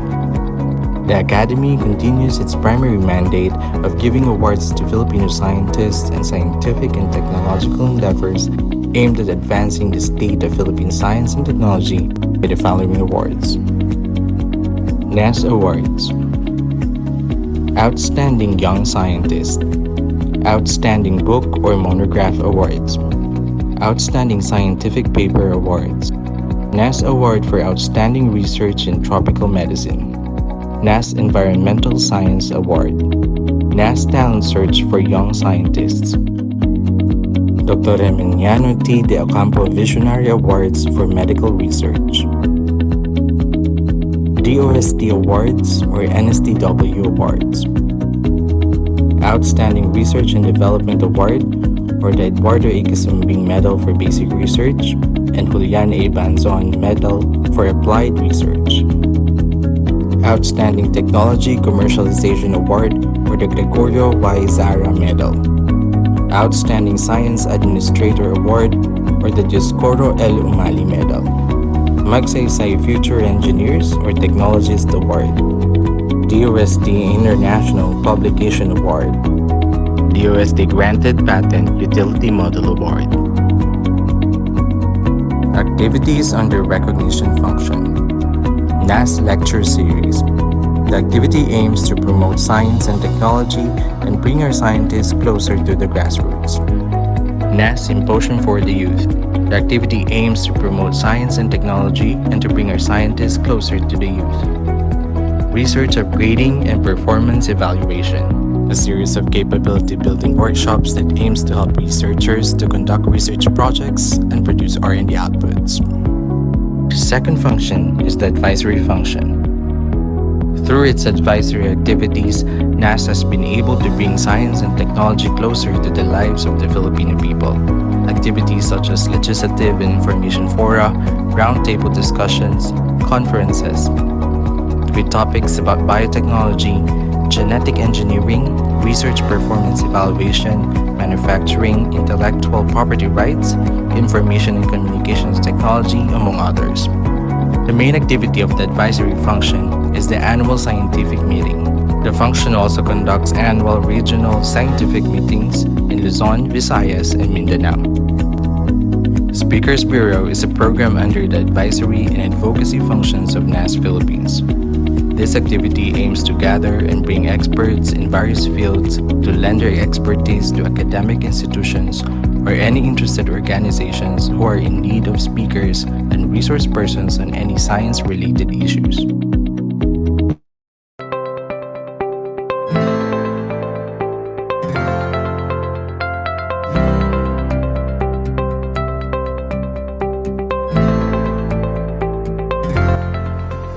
Before we begin, please be reminded of our house rules.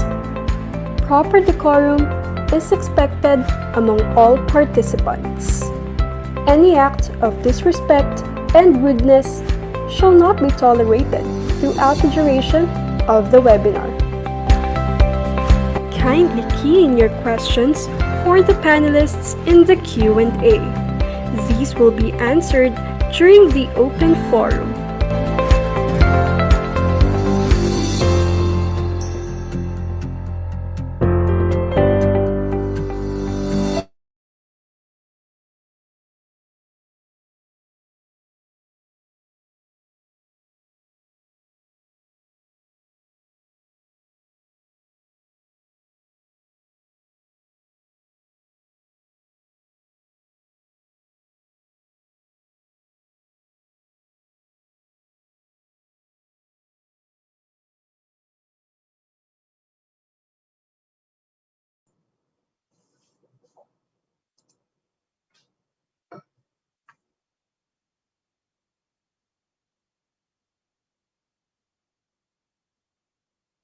Okay, shall we start? Maybe we can wait 1 more minute before we start. Good afternoon. For those who are already here, we wait for the rest to come in.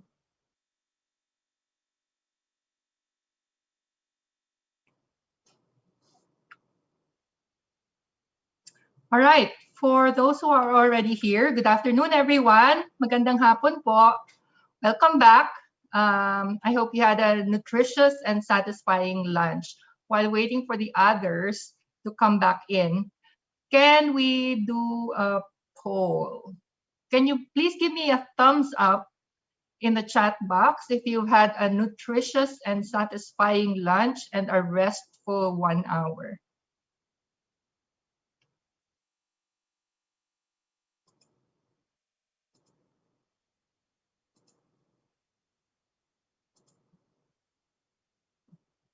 Okay, tatatlo.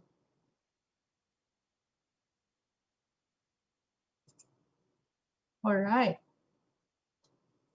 For those who are coming in, can you give me a thumbs up on the chat box if you've had a nutritious and satisfying lunch and a restful 1 hour from 12 to 1? Okay, magandang hapon po sa inyong lahat. All right. While the thumbs up are coming in, let me give you a recap of this morning lang na. This morning, we tackled the research gaps and policy recommendations for 3 major topics: identifying key issues, public health dimensions, and support systems. We are now in the afternoon session of the National Substance Use Science Policy and Information Forum with the theme Substance Use in the Philippines, Governance, Research, and Practice. Our forum aims to discuss existing evidence in the Philippines on health-centered strategies and interventions on the prevention, treatment, and care for people affected by drug use and drug use disorders, as well as to present a research agenda and evidence-based policy recommendations. For this 5th session of the virtual forum, we will have a discussion on public health policy and interventions. We all know that policy and practice should go hand in hand when addressing substance use.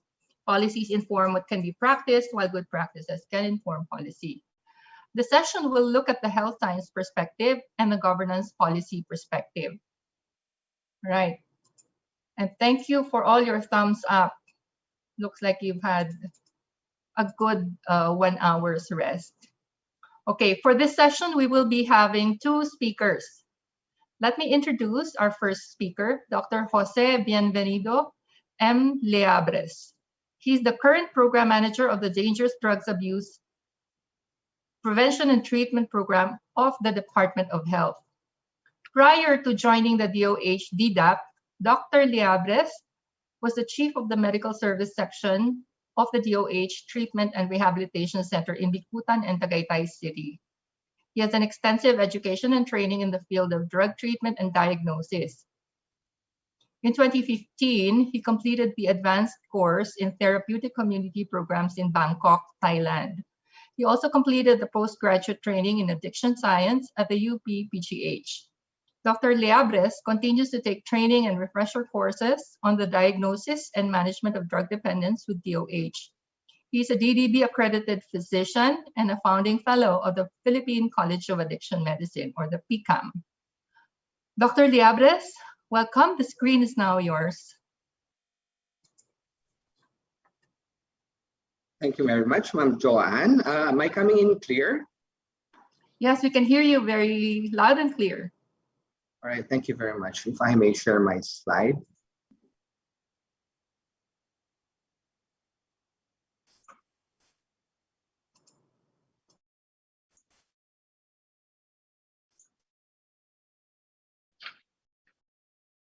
Okay, so good afternoon, everyone. I hope I'm coming in very clear to you. So thank you very much for giving me this opportunity to present the areas where the Department of Health, specifically the Dangerous Drugs Abuse Prevention and Treatment Program, has been moving forward with regards to substance use disorders. Okay, so for today, I will be discussing our mandates. We will furthermore discuss about the different levels of care that we have presented and the developments, and of course, the future directions for the Department of Health with regards to substance use disorders. Okay. So, am I still coming in clear? Are my slides showing, Ma'am Joanne? Yes, sir. Your slides are very clear and you are loud and clear. Thank you very much. Okay, so just a situationer, the Dangerous Drugs Board conducted a household survey last 2019. This is the latest survey that the Philippines has, and there is an estimated 1.67 million Filipinos who are currently using drugs in the country. The information is that since 2016 all the way up to now, there has been 273,000 arrests involved with persons who were involved with illegal drugs, and likewise in the different levels of care, 485,000 persons who use drugs have completed some form of a recovery program. Now, I would want you to focus these discussions on the 1.67 million persons who use drugs, because this is where the Department of Health is primarily focused on. Okay, so going back, in more detail, 1.67 million is actually 1,679,122 persons who currently use drugs. This is the burden of disease for the whole country. Now, that's a lot of people, but not all of them will need a rehabilitation center. There are different levels of care, and there are, of course, different severities. And depending on the severity, that we should provide the appropriate treatment of care. So extrapolating from all these numbers, we estimate that around 90 to 95% of cases are mild substance use disorders. This is roughly 1.5 to 1.6 million. Okay, so let's remember that, because this will have an effect on the type of service that we will provide. Out of the 1.67 million, another 4 to 5% is roughly with moderate substance use disorders. When you say moderate substance use disorders, these are the persons who are still functional but have been regularly using drugs. We extrapolated the figures from 1.67, which is roughly around 67,000 cases. And finally, only 1 to 2% of cases would have severe substance use disorders. Primarily, when you're saying a person has severe substance use disorders, this would be people who are already regularly using drugs, compulsively using drugs. They are dysfunctional already, unable to provide work, unable to go to school, have poor family relations. They may have mental or medical conditions related to substance use, among many others. But remember, out of the 1.67 million, only 1 to 2% would need to be brought into a drug rehabilitation facility. So based on all this, you know that there are different levels of care that can be provided, and for the benefit of the Department of Health, and of course for costing, among many others, also the provision of services in different areas, knowing the differences between the severities and the different levels of care would be very important. Okay, so the Department of Health is mandated by many things. There are two major laws to which the Department of Health Dangerous Drugs Abuse Prevention and Treatment Program have to work on. Okay, the first law is the Republic Act 9165, which is also known as the Comprehensive Dangerous Drugs Act of 2002, while the other one is one of the newer laws that we have is the Universal Healthcare, or Republic Act 11223. Now let's go back to RA 9165, because this law is very pivotal in the treatment of substance use disorders. Before RA 9165, we have had a previous law, which is RA 6425. This RA 6425 came way back 1972. Imagine how long ago that was. And with that law, the treatment and rehabilitation was assigned to the National Bureau of Investigations and the Philippine National Police. However, as science progressed, our lawmakers and the scientific community recognized that substance use disorders is not necessarily a legal or a criminal issue. It is a health issue. So when they crafted Republic Act 9165 and signed into law in 2002, there was one very important section there, which is Section 2, and it has something to do with the policy. If I may quote it, it says, Republic Act 9165, Section 2, Paragraph 3, it states that it is declared the policy of the state to provide effective mechanisms or measures to reintegrate into society individuals who have fallen victims to drug abuse or dangerous drugs dependence through sustainable programs of treatment and rehabilitation. So what does it all mean? It means that it is a health issue, and the Philippines and the government must find a way to provide a sustainable program for treatment and rehabilitation. So that was a very big shift. Together with that law, it was also the rehabilitation centers that were run by the National Bureau of Investigation was now turned over to the Department of Health. Of course, with that law, there is the Dangerous Drugs Board, which also came from 6425. And the Department of Health is mandated to chair the Treatment, Rehabilitation, and Reintegration Committee of the Dangerous Drugs Board. By the way, the Dangerous Drugs Board is responsible for policy making and strategy making in terms of substance use problems.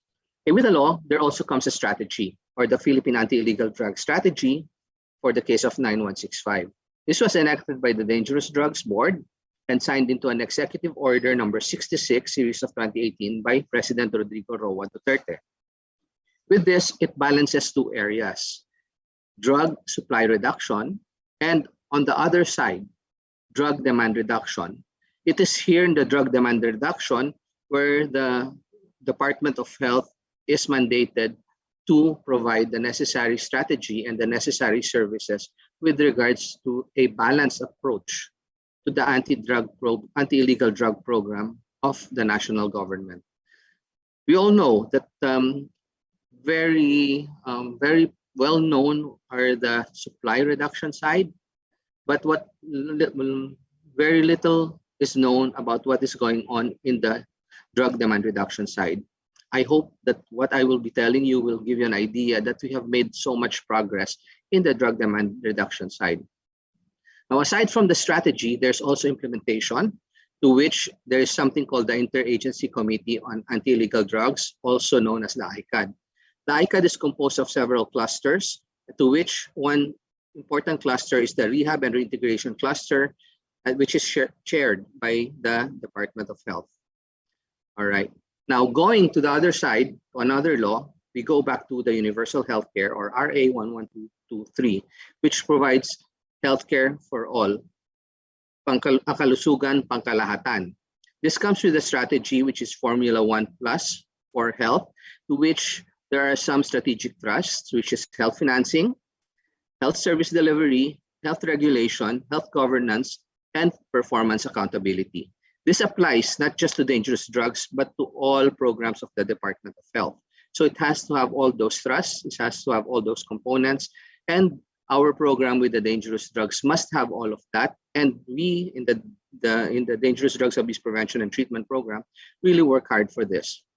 Now, all these laws, strategies, and implementation funnels down to the Department of Health, Dangerous Drugs Abuse Prevention and Treatment Program, or what we call as DDAP, and the Department of Health Rehabilitation Centers and Rehabilitation Facilities.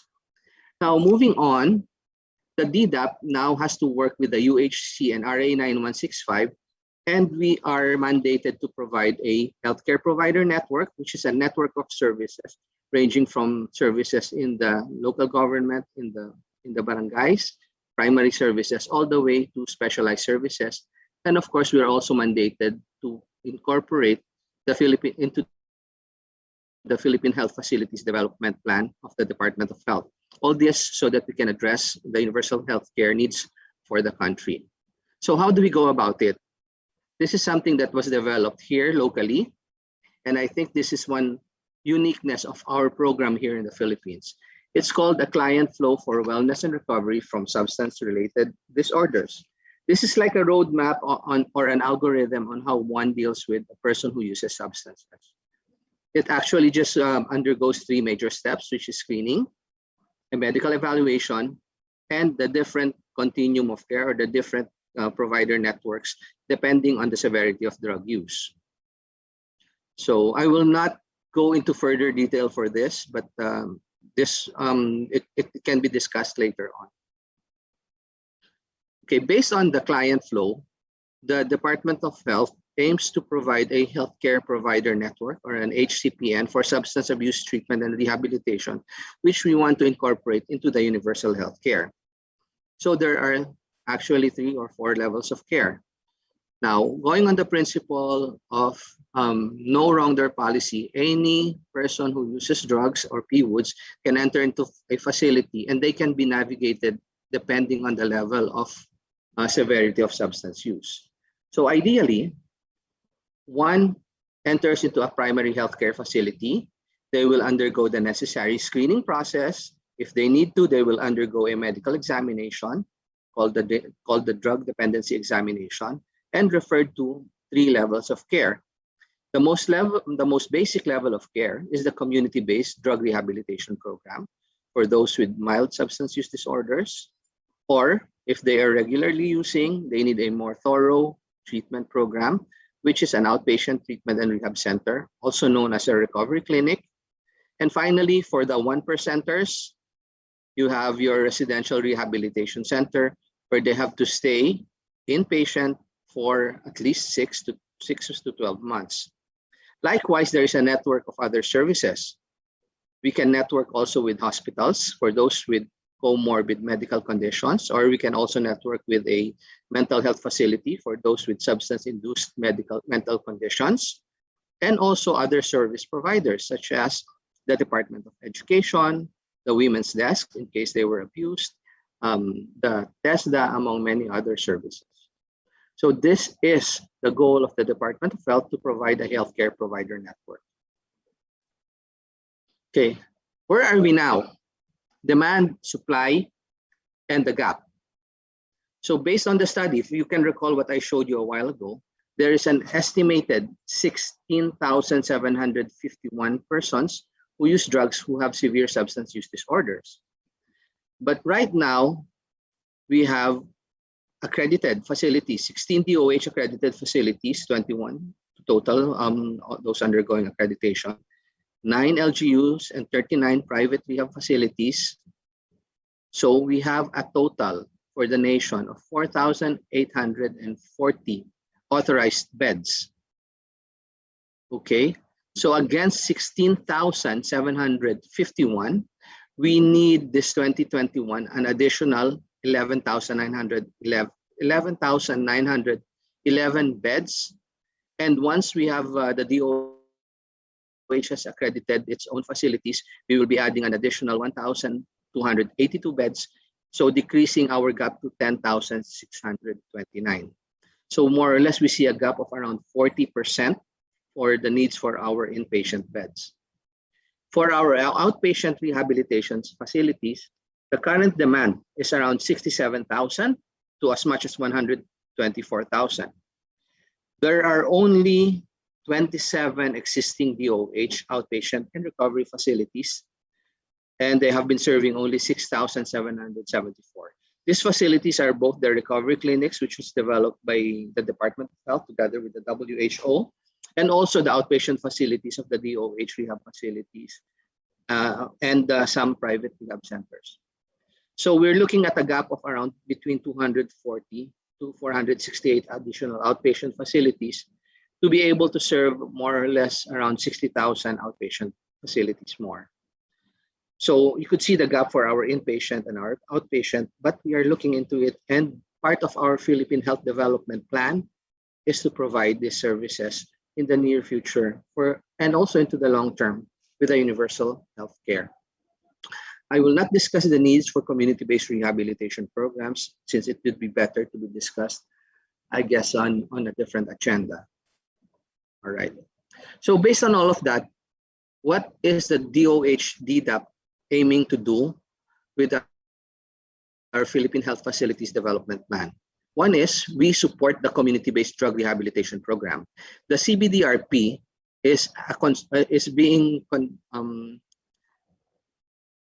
the CBDRP is worked on by many different agencies. This includes the Department of the Interior and Local Government, of course, us, the Department of Health, the Department of Social Welfare and Development, and other government agencies. Now, likewise, we aim to put up one outpatient or recovery clinic per province. That's around 80 or more. And then we will also encourage the other local government units to put up outpatient TRCs in their provinces, or maybe even cities or municipalities if they can afford it. We want to put up one inpatient rehab center per region and 4 Apex rehab centers nationwide that will cater mostly to training. And aside from the regular services, it will cater to training, it will cater to monitoring and evaluation, and development of services in all aspects of the development plan. So it's more of, or less, they will oversee everything aside from the central office. So the future directions of the program, the very first one, and I guess this is the most important one for us right now, is incorporating the healthcare provider network in the universal healthcare. The second important direction for the program is to provide an easier access to voluntary evidence-based treatment through amendment of the Republic Act 9165. There are certain bills that are ongoing right now, and we intend to help make the amendment so that it's easier and it's more voluntary and it's more evidence-based for our PWOODs to enter into the program, and of course, research. So all of that is the general and future directions of the program of the Department of Health. Now, to end my presentation, I would like to present to you the Department of Health Substance Abuse Helpline, which we developed recently, which provides information, support, referral, and brief intervention. So all of this, the Substance Abuse Helpline natin 1550, we get easier access, and we are now regionalizing this and also spreading it into the internet through our social media platforms. So with that, I would like to thank everyone for listening to my very short presentation. Magandang hapon po. Thank you very much, Dr. Liabres, for a very informative and very clear presentation of the gaps in research and facilities and the policy recommendations of the DOH. Maraming salamat, Dr. Liabres.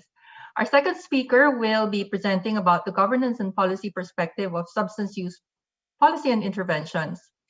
Ms. Georgina Hernandez Yang is the Executive Director of Galing Pook Foundation, an organization that promotes innovation and excellence in governance, and one of the original co-conveners of the ACDP.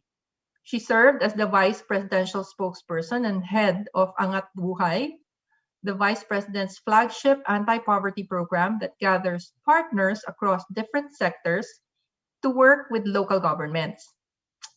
She also worked at the Department of Social Welfare and Development as the Director of the Sustainable Livelihood Program. Please, let's all welcome Ms. Joanne Hernandez Yang.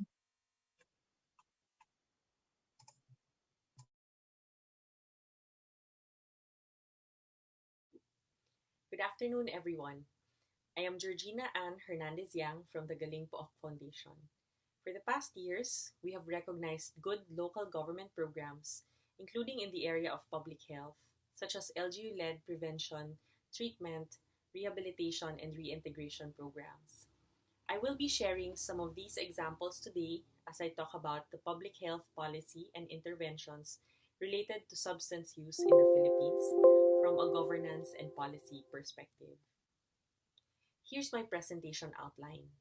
My goal is to present the highlights from national policy research presentations done by Dr. Carl Antonio, Dr. Minerva Kalimag, and Dr. Leonardo Estacio last May 19, and the updates from DILG Under Secretary Echeverry. From these, I hope to offer some recommendations to address current gaps and challenges. This includes presenting adaptive innovations of LGUs to build safe, smart, and sustainable communities for all, including people who use drugs, or PWOODs. These could provide us with concrete strategies and potential ways forward. On the governance situationer, LGUs perform a crucial role in drug treatment and rehabilitation, but there are limitations due to technology under Secretary Echeverry. From these, I hope to offer some recommendations to address current gaps and challenges. This includes presenting adaptive innovations of LGUs to build safe, smart, and sustainable communities for all, including people who use drugs, or PWOODs. These could provide us with concrete strategies and potential ways forward. On the governance situationer, LGUs perform a crucial role in drug treatment and rehabilitation, but there are limitations due to technical know-how, expertise, and financial resources that are limited, which affects the LGU's ability to deliver such services. There are also varying levels of functionalities of ADACs. And while the DILG has mandated the establishment of local anti-drug abuse councils, its ability to perform its duties and responsibilities vary widely. To share some data points from USEC Echeverry, 49% of cities and municipalities implement community-based drug rehabilitation programs, covering just half of LGUs nationwide. At the barangay level, only 6,213 or 16% of barangays have DOH certified CBDR programs. And a much lower number of barangays are able to deliver medication-assisted treatment and detoxification, as well as health services and wellness promotion programs. This stems from the limited sustainable financing mechanisms and competing priorities for limited resources, especially in public health. Lastly, on this slide, Dr. Leonardo Estacio's paper talks about the war on drugs that led to millions of illegal drug users to surrender and that also resulted to alleged extrajudicial killings of mostly users and street-level pushers. Moving on to the policy side, there is a need for a paradigm shift to reduce the dichotomy between restorative and retributive justice. In addition, the articulation of the rights of clients is still very broad and lacking given the general scope of how it is written. There are also potentially overlapping mandates born out of different issuances and policies. For instance, the DOH plays a crucial role in treatment and rehabilitation, while the DDB and ICAD also performs functions related to this, though on an oversight capacity. Likewise, the DILG and DSWD also have roles to play to manage the different stakeholders and to ensure that nothing falls into the cracks. These probable overlaps must be clarified. And the last point on this slide on harmonization of various policies that involve substance use, we have seen that there are also potential synergies identified in policy interventions under RA 9165 and RA 8504. Dr. Minerva Kalimag highlighted the different provisions of these two laws pertaining to education, community action and partnerships, and support systems that may be aligned. However, at present, HIV-related laws seem to be limited to fulfilling legislative requirements alone related to the principles of harm reduction. This includes Needle and Syringe Program, or the NSP, and the Needle Exchange Program. But it does not address drug dependence issues or how HIV-related laws interact meaningfully with the PDEA law and the Comprehensive Dangerous Drugs Act of 2002, which misses out on potential complementation of efforts in implementing these two laws. Allow me to delve deeper into RA 9165. The definition of terms such as user, pusher, and possession in the current formulation of the law needs to be clear with objective indicators, as currently it is still quite limiting and vague in nature. Second point is the death penalty provision, which are still present in the copies of the law, should immediately be omitted. Third point on the use of drug testing as the sole way to detect substance use. For the presentation of Dr. Leonardo Estacio stated that drug testing should not be the sole measure in determining substance use, given that other measures such as drug dependency screenings could provide a better picture. Drug testing alone may be prone to error and misbehavior.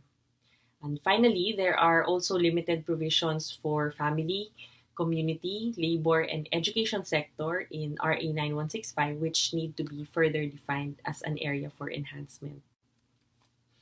Still on the same topic, community-based drug rehabilitation programs are seen to be necessary given that around 90 to 95% of surrenderers are considered low risk and may be supported through these efforts. Likewise, aftercare treatment are also not adequately addressed in the current formulation of the law. And there is also a limited scope for treatment of special populations, which include children and adolescent, women, pregnant women, LGBTQIA+, elderly, and clients with comorbidities.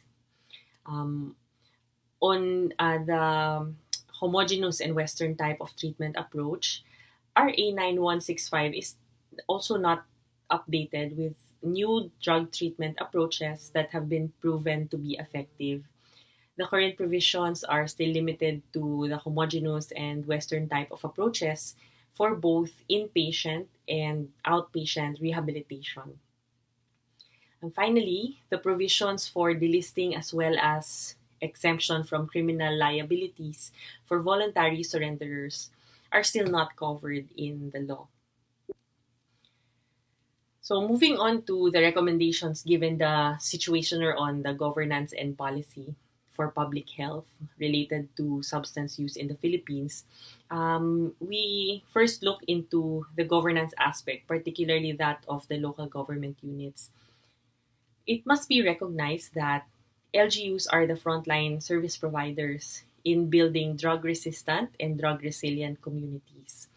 Therefore, a one-size-fits-all and a top-down policy is really not going to be as good as the actual on-the-ground experience.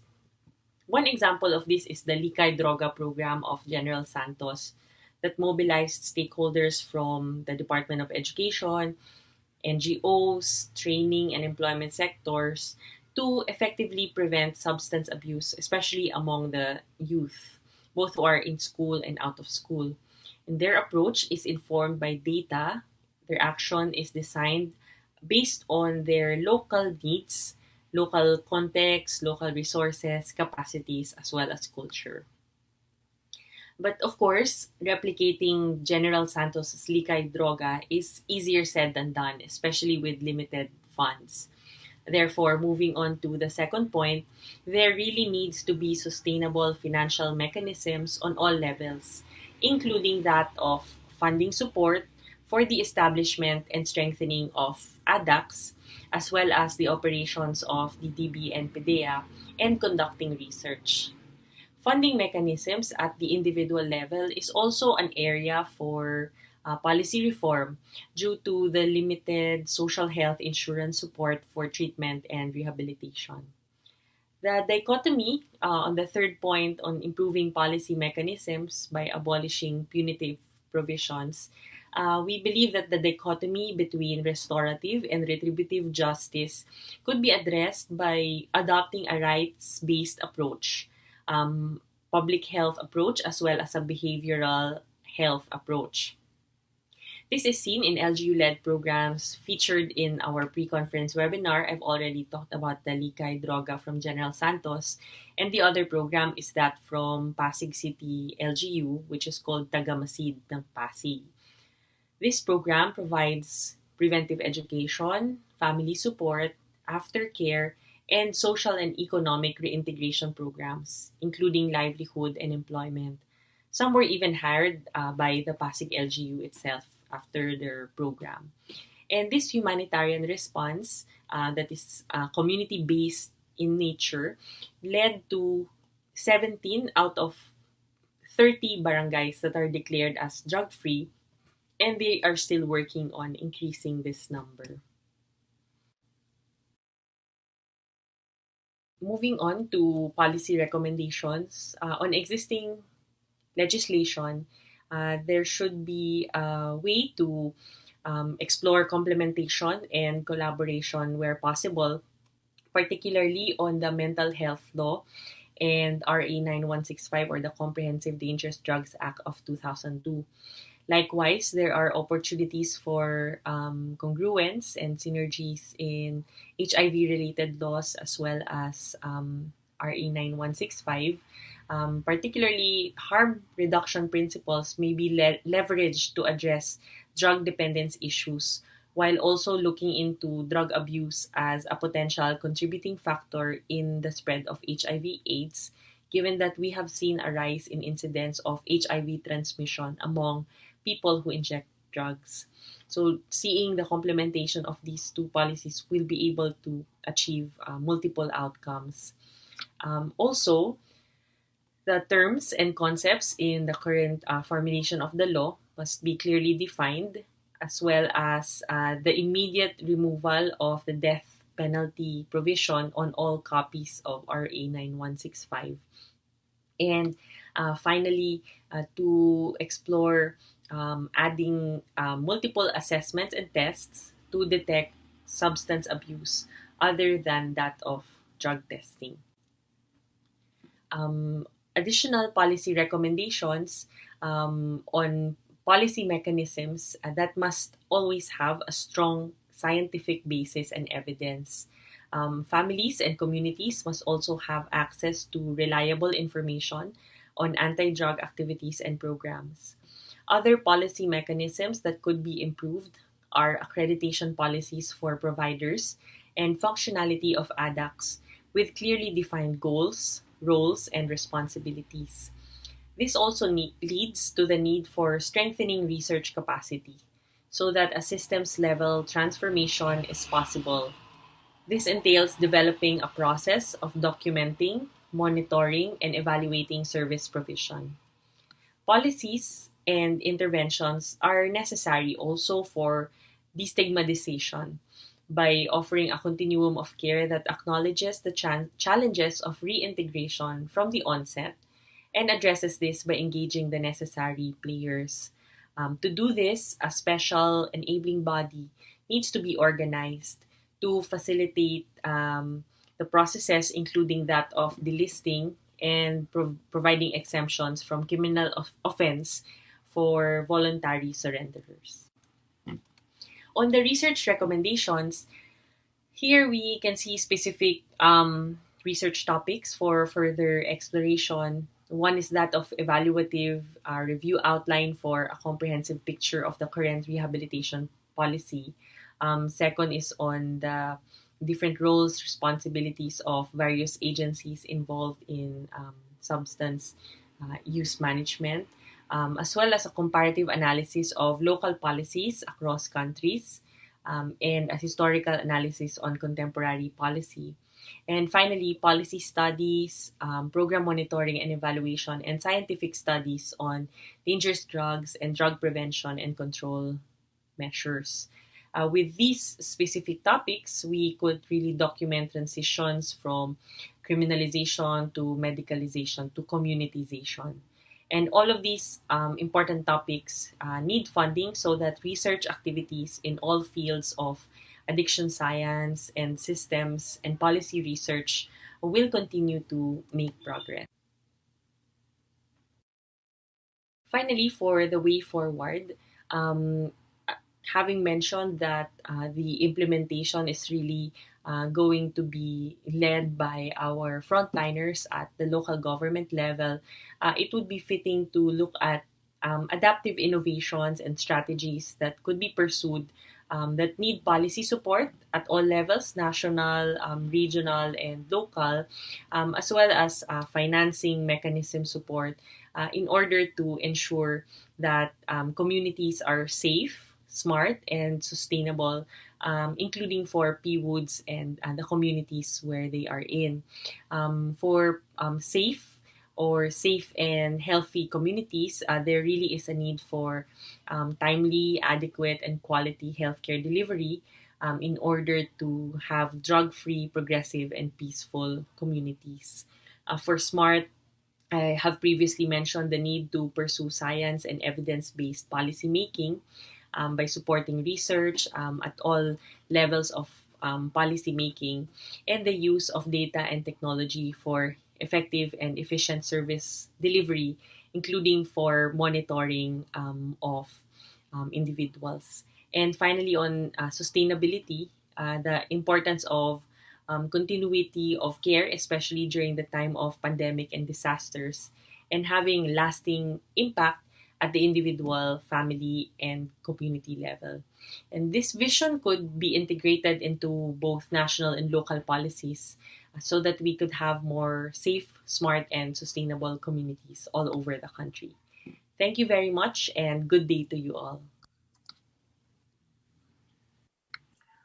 Okay, thank you, Dr. Liabres and Ms. Hernandez-Yang for the comprehensive Good afternoon, presentation. everyone. I am Yeah. At this point, we are proceeding to our open forum. If you have questions, please kindly key them in at the Q&A box or the chat box. And I turn you over to Academician Chong for the open forum. Yes, thank you. So I'm trying to see whether there are already questions in the Q&A box. And mukhang wala pa yata. Okay, well, actually, we heard the first presenter, and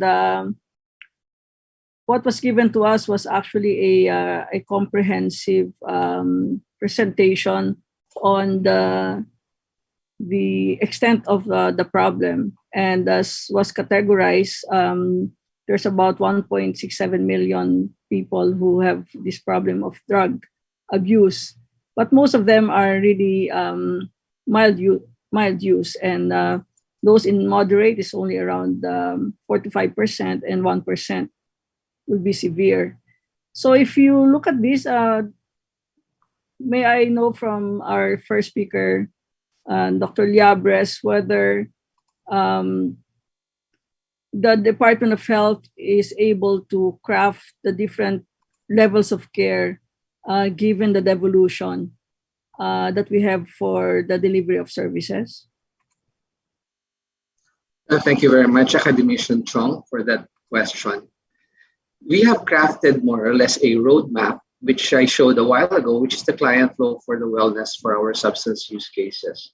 This guides the Department of Health on what are the appropriate treatment facilities that we need to invest on. So far, I would be proud to say that we have at least, in terms of inpatient facilities or our rehabilitation centers, we have one per region except for Mimaropa and also BARM. So our plans for inpatient is primarily just expansion for the 1%. Now for the outpatient, this one is more challenging. Before 2016, we only had 2 outpatient programs run by the Department of Health. One was in Baguio General Hospital and the other one in Davao. But with the help of the WHO, we piloted 6 more for the DOH to run at least 8 facilities. We are targeting 1 per province. And we're talking of 80 plus provinces. So it's going to entail a lot of investment. It entails a lot of training. And of course, we still have to make sure that it conforms with the international standards without breaking Philippine laws. So that's the second challenge. The third challenge is the biggest one, which is our mild substance use disorder cases, or those with mild risk for substance use. Community-based programs, they're the ones that are needed for that. And having health facilities in all levels of communities is a challenging thing to do. We've developed training programs. We are cascading it down to the regional level, which we hope to see will be cascaded down also to the local government units.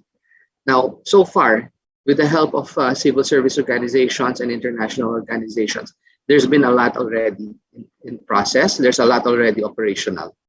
However, we still need to do a lot more. No other country has provided for with services this wide in just 4 or 5 years. Tayo lang po sa Pilipinas ang ganito kalawak. And in fact, our neighbor countries, our ASEAN countries are looking at us already and trying to study our plans and programs that they may hopefully replicate in their countries also. And mind you po, no, our programs are with the assistance of the WHO, and soon enough, the UNODC is going to be helping us. We also have programs from JICA and USAID, EU, among many others. So yung standards po natin are international standards, and I am proud of our healthcare workers. Despite na yung facilities at infra natin ay not world-class, but our health workers are world-class. So we're doing great po. Thank you. Thank you, Dr. Liabres. It's very, very encouraging, no, to see that we're actually leading the efforts in terms of being able to institute some of these programs. Kasi pagka nakita po natin ng media, hindi naman masyado napapag-usapan yan. Lagi napapag-usapan po ay yung war on drugs and all the, the killings. Pero hindi napapag-usapan itong mga ganito, mga programa ng gobyerno na hindi naman natin alam before. At nalaman lang natin with this administration. So I think credit has to be given where credit is due. And we, of course, allowed the efforts of the Department of Health and all the other government agencies working on this. And now we move on to Ms. Georgina Hernandez-Yang. Thank you for actually integrating all the services and all the presentations, more or less, from research with a group of Dr. Carl Antonio and Dr. Kalimag, and of course our beloved Dean of the College of Arts and Sciences, Dean Estacio. And moving on also to the mandate by law, no, that's given to all the different government agencies. But you actually touch on a very important subject, which is the empowerment of communities and the LGUs in implementing these programs. And you cited two, the one in Pasig and the one in General Santos. And I was just wondering, where you were talking about sustainability and financing these programs. It's probably good to know how much in terms of financial muscle an LG will need to be able to undertake these programs. I would think that if the LGU would be very proactive and there shouldn't really be a problem in terms of financing dahil mukha naman pong ito po ay priority ng gobyerno, and I think that marami rin ho tayo mga non-government organizations or community organizations willing to help. So in terms of your studies and observations, what do you think drove the success of these programs in those two communities that you mentioned? Good afternoon, Academician Chong, and thank you for the question. Good afternoon also to Dr. Liabres, and thank you for providing the updates on the policies and programs that are really needed in order to sustain the gains and hopefully institutionalize all the drug rehabilitation and treatment efforts. Particularly for the LGU experiences, it's true that financing and funds will always be limited, but what we have really observed is the adaptiveness and innovation of these LGUs through public-private partnerships. So in a sense, when you look just directly on the total budget, it will not be enough, but the cross-sector collaboration is really a common practice that we're seeing in terms of successfully delivering CBDR programs, as well as effective drug prevention advocacies and programs, especially among the youth. And the faith-based organizations, non-government organizations play a crucial role, and even private sector. And even within the LGU, for example, the Gensan experience, they use TESDA funds to do the technical vocational training for prevention and also for economic reintegration. So in a sense, it's I think another common thread is also the leadership of local chief executives and mayor to be able to see different possibilities and complementation across the different programs that are being implemented. So with these types of synergies, I think these promising practices that I mentioned would be replicable and hopefully sustainable in other areas as well. Thank you, Georgina. I think that actually gives us very, again, good examples of how LGUs can actually work with community organizations that hindi naman gobyerno lang. We can actually take advantage of more proactive citizens in the community and organizations that can help lead this problem of drug abuse and substance use disorders. I was looking at the question and answer. There's a comment here about cannabis sativa. I know that there's still a pending bill in Congress with respect to legalizing this. I'm not sure whether the Department of Health or some of these NGOs have some opinion regarding this. Would you have some opinion regarding the position of the DOH in terms of legalizing cannabidiol or cannabis? Dr. Liabres? That's a very good question. Okay, we are basing it not merely on the plant in itself, but on the chemical structure. As physicians, as the Department of Health, we're more looking at the active ingredients that are scientifically proven to help.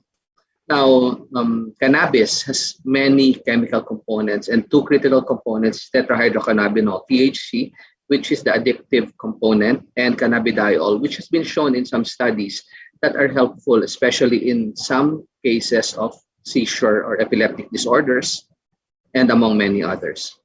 The DOH stand is we support cannabidiol, that chemical component, for medical use in the Philippines, but we do not support cannabis in its raw form or in any other form except in its pharmaceutical form, but it must not exceed 0.1, if I can recall it correctly, 0.1% THC, tetrahydrocannabinol component. So dun po tayo sa more medical aspect ng cannabis, hindi po yung raw form. Thank you. Thank you, Dr. Liabres. Kasi alam naman natin na may mga groups that would like to have plantations, no, of cannabis, and they want to legalize also the production of the raw plant. But thank you for that clarification. Would you have anything about this, Ms. Georgina Yang? No, ma'am, it's okay. Thank you, Dr. Liabres, for the Okay. Well, as actually what speakers have presented in this topic is that there are really several laws that will also have to be harmonized. You talked also about harmonizing, for example, the law on AIDS, the law on mental health, and now the law on drug abuse. So I was just wondering, when we make laws, I'm not sure because I'm not a legislator, but I suppose that when they make laws, there's always a stakeholder conference. And I'm not sure now, when you have these several laws and there are programs, for example, that can be harmonized in the different laws and being able to integrate all of them, I suppose it will be the work of several government agencies, no? So would you be able to tell us how this happens? Dr. Liabres, baka kayo po pwedeng magsagot nito. Paano ho bang gagawin natin pagka ganyan na may mga overlap ang mga iba't ibang batas with respect to health, for example? Right. Siguro ang isa sa mga overlaps that we see is sa RA 9165, wherein they combine law enforcement with health. So that's drug supply reduction and drug demand reduction, which is a very good balance already. You see, substance abuse can be seen in many different ways. Kami sa health sector, we see it as a medical problem, health problem. It can be seen something as a social problem. It can be seen as a criminal law enforcement problem. So it's a very well balanced law. Now, some medical side, mental health law, it's very vague with regards to substance use, although some people would claim that mental health and substance abuse and mental health go hand in hand together. Then perhaps it's something that the mental health law and RA 9165, probably through the DOH, can make co-managements. The DOH has a mental health program, and likewise the DOH also has our program, the Dangerous Drugs Abuse Prevention and Treatment Program. And it's very easy for us to coordinate and collaborate since we're in just one office. So hindi siya nagiging issue between us sa mental health at saka sa dangerous drugs. Now, in terms of combining it with other laws, it will also vary. We've been invited to many legal sessions, committee hearings, and those things have been discussed in thorough by, of course, by their resource persons, which includes the different agencies, some private experts, and then they come up with the best solution on how to address certain situations in a law. It will never be perfect. And then may kasunod. So nagawa na yung batas, like in the case of 9165. The work now is they've seen the problems with 9165, so they are now coming up with amendments for 9165. And hopefully those amendments will address the problems of 9165 and not make more problems for 9165. So kailangan po talaga tutukan at bantayan at pakipagtulungan po sa ating mga lawmakers para maganda yung kakalabasan ng kanilang mga ginagawang batas. Thank you po. Although Dr. Liabres, may tanong po dito sa chat, magaganda rin naman talaga yung mga batas natin, but sometimes yung implementation, may nagtatanong dito tungkol sa DDB, yung pag-certify raw po ng mga CBRPs by the DOH, and some of the regional DOH offices are still not ready. Ito ho ba ay patutuhanan natin o talagang merong differences ang implementation in the different regions? We have been, okay, so that's a very good question. Siguro kailangan ng additional educational information para dun sa implementation parts. We have had DOH na policies with regards to that, and we have to ensure that it's there with the DDB regulation, and there are annexes in the DDB regulation that dictate how an MHO, a municipal health officer or a city health officer, can look into the CBDR programs. They just have to go back and check on the CBDR, and if they still have any questions, they can always reach out to the CHDs or the regional office of the DOH and also the DOH central office so that we could address yung kanilang questions and concerns. And another question po, Dr. Liabres, is regarding the clinical psychologists daw po who will administer, for example, the drug dependency examinations. Will DOH be able to certify clinical psychologists doing this examination? I'm afraid the DDE is exclusive for physicians who have been trained under the Department of Health. You see, the DDE, or the drug dependency examination, is a medical examination, and it consists of history taking, physical examination, mental status examination, neurologic examinations. Why is that so? We look at substance abuse not just as a mental health concern, but also as a medical concern. As you see, when you take drugs, it not only affects the brain and the behavior, but it can also affect your heart. It can cause seizures. It can cause you to have strokes and cardiovascular conditions. And you have to determine whether the patient is presently intoxicated, or the patient is overdosed, or maybe even in withdrawal, or if the patient is doing okay. So it has to be a very complete and comprehensive evaluation, which is only advised to be done by a trained physician. I'll give you an example. A few years ago, there was an incident in a very huge mall where there was an activity there, and somehow there was ecstasy going around. It caused numerous fatalities, wherein we would see that our patients have had blood pressures extremely high, and they were suffering multiple strokes all over different organs of the body. So it's not just merely a psychological thing, but you also have to make sure that the patient is physically okay, or if there is none, then appropriate treatment has to be made. So I'm sorry, it's the DDE is purely a physician thing. But there are other ways for a psychologist and other rehab practitioners to make an assessment. There are screening tools that we can use for that. Many screening tools are available. You can use that to make an assessment. Okay. Thank you, Dr. Liabres. I think because all these questions will, of course, redound to the future direction of PhilHealth, for example, support for outpatient treatment and for treatment of drug users, no? And I think part of the total package of services will have to consider out-of-pocket expenses on the part of the families. And I think this is probably also one of the reasons why some other people who would like to help the country in this problem would like to be involved. It's just looking at perhaps some form of accreditation from the UH or the other agencies of government so that there could be reimbursement of their services. Siguro ganun ang, but I'm sure this will all be solved if we work together. And I'd like to conclude this forum by thanking both of you, Ms. Georgina Hernandez-Yang, and of course, Dr. Jose Bienvenido Liabres for a very interesting forum and topic. Thank you very much. Thank you very much. Thank you. Thank you. Thank you. Okay, thank you to our distinguished speakers and Academician Chong. I just want to, in the Q&A box, there was also special thanks to Dr. Bien Liabres for appreciating the rehabilitation frontliners' work in the field. Maraming salamat daw po.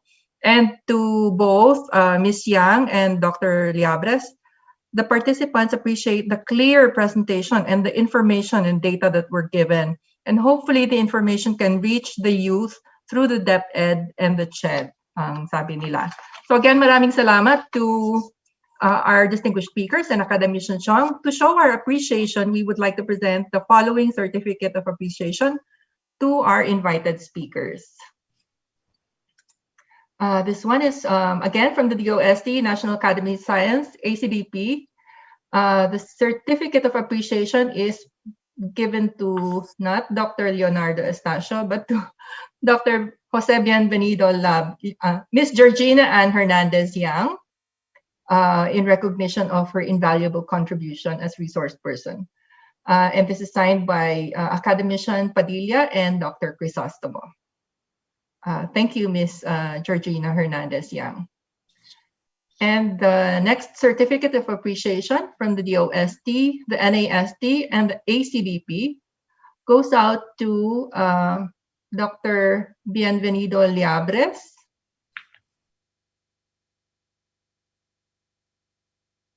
Can we have that certificate on? All right, I think they're having difficulty, Doc Bien. While waiting for that, let me read the certificate of appreciation to Dr. Bienvenido Liabres in recognition of his invaluable contribution as resource person at the National Substance Use Science Policy Information Seminar on June 15. And it's also signed by Academician Carmencita Padilla and Dr. Armando Crisostomo. Maraming salamat po, Dr. Bien Liabres. Thank you very much also. Okay, the next part of the program will now be moderated by Academician Charlotte Chong. So I turn over the floor to you, Academician Chong. Maraming salamat po. Thank you very much, Ms. De Belen, and of course, Dr. Soriano. To present the summary of the research and policy recommendations now, please let me call on Dr. Francisco A. Magno, our outstanding young scientist of 2000. Dr. Francisco Magno was a former chair of the Political Science Department and director of the Social Development Research Center. He has conducted teaching research at the prestigious universities in the country and abroad. He sits in the National Steering Committee of the Open Government Partnership Philippines, National Leadership Council of the Sustainable Development Solutions Network Philippines, and the Board of Trustees of the Albert Del Rosario Institute for Strategic and International Studies. He is the president of the Local Governance Training Institute's Philippine Network and vice president of the International Academy of CIO. In 2000, he was a recipient of an Outstanding Young Scientist Award in Political Science from the National Academy of Science and Technology, and currently he is the project director of the SDG City Lab at De La Salle University. Dr. Magno, the virtual floor is yours.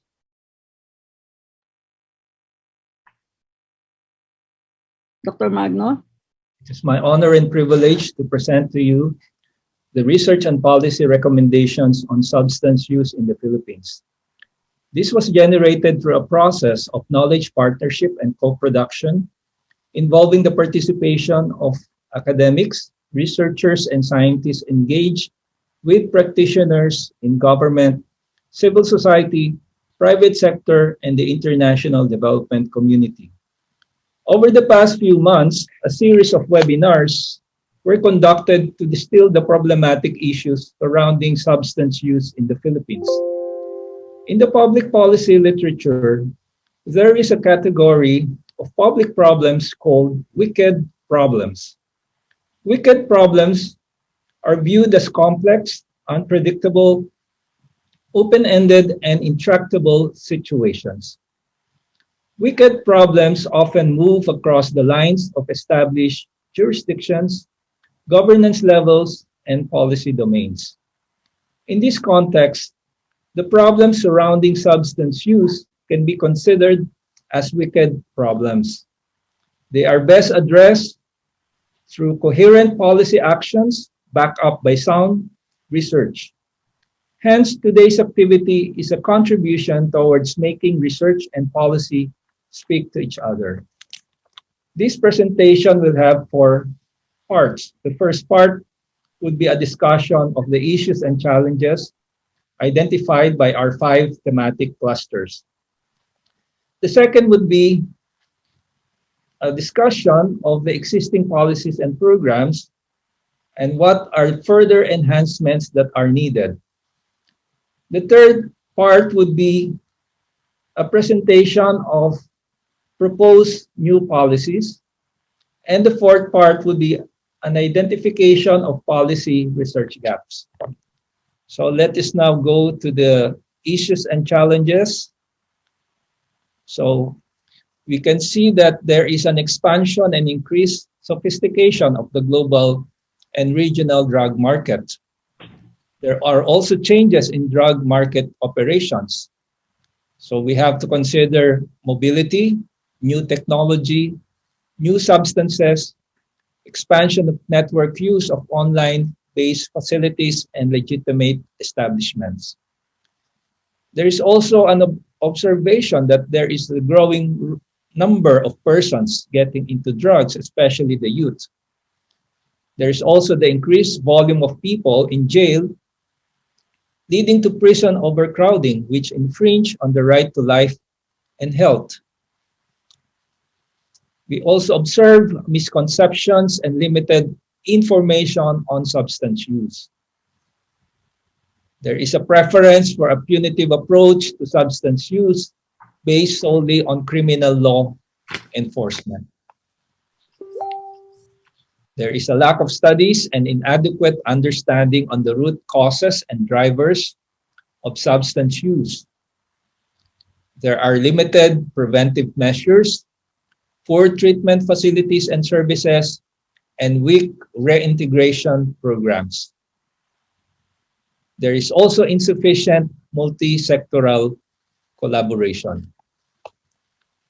So after this list of the issues and challenges, we now go to the existing policies and programs that require strengthening.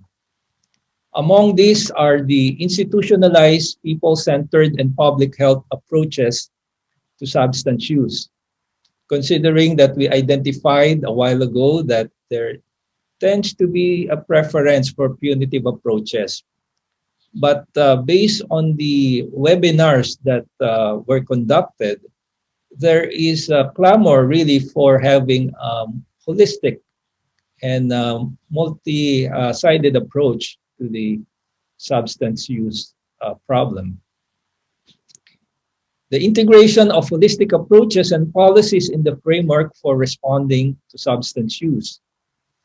There's also a need to build up community rehabilitation programs and facilities, to strengthen programs that address economic and social realities connected to substance use, especially in education, health, and employment.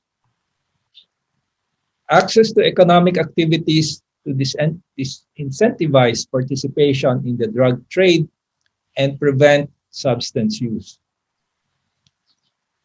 So this is the ecosystem of stakeholders, and there is a need to further strengthen collaborative processes to make these types of interactions more productive.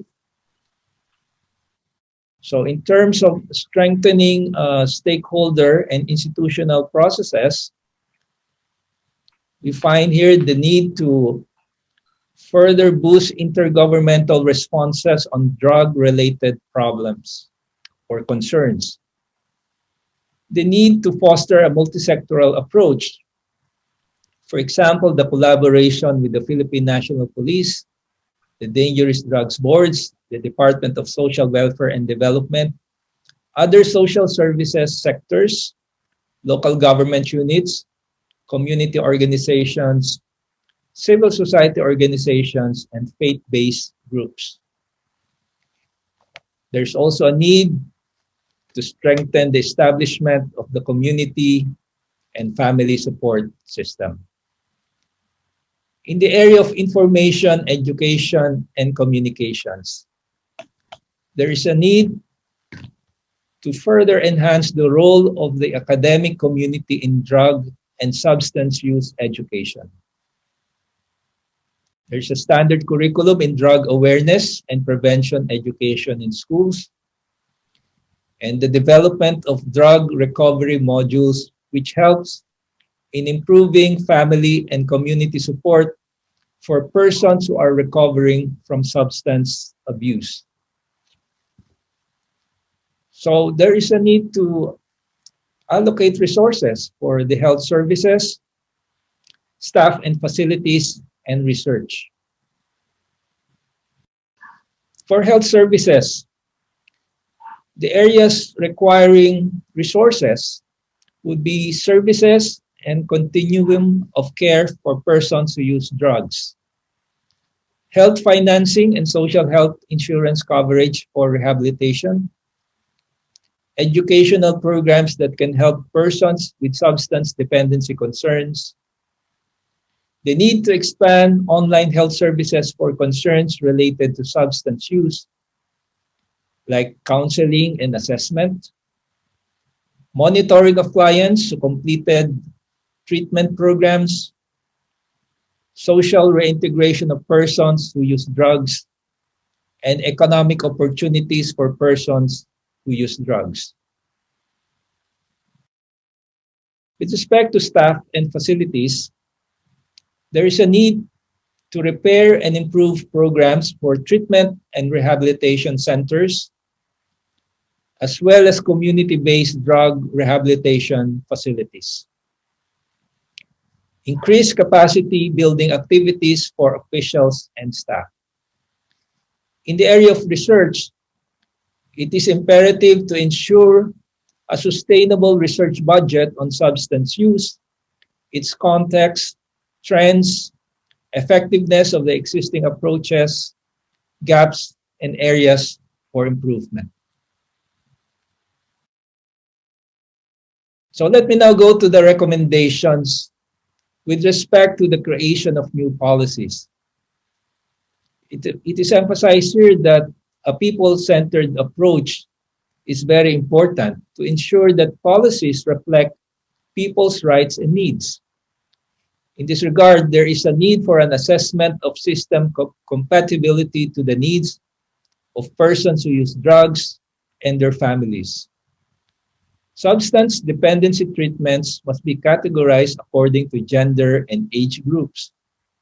Individual treatment programs focus on the client's growth as a human being that enables their transition back to society. It is also important to adopt compassionate pragmatism, where PWUD's human dignity are the core foundations. It is important to have policies that foster restorative and transformative justice to substance use.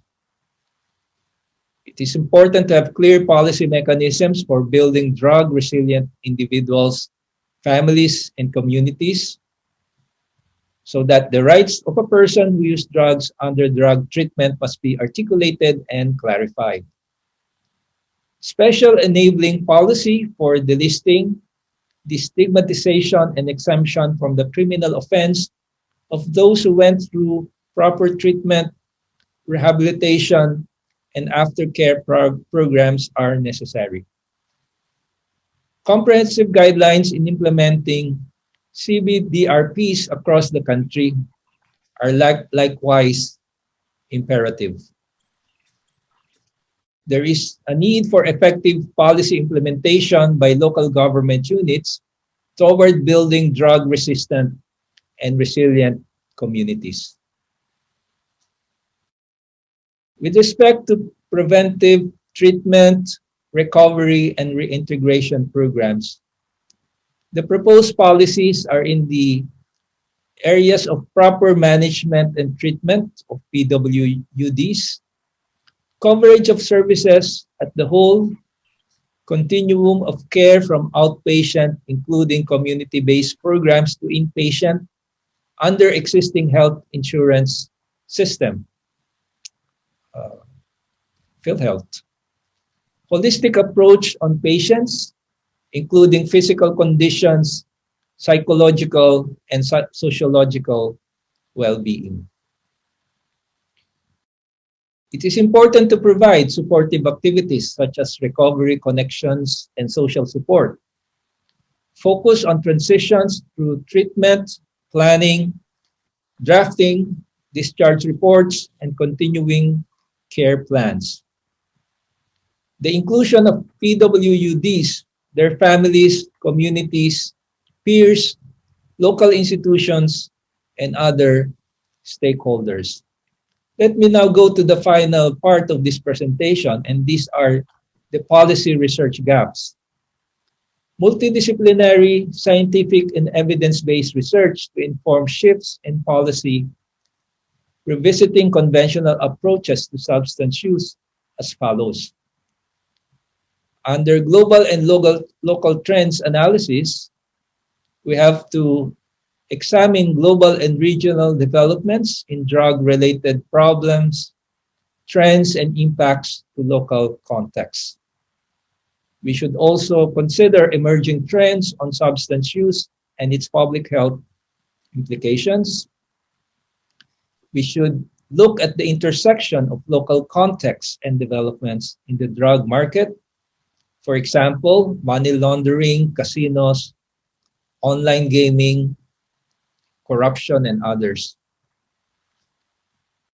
We need to expand the analysis of drug supply and supply reduction strategies.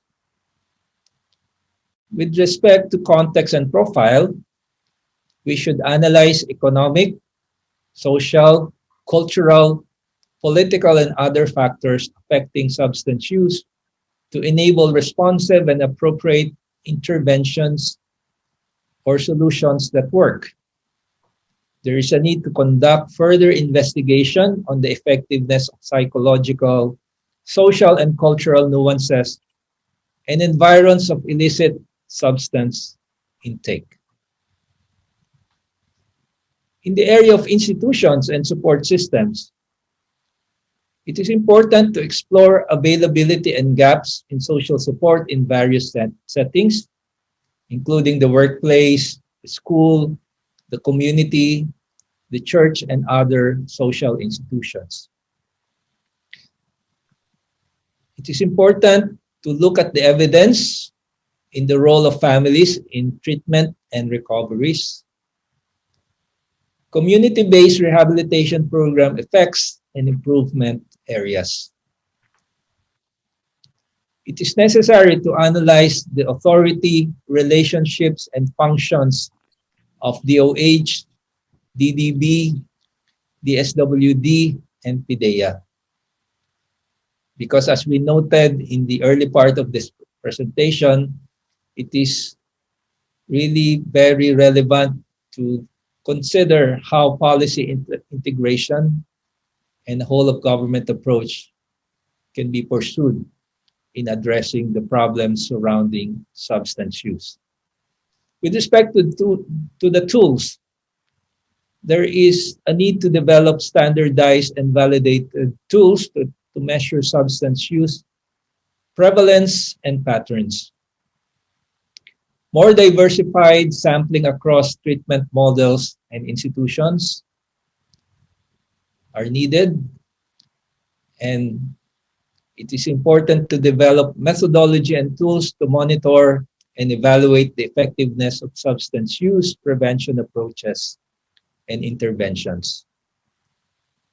With respect to the effectiveness of prevention, treatment, and recovery programs, it is needed, very important, to have policy evaluation and scientific studies on dangerous drugs control measures. Monitoring and evaluation of interventions, both at the national and local levels, including assessment of their cohesiveness and responsiveness. Assessment of best practices on case handling, procedures, and management of PWDs in different treatment settings. Research on the effective preventive mechanisms on substance use. Research on community-based rehabilitation programs. More studies on the aftercare services that lessens clients' relapse. And studies that look at local and public health approach-based programs. In conclusion, we need stakeholder engagement and multi-stakeholder collaboration. Holistic and person-centered approaches and evidence-based research that consider the root causes of substance use in efforts to strengthen policy and governance mechanisms on prevention, treatment, recovery, and reintegration of persons who use drugs. Thank you very much.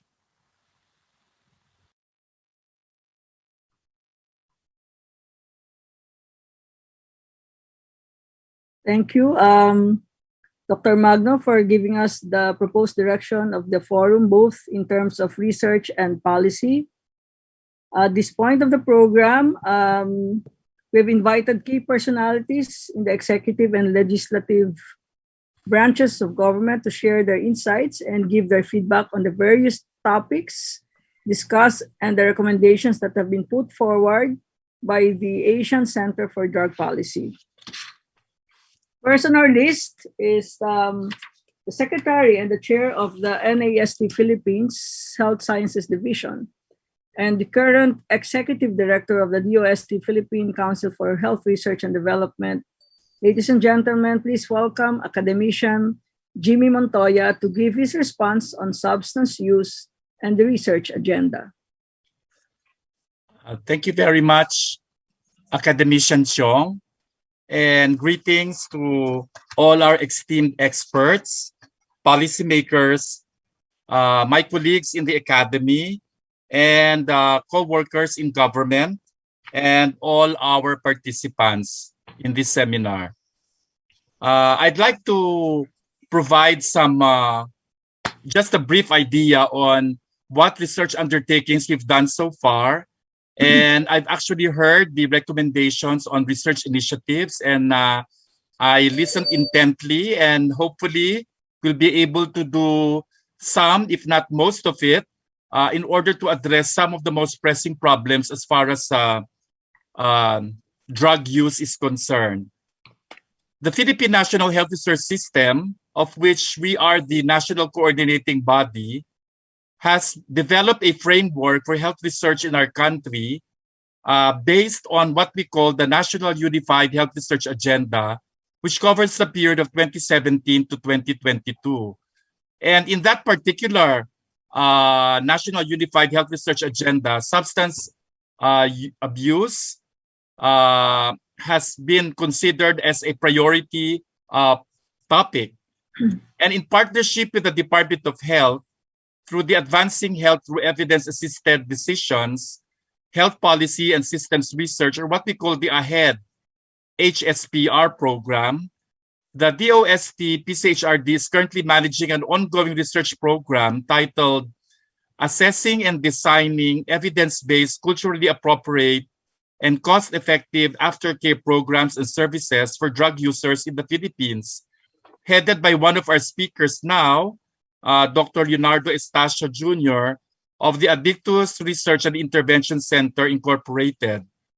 Now on its second phase of implementation, this project mainly aims to assess the current aftercare programs provided by treatment and rehabilitation centers, and to design evidence-based, culturally appropriate, and cost-effective aftercare programs for recovering drug users in the Philippines.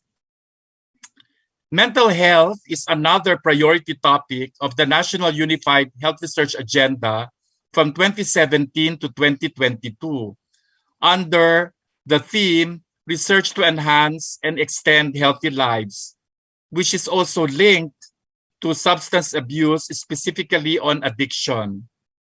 The mental health program of the DOST, Philippine Council for Health Research and Development, was established last 2019 as a response to the passing of the Philippine Mental Health Law in 2018 and the consequent launching of the National Mental Health Research Agenda 2019 to 2022.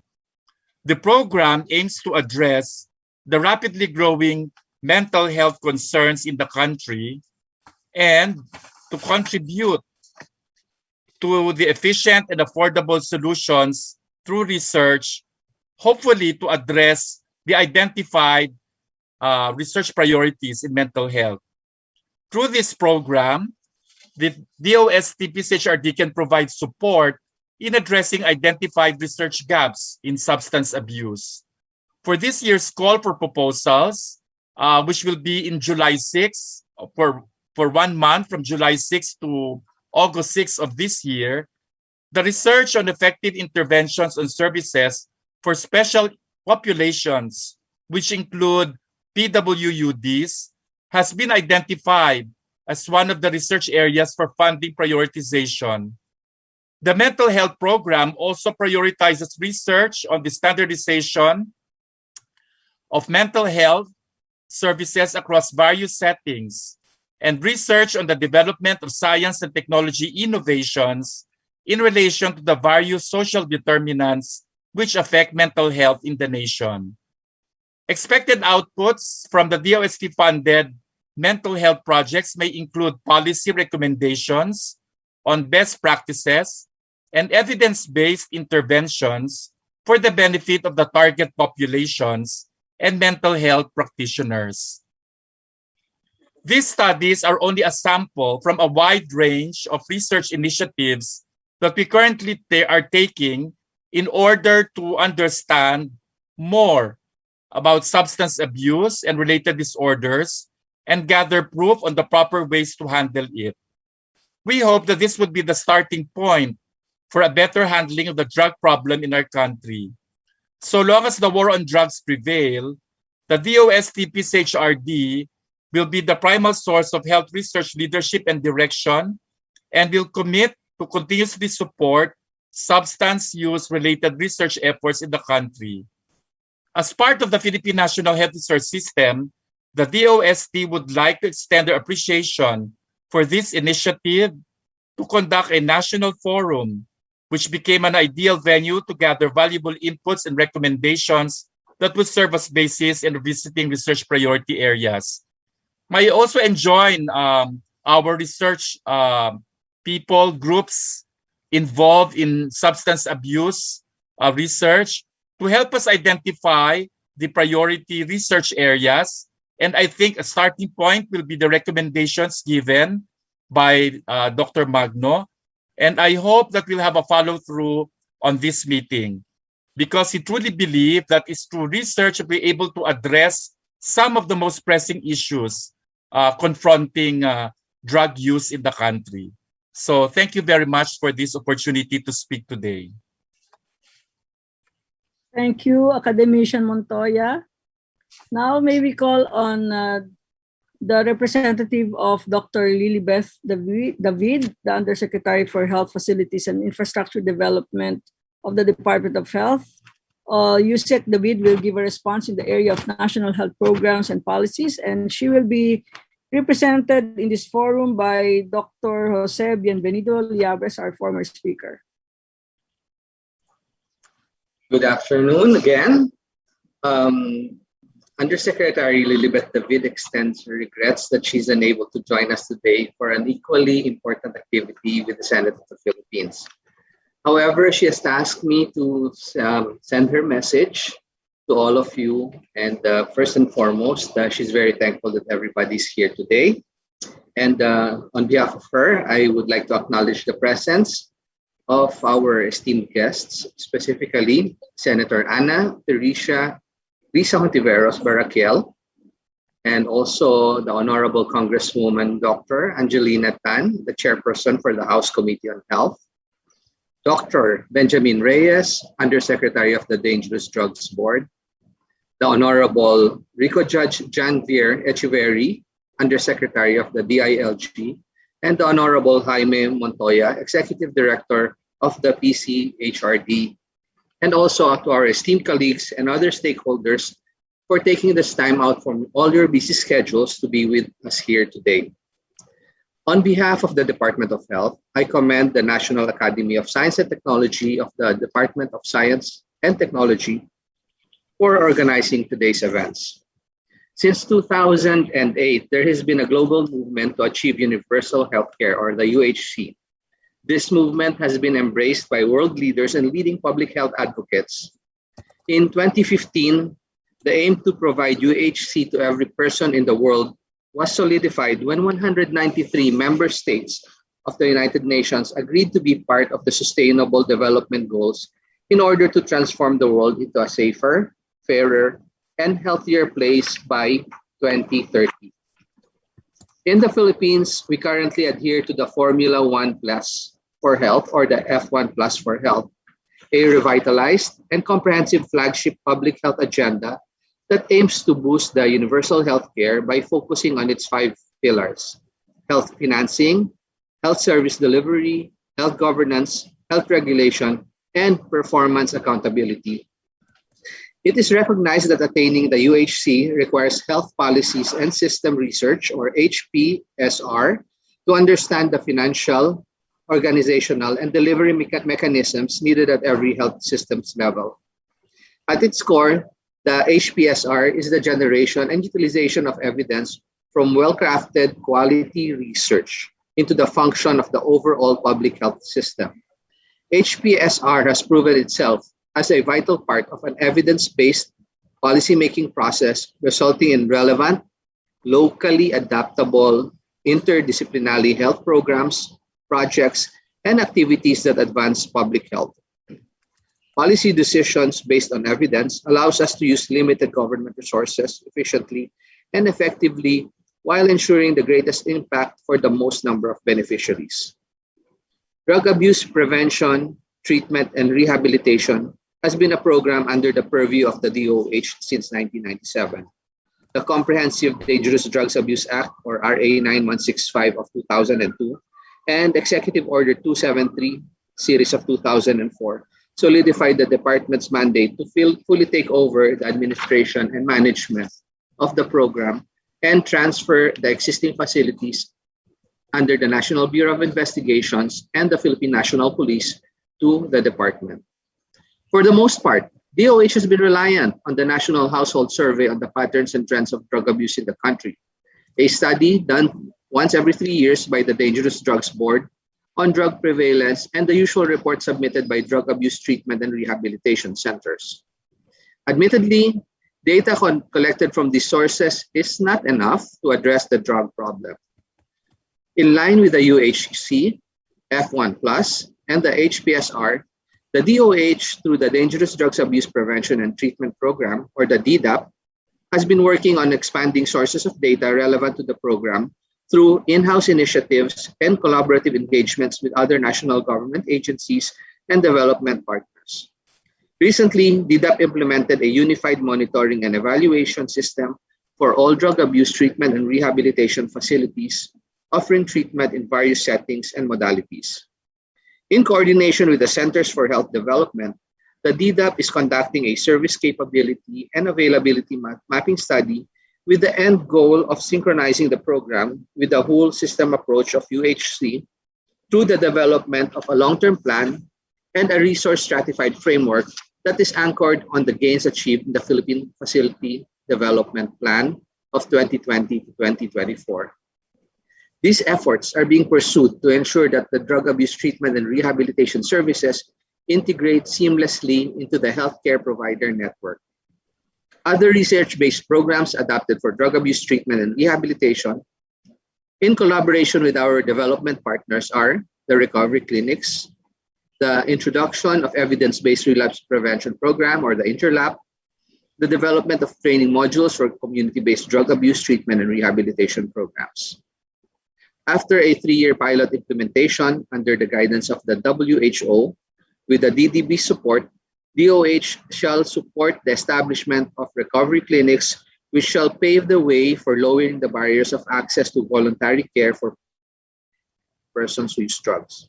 Through the introduction of evidence-based relapse prevention program project or the INTERLAP project with the Japan International Cooperation Agency, we are developing standardized treatment systems for implementation across the gamut of treatment and rehabilitation facilities for both the residential or and the outpatient or non-residential settings.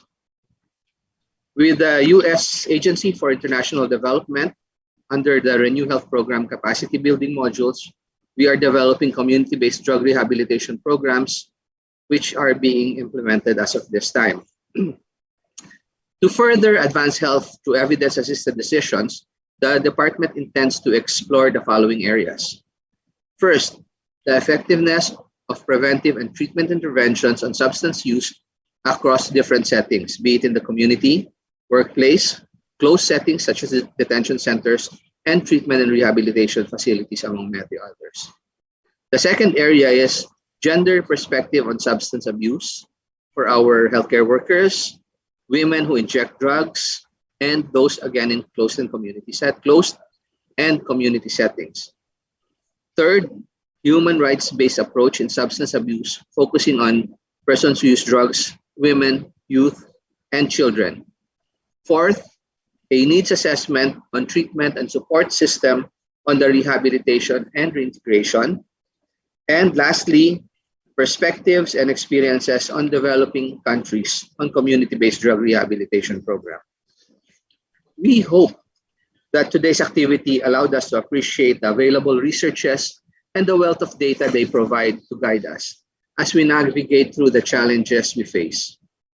We have seen a healthy and lively discussion among the participants, allowing us to share our knowledge and relevant experiences and gain valuable insights from one another. Through this event, we form networks and connections that would lead to future collaborative activities, bringing the public sector, the private sector, and other stakeholders in the area of research and knowledge expansion in the field of drug abuse treatment and rehabilitation. Despite the pandemic and the other challenges we face now and in the future, I call on each and every person with us as drug treatment and rehabilitation champions to ensure all our policies, programs, activities, and strategies are evidence-based and founded on solid and reliable data. May we continue to deliver quality treatment and rehabilitation services to every Filipino that needs it while ensuring the safety of each and every one of us. Thank you very much at magandang hapon po sa inyong lahat. Thank you, Dr. Liabres, who represented USEC Lilibeth David from the Department of Health. I think you're seeing on your on your screen the response from Honorable Risa Hontiveros. Maybe we can start with her.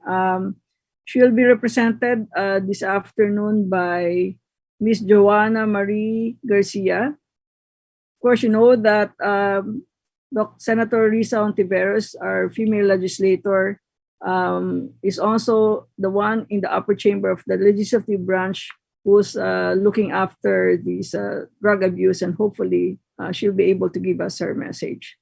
Ms. Garcia? Senator Risa Hontiveros is currently attending an equally important hearing, the Senate Committee of the Whole, on the discussion on the National COVID-19 Vaccination Program. So on behalf of the Senator, we would like to thank the National Academy of Science and Technology for inviting us in this relevant and informative science policy and information forum. We see that the global drug policy is taking a pivot towards adopting public health and human rights-based framework as a dominant approach in addressing drug problems.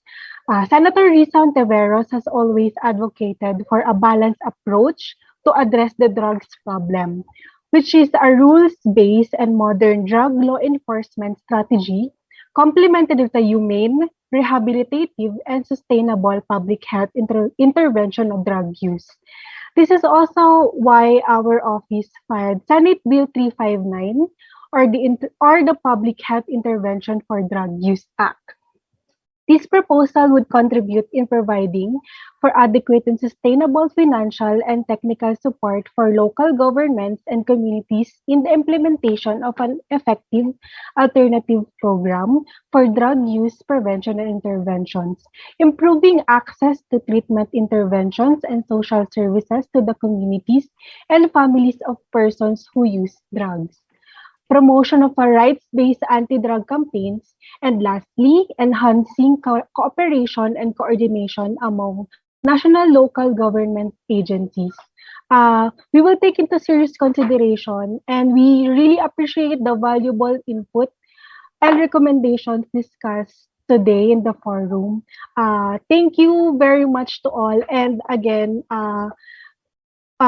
we thank the National Academy of Science and Technology for inviting us. Thank you, everyone. We're now calling the Undersecretary, Rico Judge Sanvier Echeverry, Undersecretary for External and Legislative Affairs of the DILG, to give his response. Thank you very much. Sorry, no, I mean, anyway, after listening to a lot of our speakers, the Department of Interior and Local Government proposes that we need to, again, hopefully pass the Anti-Drug Abuse Council Bill in order to ensure that local government participation will be ensured. Be that as it may, we also would want to commend the efforts of the Dangerous Drugs Board and the Department of Health for helping us draft that bill, hoping that the community-based drug rehab model will be mandatorily implemented from the province, city, municipality, and barangays. With this whole government approach, we hope that we could institutionalize further the whole government approach, not just the whole government approach, but a human security approach, wherein a balance of demand reduction and supply reduction is being implemented in the Philippines. Again, we would want to also thank our resource speakers. And I would like to mention, of course, one of the resource speakers and one of the reactors, which is Dr. Estacio, for coming up with a good critique on our efforts against illegal drugs.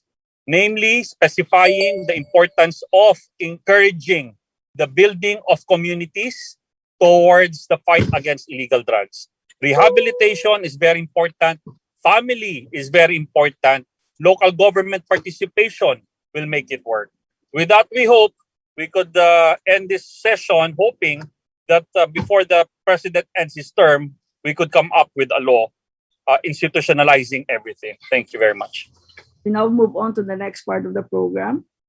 So we would like to call on now another colleague of mine here in NAST at the Health Sciences Division, academician Edward Wang, to give the highlights of this policy conference. But before everything else, let me just read this profile. Academician Wang was elected to the National Academy of Science and Technology in 2015. Academician Wang is a researcher, clinician, mentor, and scientist who worked for the establishment of life-saving treatment and limb saving at the Philippine General Hospital for bone and tissue cancers of the limbs. He collected data of about 3,000 cases on the musculoskeletal tumor patients of PGH of the University of the Philippines, Manila, and that resulted in better patient service and allowed for further study and understanding of these conditions. He also spearheaded the establishment of the multidisciplinary unit known as UP-MUST, or Musculoskeletal Tumor Unit, and he currently leads the UP College of Medicines and UP Manila's CIBOL, or Surgical Innovation and Biotechnology Laboratory program, which aims to use locally sourced material and products in order to produce much needed surgical and medical devices that our country needs. Last year, his team also, of course, formed the CIBOL COVID Task Force that responded very well to the increasing need for medical devices during the COVID-19 pandemic. It's really my pleasure and honor to introduce my colleague, academician Edward Wang. Thank you, academician Charlotte. Thank you very much, Dean.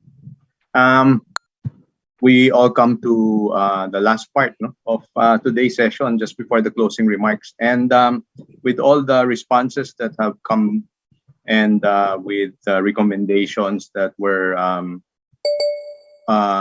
provided us by Dr. Magno, it seems like my part is really very redundant. So what I think the way we fit in here is to sort of give a summary of what transpired, because it's been a long day, and maybe some of the things that were mentioned earlier in the day might have been very important, but still, just with the amount of information we've had today, they might have been forgotten. So allow us to refresh your memories again. I'll try to make it as short as possible, but just the amount of information and knowledge that was shared today might actually make that task a little difficult. So what did we have today? We had this forum which actually addressed substance use in the Philippines and governance, research, and practice. And of course, this was opened, the morning program was opened by our president of National Academy of Science and Technology, Academician Asanza, followed by the DOST secretary, and then DOH secretary, Dr. De La Peña, and then Dr. Duque, respectively. And then we had the UN resident coordinator, Mr. Gonzalez, and of course, a representative from the US Embassy, Mr. Law. In general, they were all brought up the idea of working hand in hand across different agencies, and with an approach that is now more holistic and more inclusive. Now it's inclusive of government, civil society, academia, NGOs. So it's a joint program. And even within the United Nations, it's intertwined with different programs, including, of course, with human rights. It's a systemic problem with many, many dimensions. But the emphasis today is really on public health. As one of the initial speakers said, public health, public safety, they go hand in hand. And today, what we really want to see is the big picture of everything. So Dr. Arman Crisostomo, conference chair and co-convener of the ACDP, described the journey, how an almost serendipitous meeting in the US with an alumnus led up to today's ACDP, which is really a consortium of different sectors of society, zeroed into a single mission of understanding our topic better, with the objective of, number one, gathering existing evidence in the Philippines on health-centered effective strategies and interventions on the prevention, treatment, and care for people affected by drug use and drug use disorders. Number two, facilitate a discourse and agreement of scientific community from different disciplines, allowing us a 5-year research agenda, to come up with a 5-year research agenda. And number three, present scientific community's evidence-based recommendations to national and local policymakers. We had our keynote speaker, Mr. Olivier Lemay, Senior Policy Officer of the UN Office on Drugs and Crime. And contrary to his concern that we might not understand his French accent, I actually listened intently to his dissertation.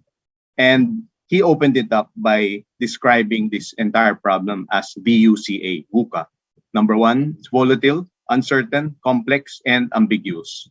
And actually, he likened it to Metro Manila traffic, which I thought was actually more VUCA than VUCA. And he told us what it is not. But at the same time, he reminds us that it is an evolving problem, which therefore needs a very dynamic approach from us. And that is exactly what we saw today. No?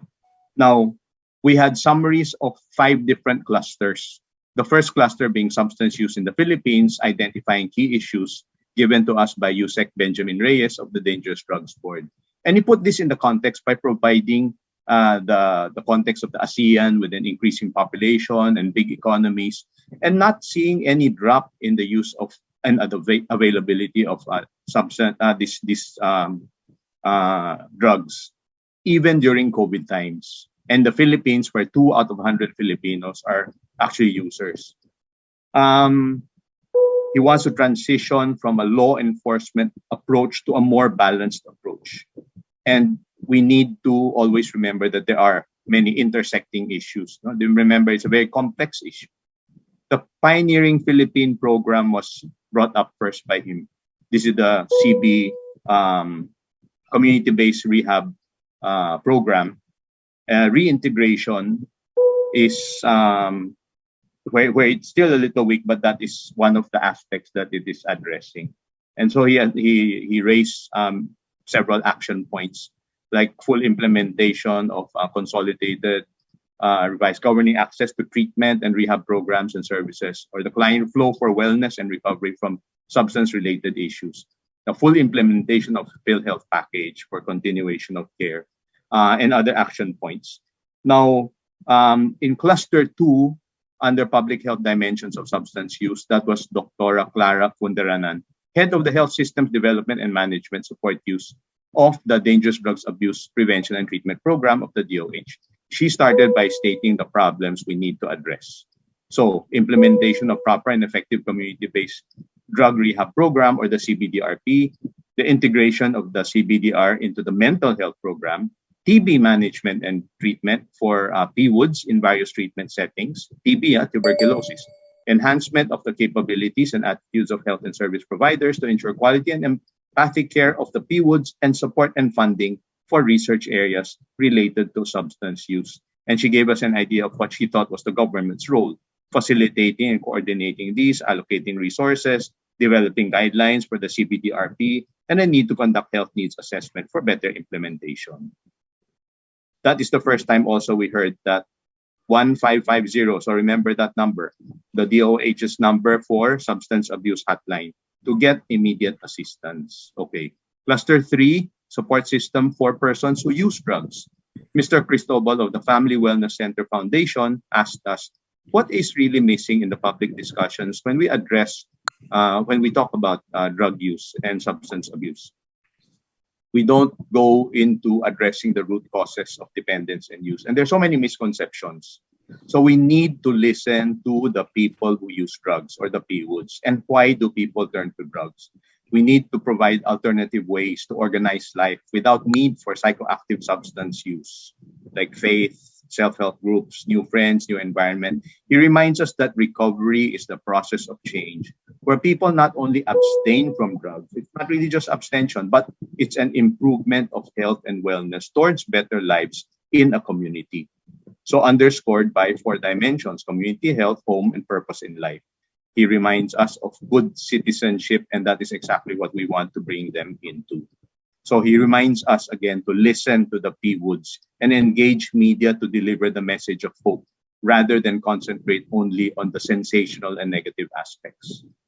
Cluster 4 was the science of substance use. Dr. Gail Gomez of the Psychological Association of the Philippines gave us a biopsychological perspective, which focused on improving assessment and treatment of persons recovering from substance use. She told us about what she felt were the needed resources, like educational and economic programs, client-centered approach, reminding us that not one size fits all. There's no solution like that. It has to be individualized. Repair and improvement programs for TRCs and CBDRs, and the funding of existing programs. And she recommended new policies. So basically a shift to a client-centered approach and better drug recovery skills in tandem with life skills and family support, all of which can be aided by their signature program, the KKDK. Now, of course, there was Dr. Leonardo Estacio, the Dean of CAS in UP Manila and a professor of the Department of Behavioral Sciences, who showcased the strengths of a socio-anthropological framework towards developing a holistic recommendation grounded on a sociological context. He emphasized the principles of comparative research in the anthropological model and highlighted the strength of the perspective of ethnography, yung tinatawag niyang insurgent research.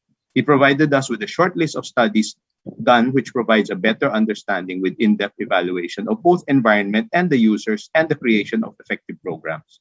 In summary, researchers which evaluate and enhance prevention, treatment, and aftercare, which are rights-based, science-based approaches.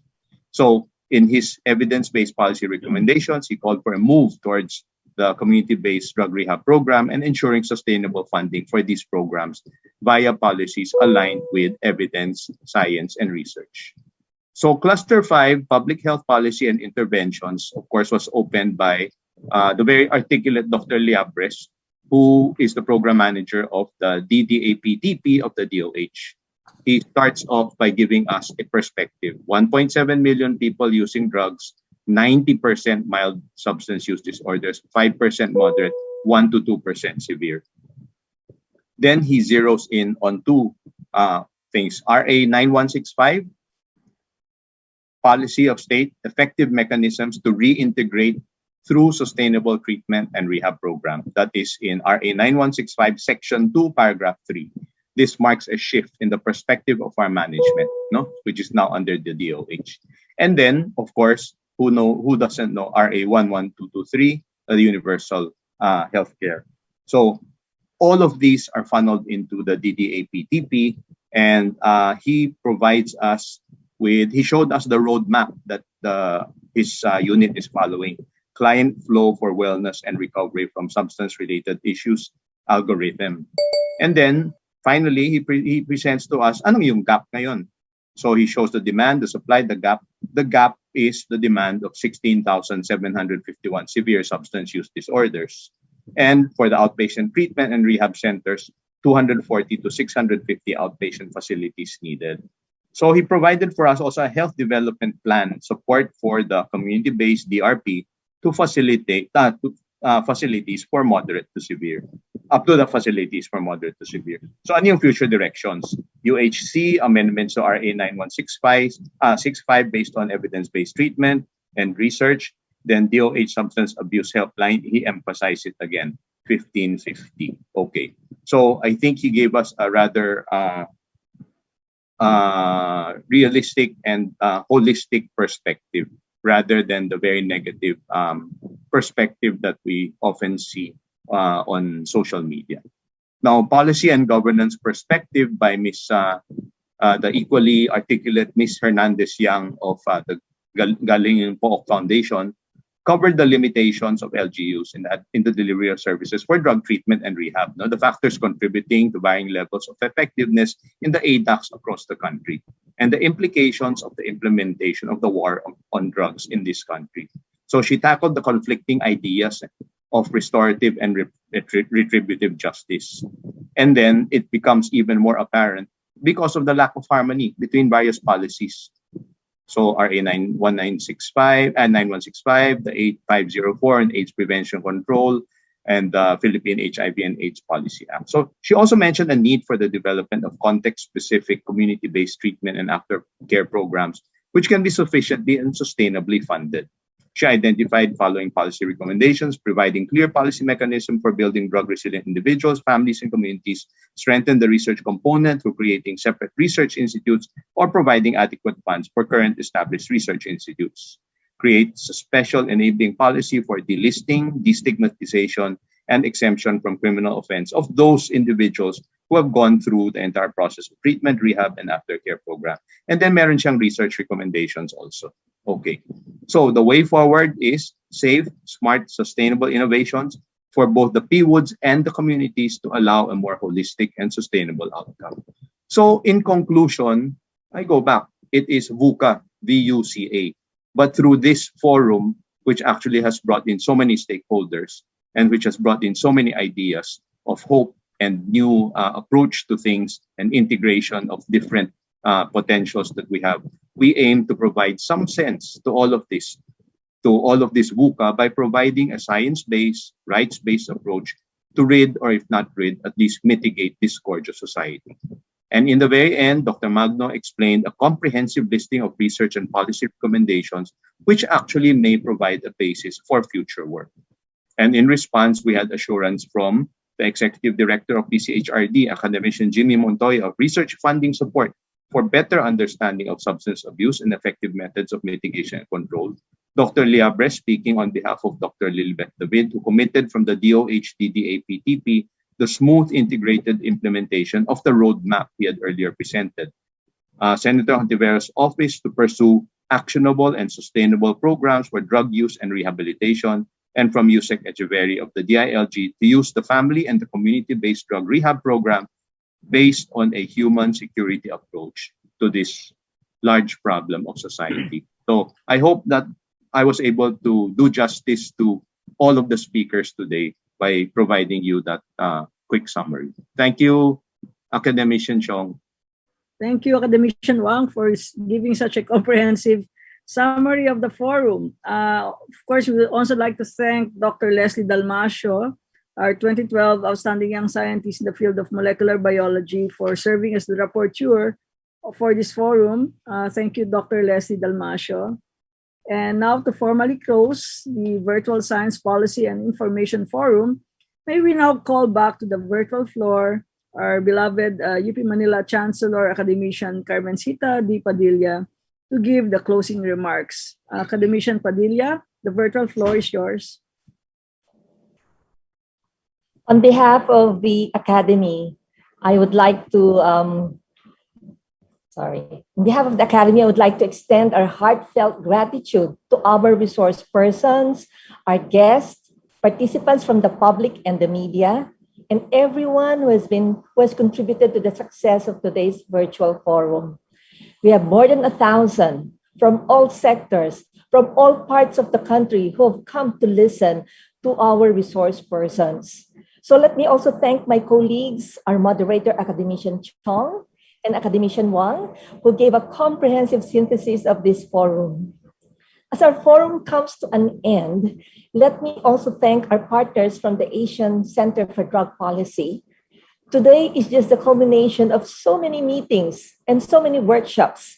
They have truly carried their mission of promoting discourse on drug policies and co-creating and disseminating evidence-based, comprehensive, adaptive, and integrated solutions to the problem of substance abuse in the Philippines. From today's forum, let me emphasize that the problem of substance abuse in the country is complex and multifactorial. Our resource persons have presented comprehensive highlights of the carefully and systematically curated topics which covers the national, transdisciplinary, and multisectoral nature of the drug problem. So now the question to all of us is what is next? Now I am very positive that today's forum is only the beginning of the journey to make our national policy recommendations to materialize. Today, we have shown to government that if we join together, and that includes the private sector, the NGOs, the civil society, and academia, maybe we can succeed in arriving at the vision of making this a drug-free country. However, everything begin with small steps, a series of small and harmonized steps. The research agenda and enabling it can be one of our starting points, as data from research is needed in advancing our desired policies. The commitment from the Philippine Council for Health Research and Development of USC is very reassuring, because without the data, we will not be able to move forward.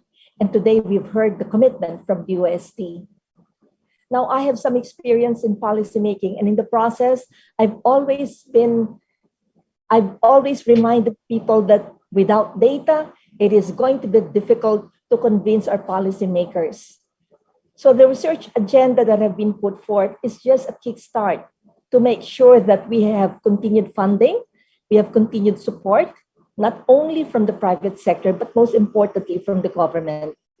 Now, after this forum, I look forward to discussing with colleagues from the academy, particularly another section, another division, the social sciences division, for potential collaborations that can be done to support the fruits of today's forum.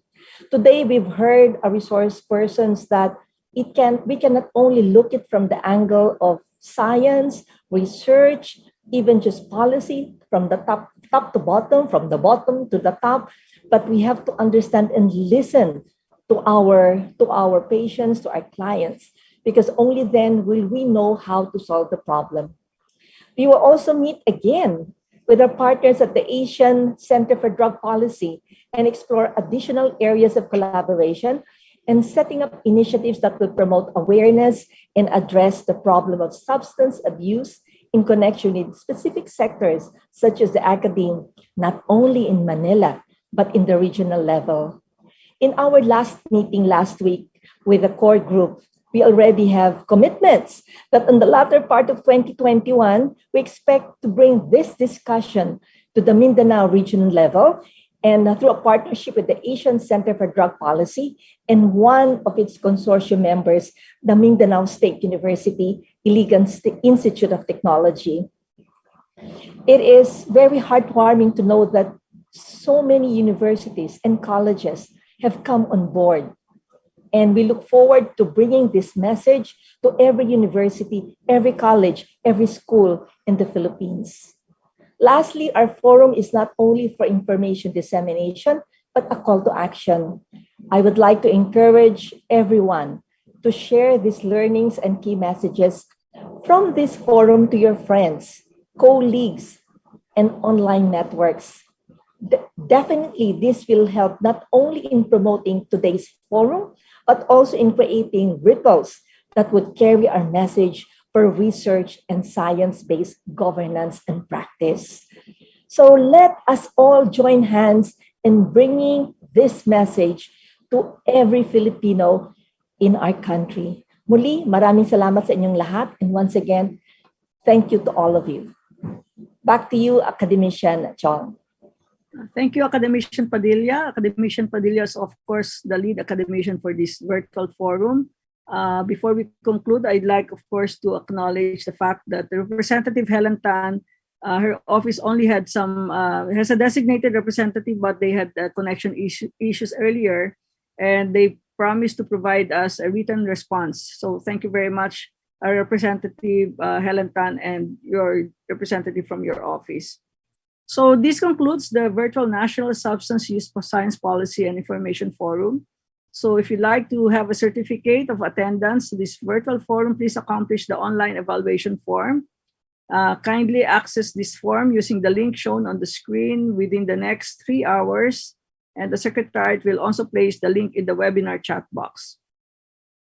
As mentioned during the start of the program, this forum is also held in observance of the International Day Against Drug Abuse and Illicit Trafficking on June 26, which aims to raise awareness and strengthen action and cooperation to achieve the goal of an international society free of drug abuse.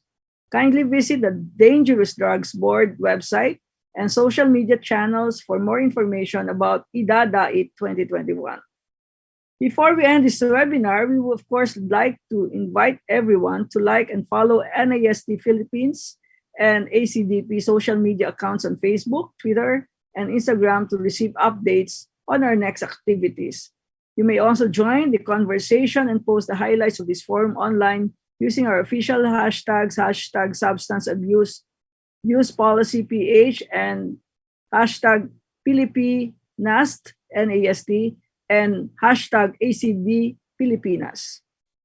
Again, our social media handles are at NAST-PHL on Facebook, Twitter, and Instagram, and at ACDP Official on Facebook. So thank you very much for joining us in this virtual forum. It's been a wonderful day of exchanging information on how we can help contain the problem of drug use and substance abuse in our country. And as our academician Padilla mentioned, this is a work in progress and we are all in this together. Let's all work together for the betterment of our countrymen. Thank you very much. Maraming salamat po at hanggang magkita po tayo sa muli. Thank you. Can we invite the speakers to please stay behind for a group photograph? Can you please open your camera, stop sharing, and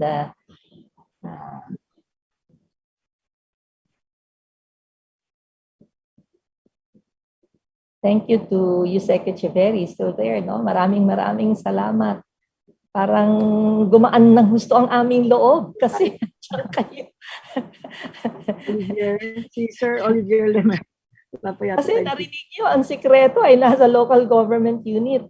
So, Dr. Bien, can we open your Joanna? My video doesn't seem to be open. Can the secretary? Can you please allow him to come in? Pakibigyan ng access lang. Yeah, okay na. Okay, it is Dr. Armand here. Yes. Joanna, Joanna, please join us. Can we request? Si Yusek Rico, maliit yung ano niya. Pakibaliktad lang. Gawin niyo lang landscape. Lalaki na yan. Kay Yusek Rico. Babaliktarin niyo lang yung camera. No, that's okay. I'm on mobile. Sorry. Nagkatrabaho siya. Okay. Is all of our speakers on board now? Okay. Please look at the camera. Yes. Olivier. Where's Olivier? Nandiyan pa ba?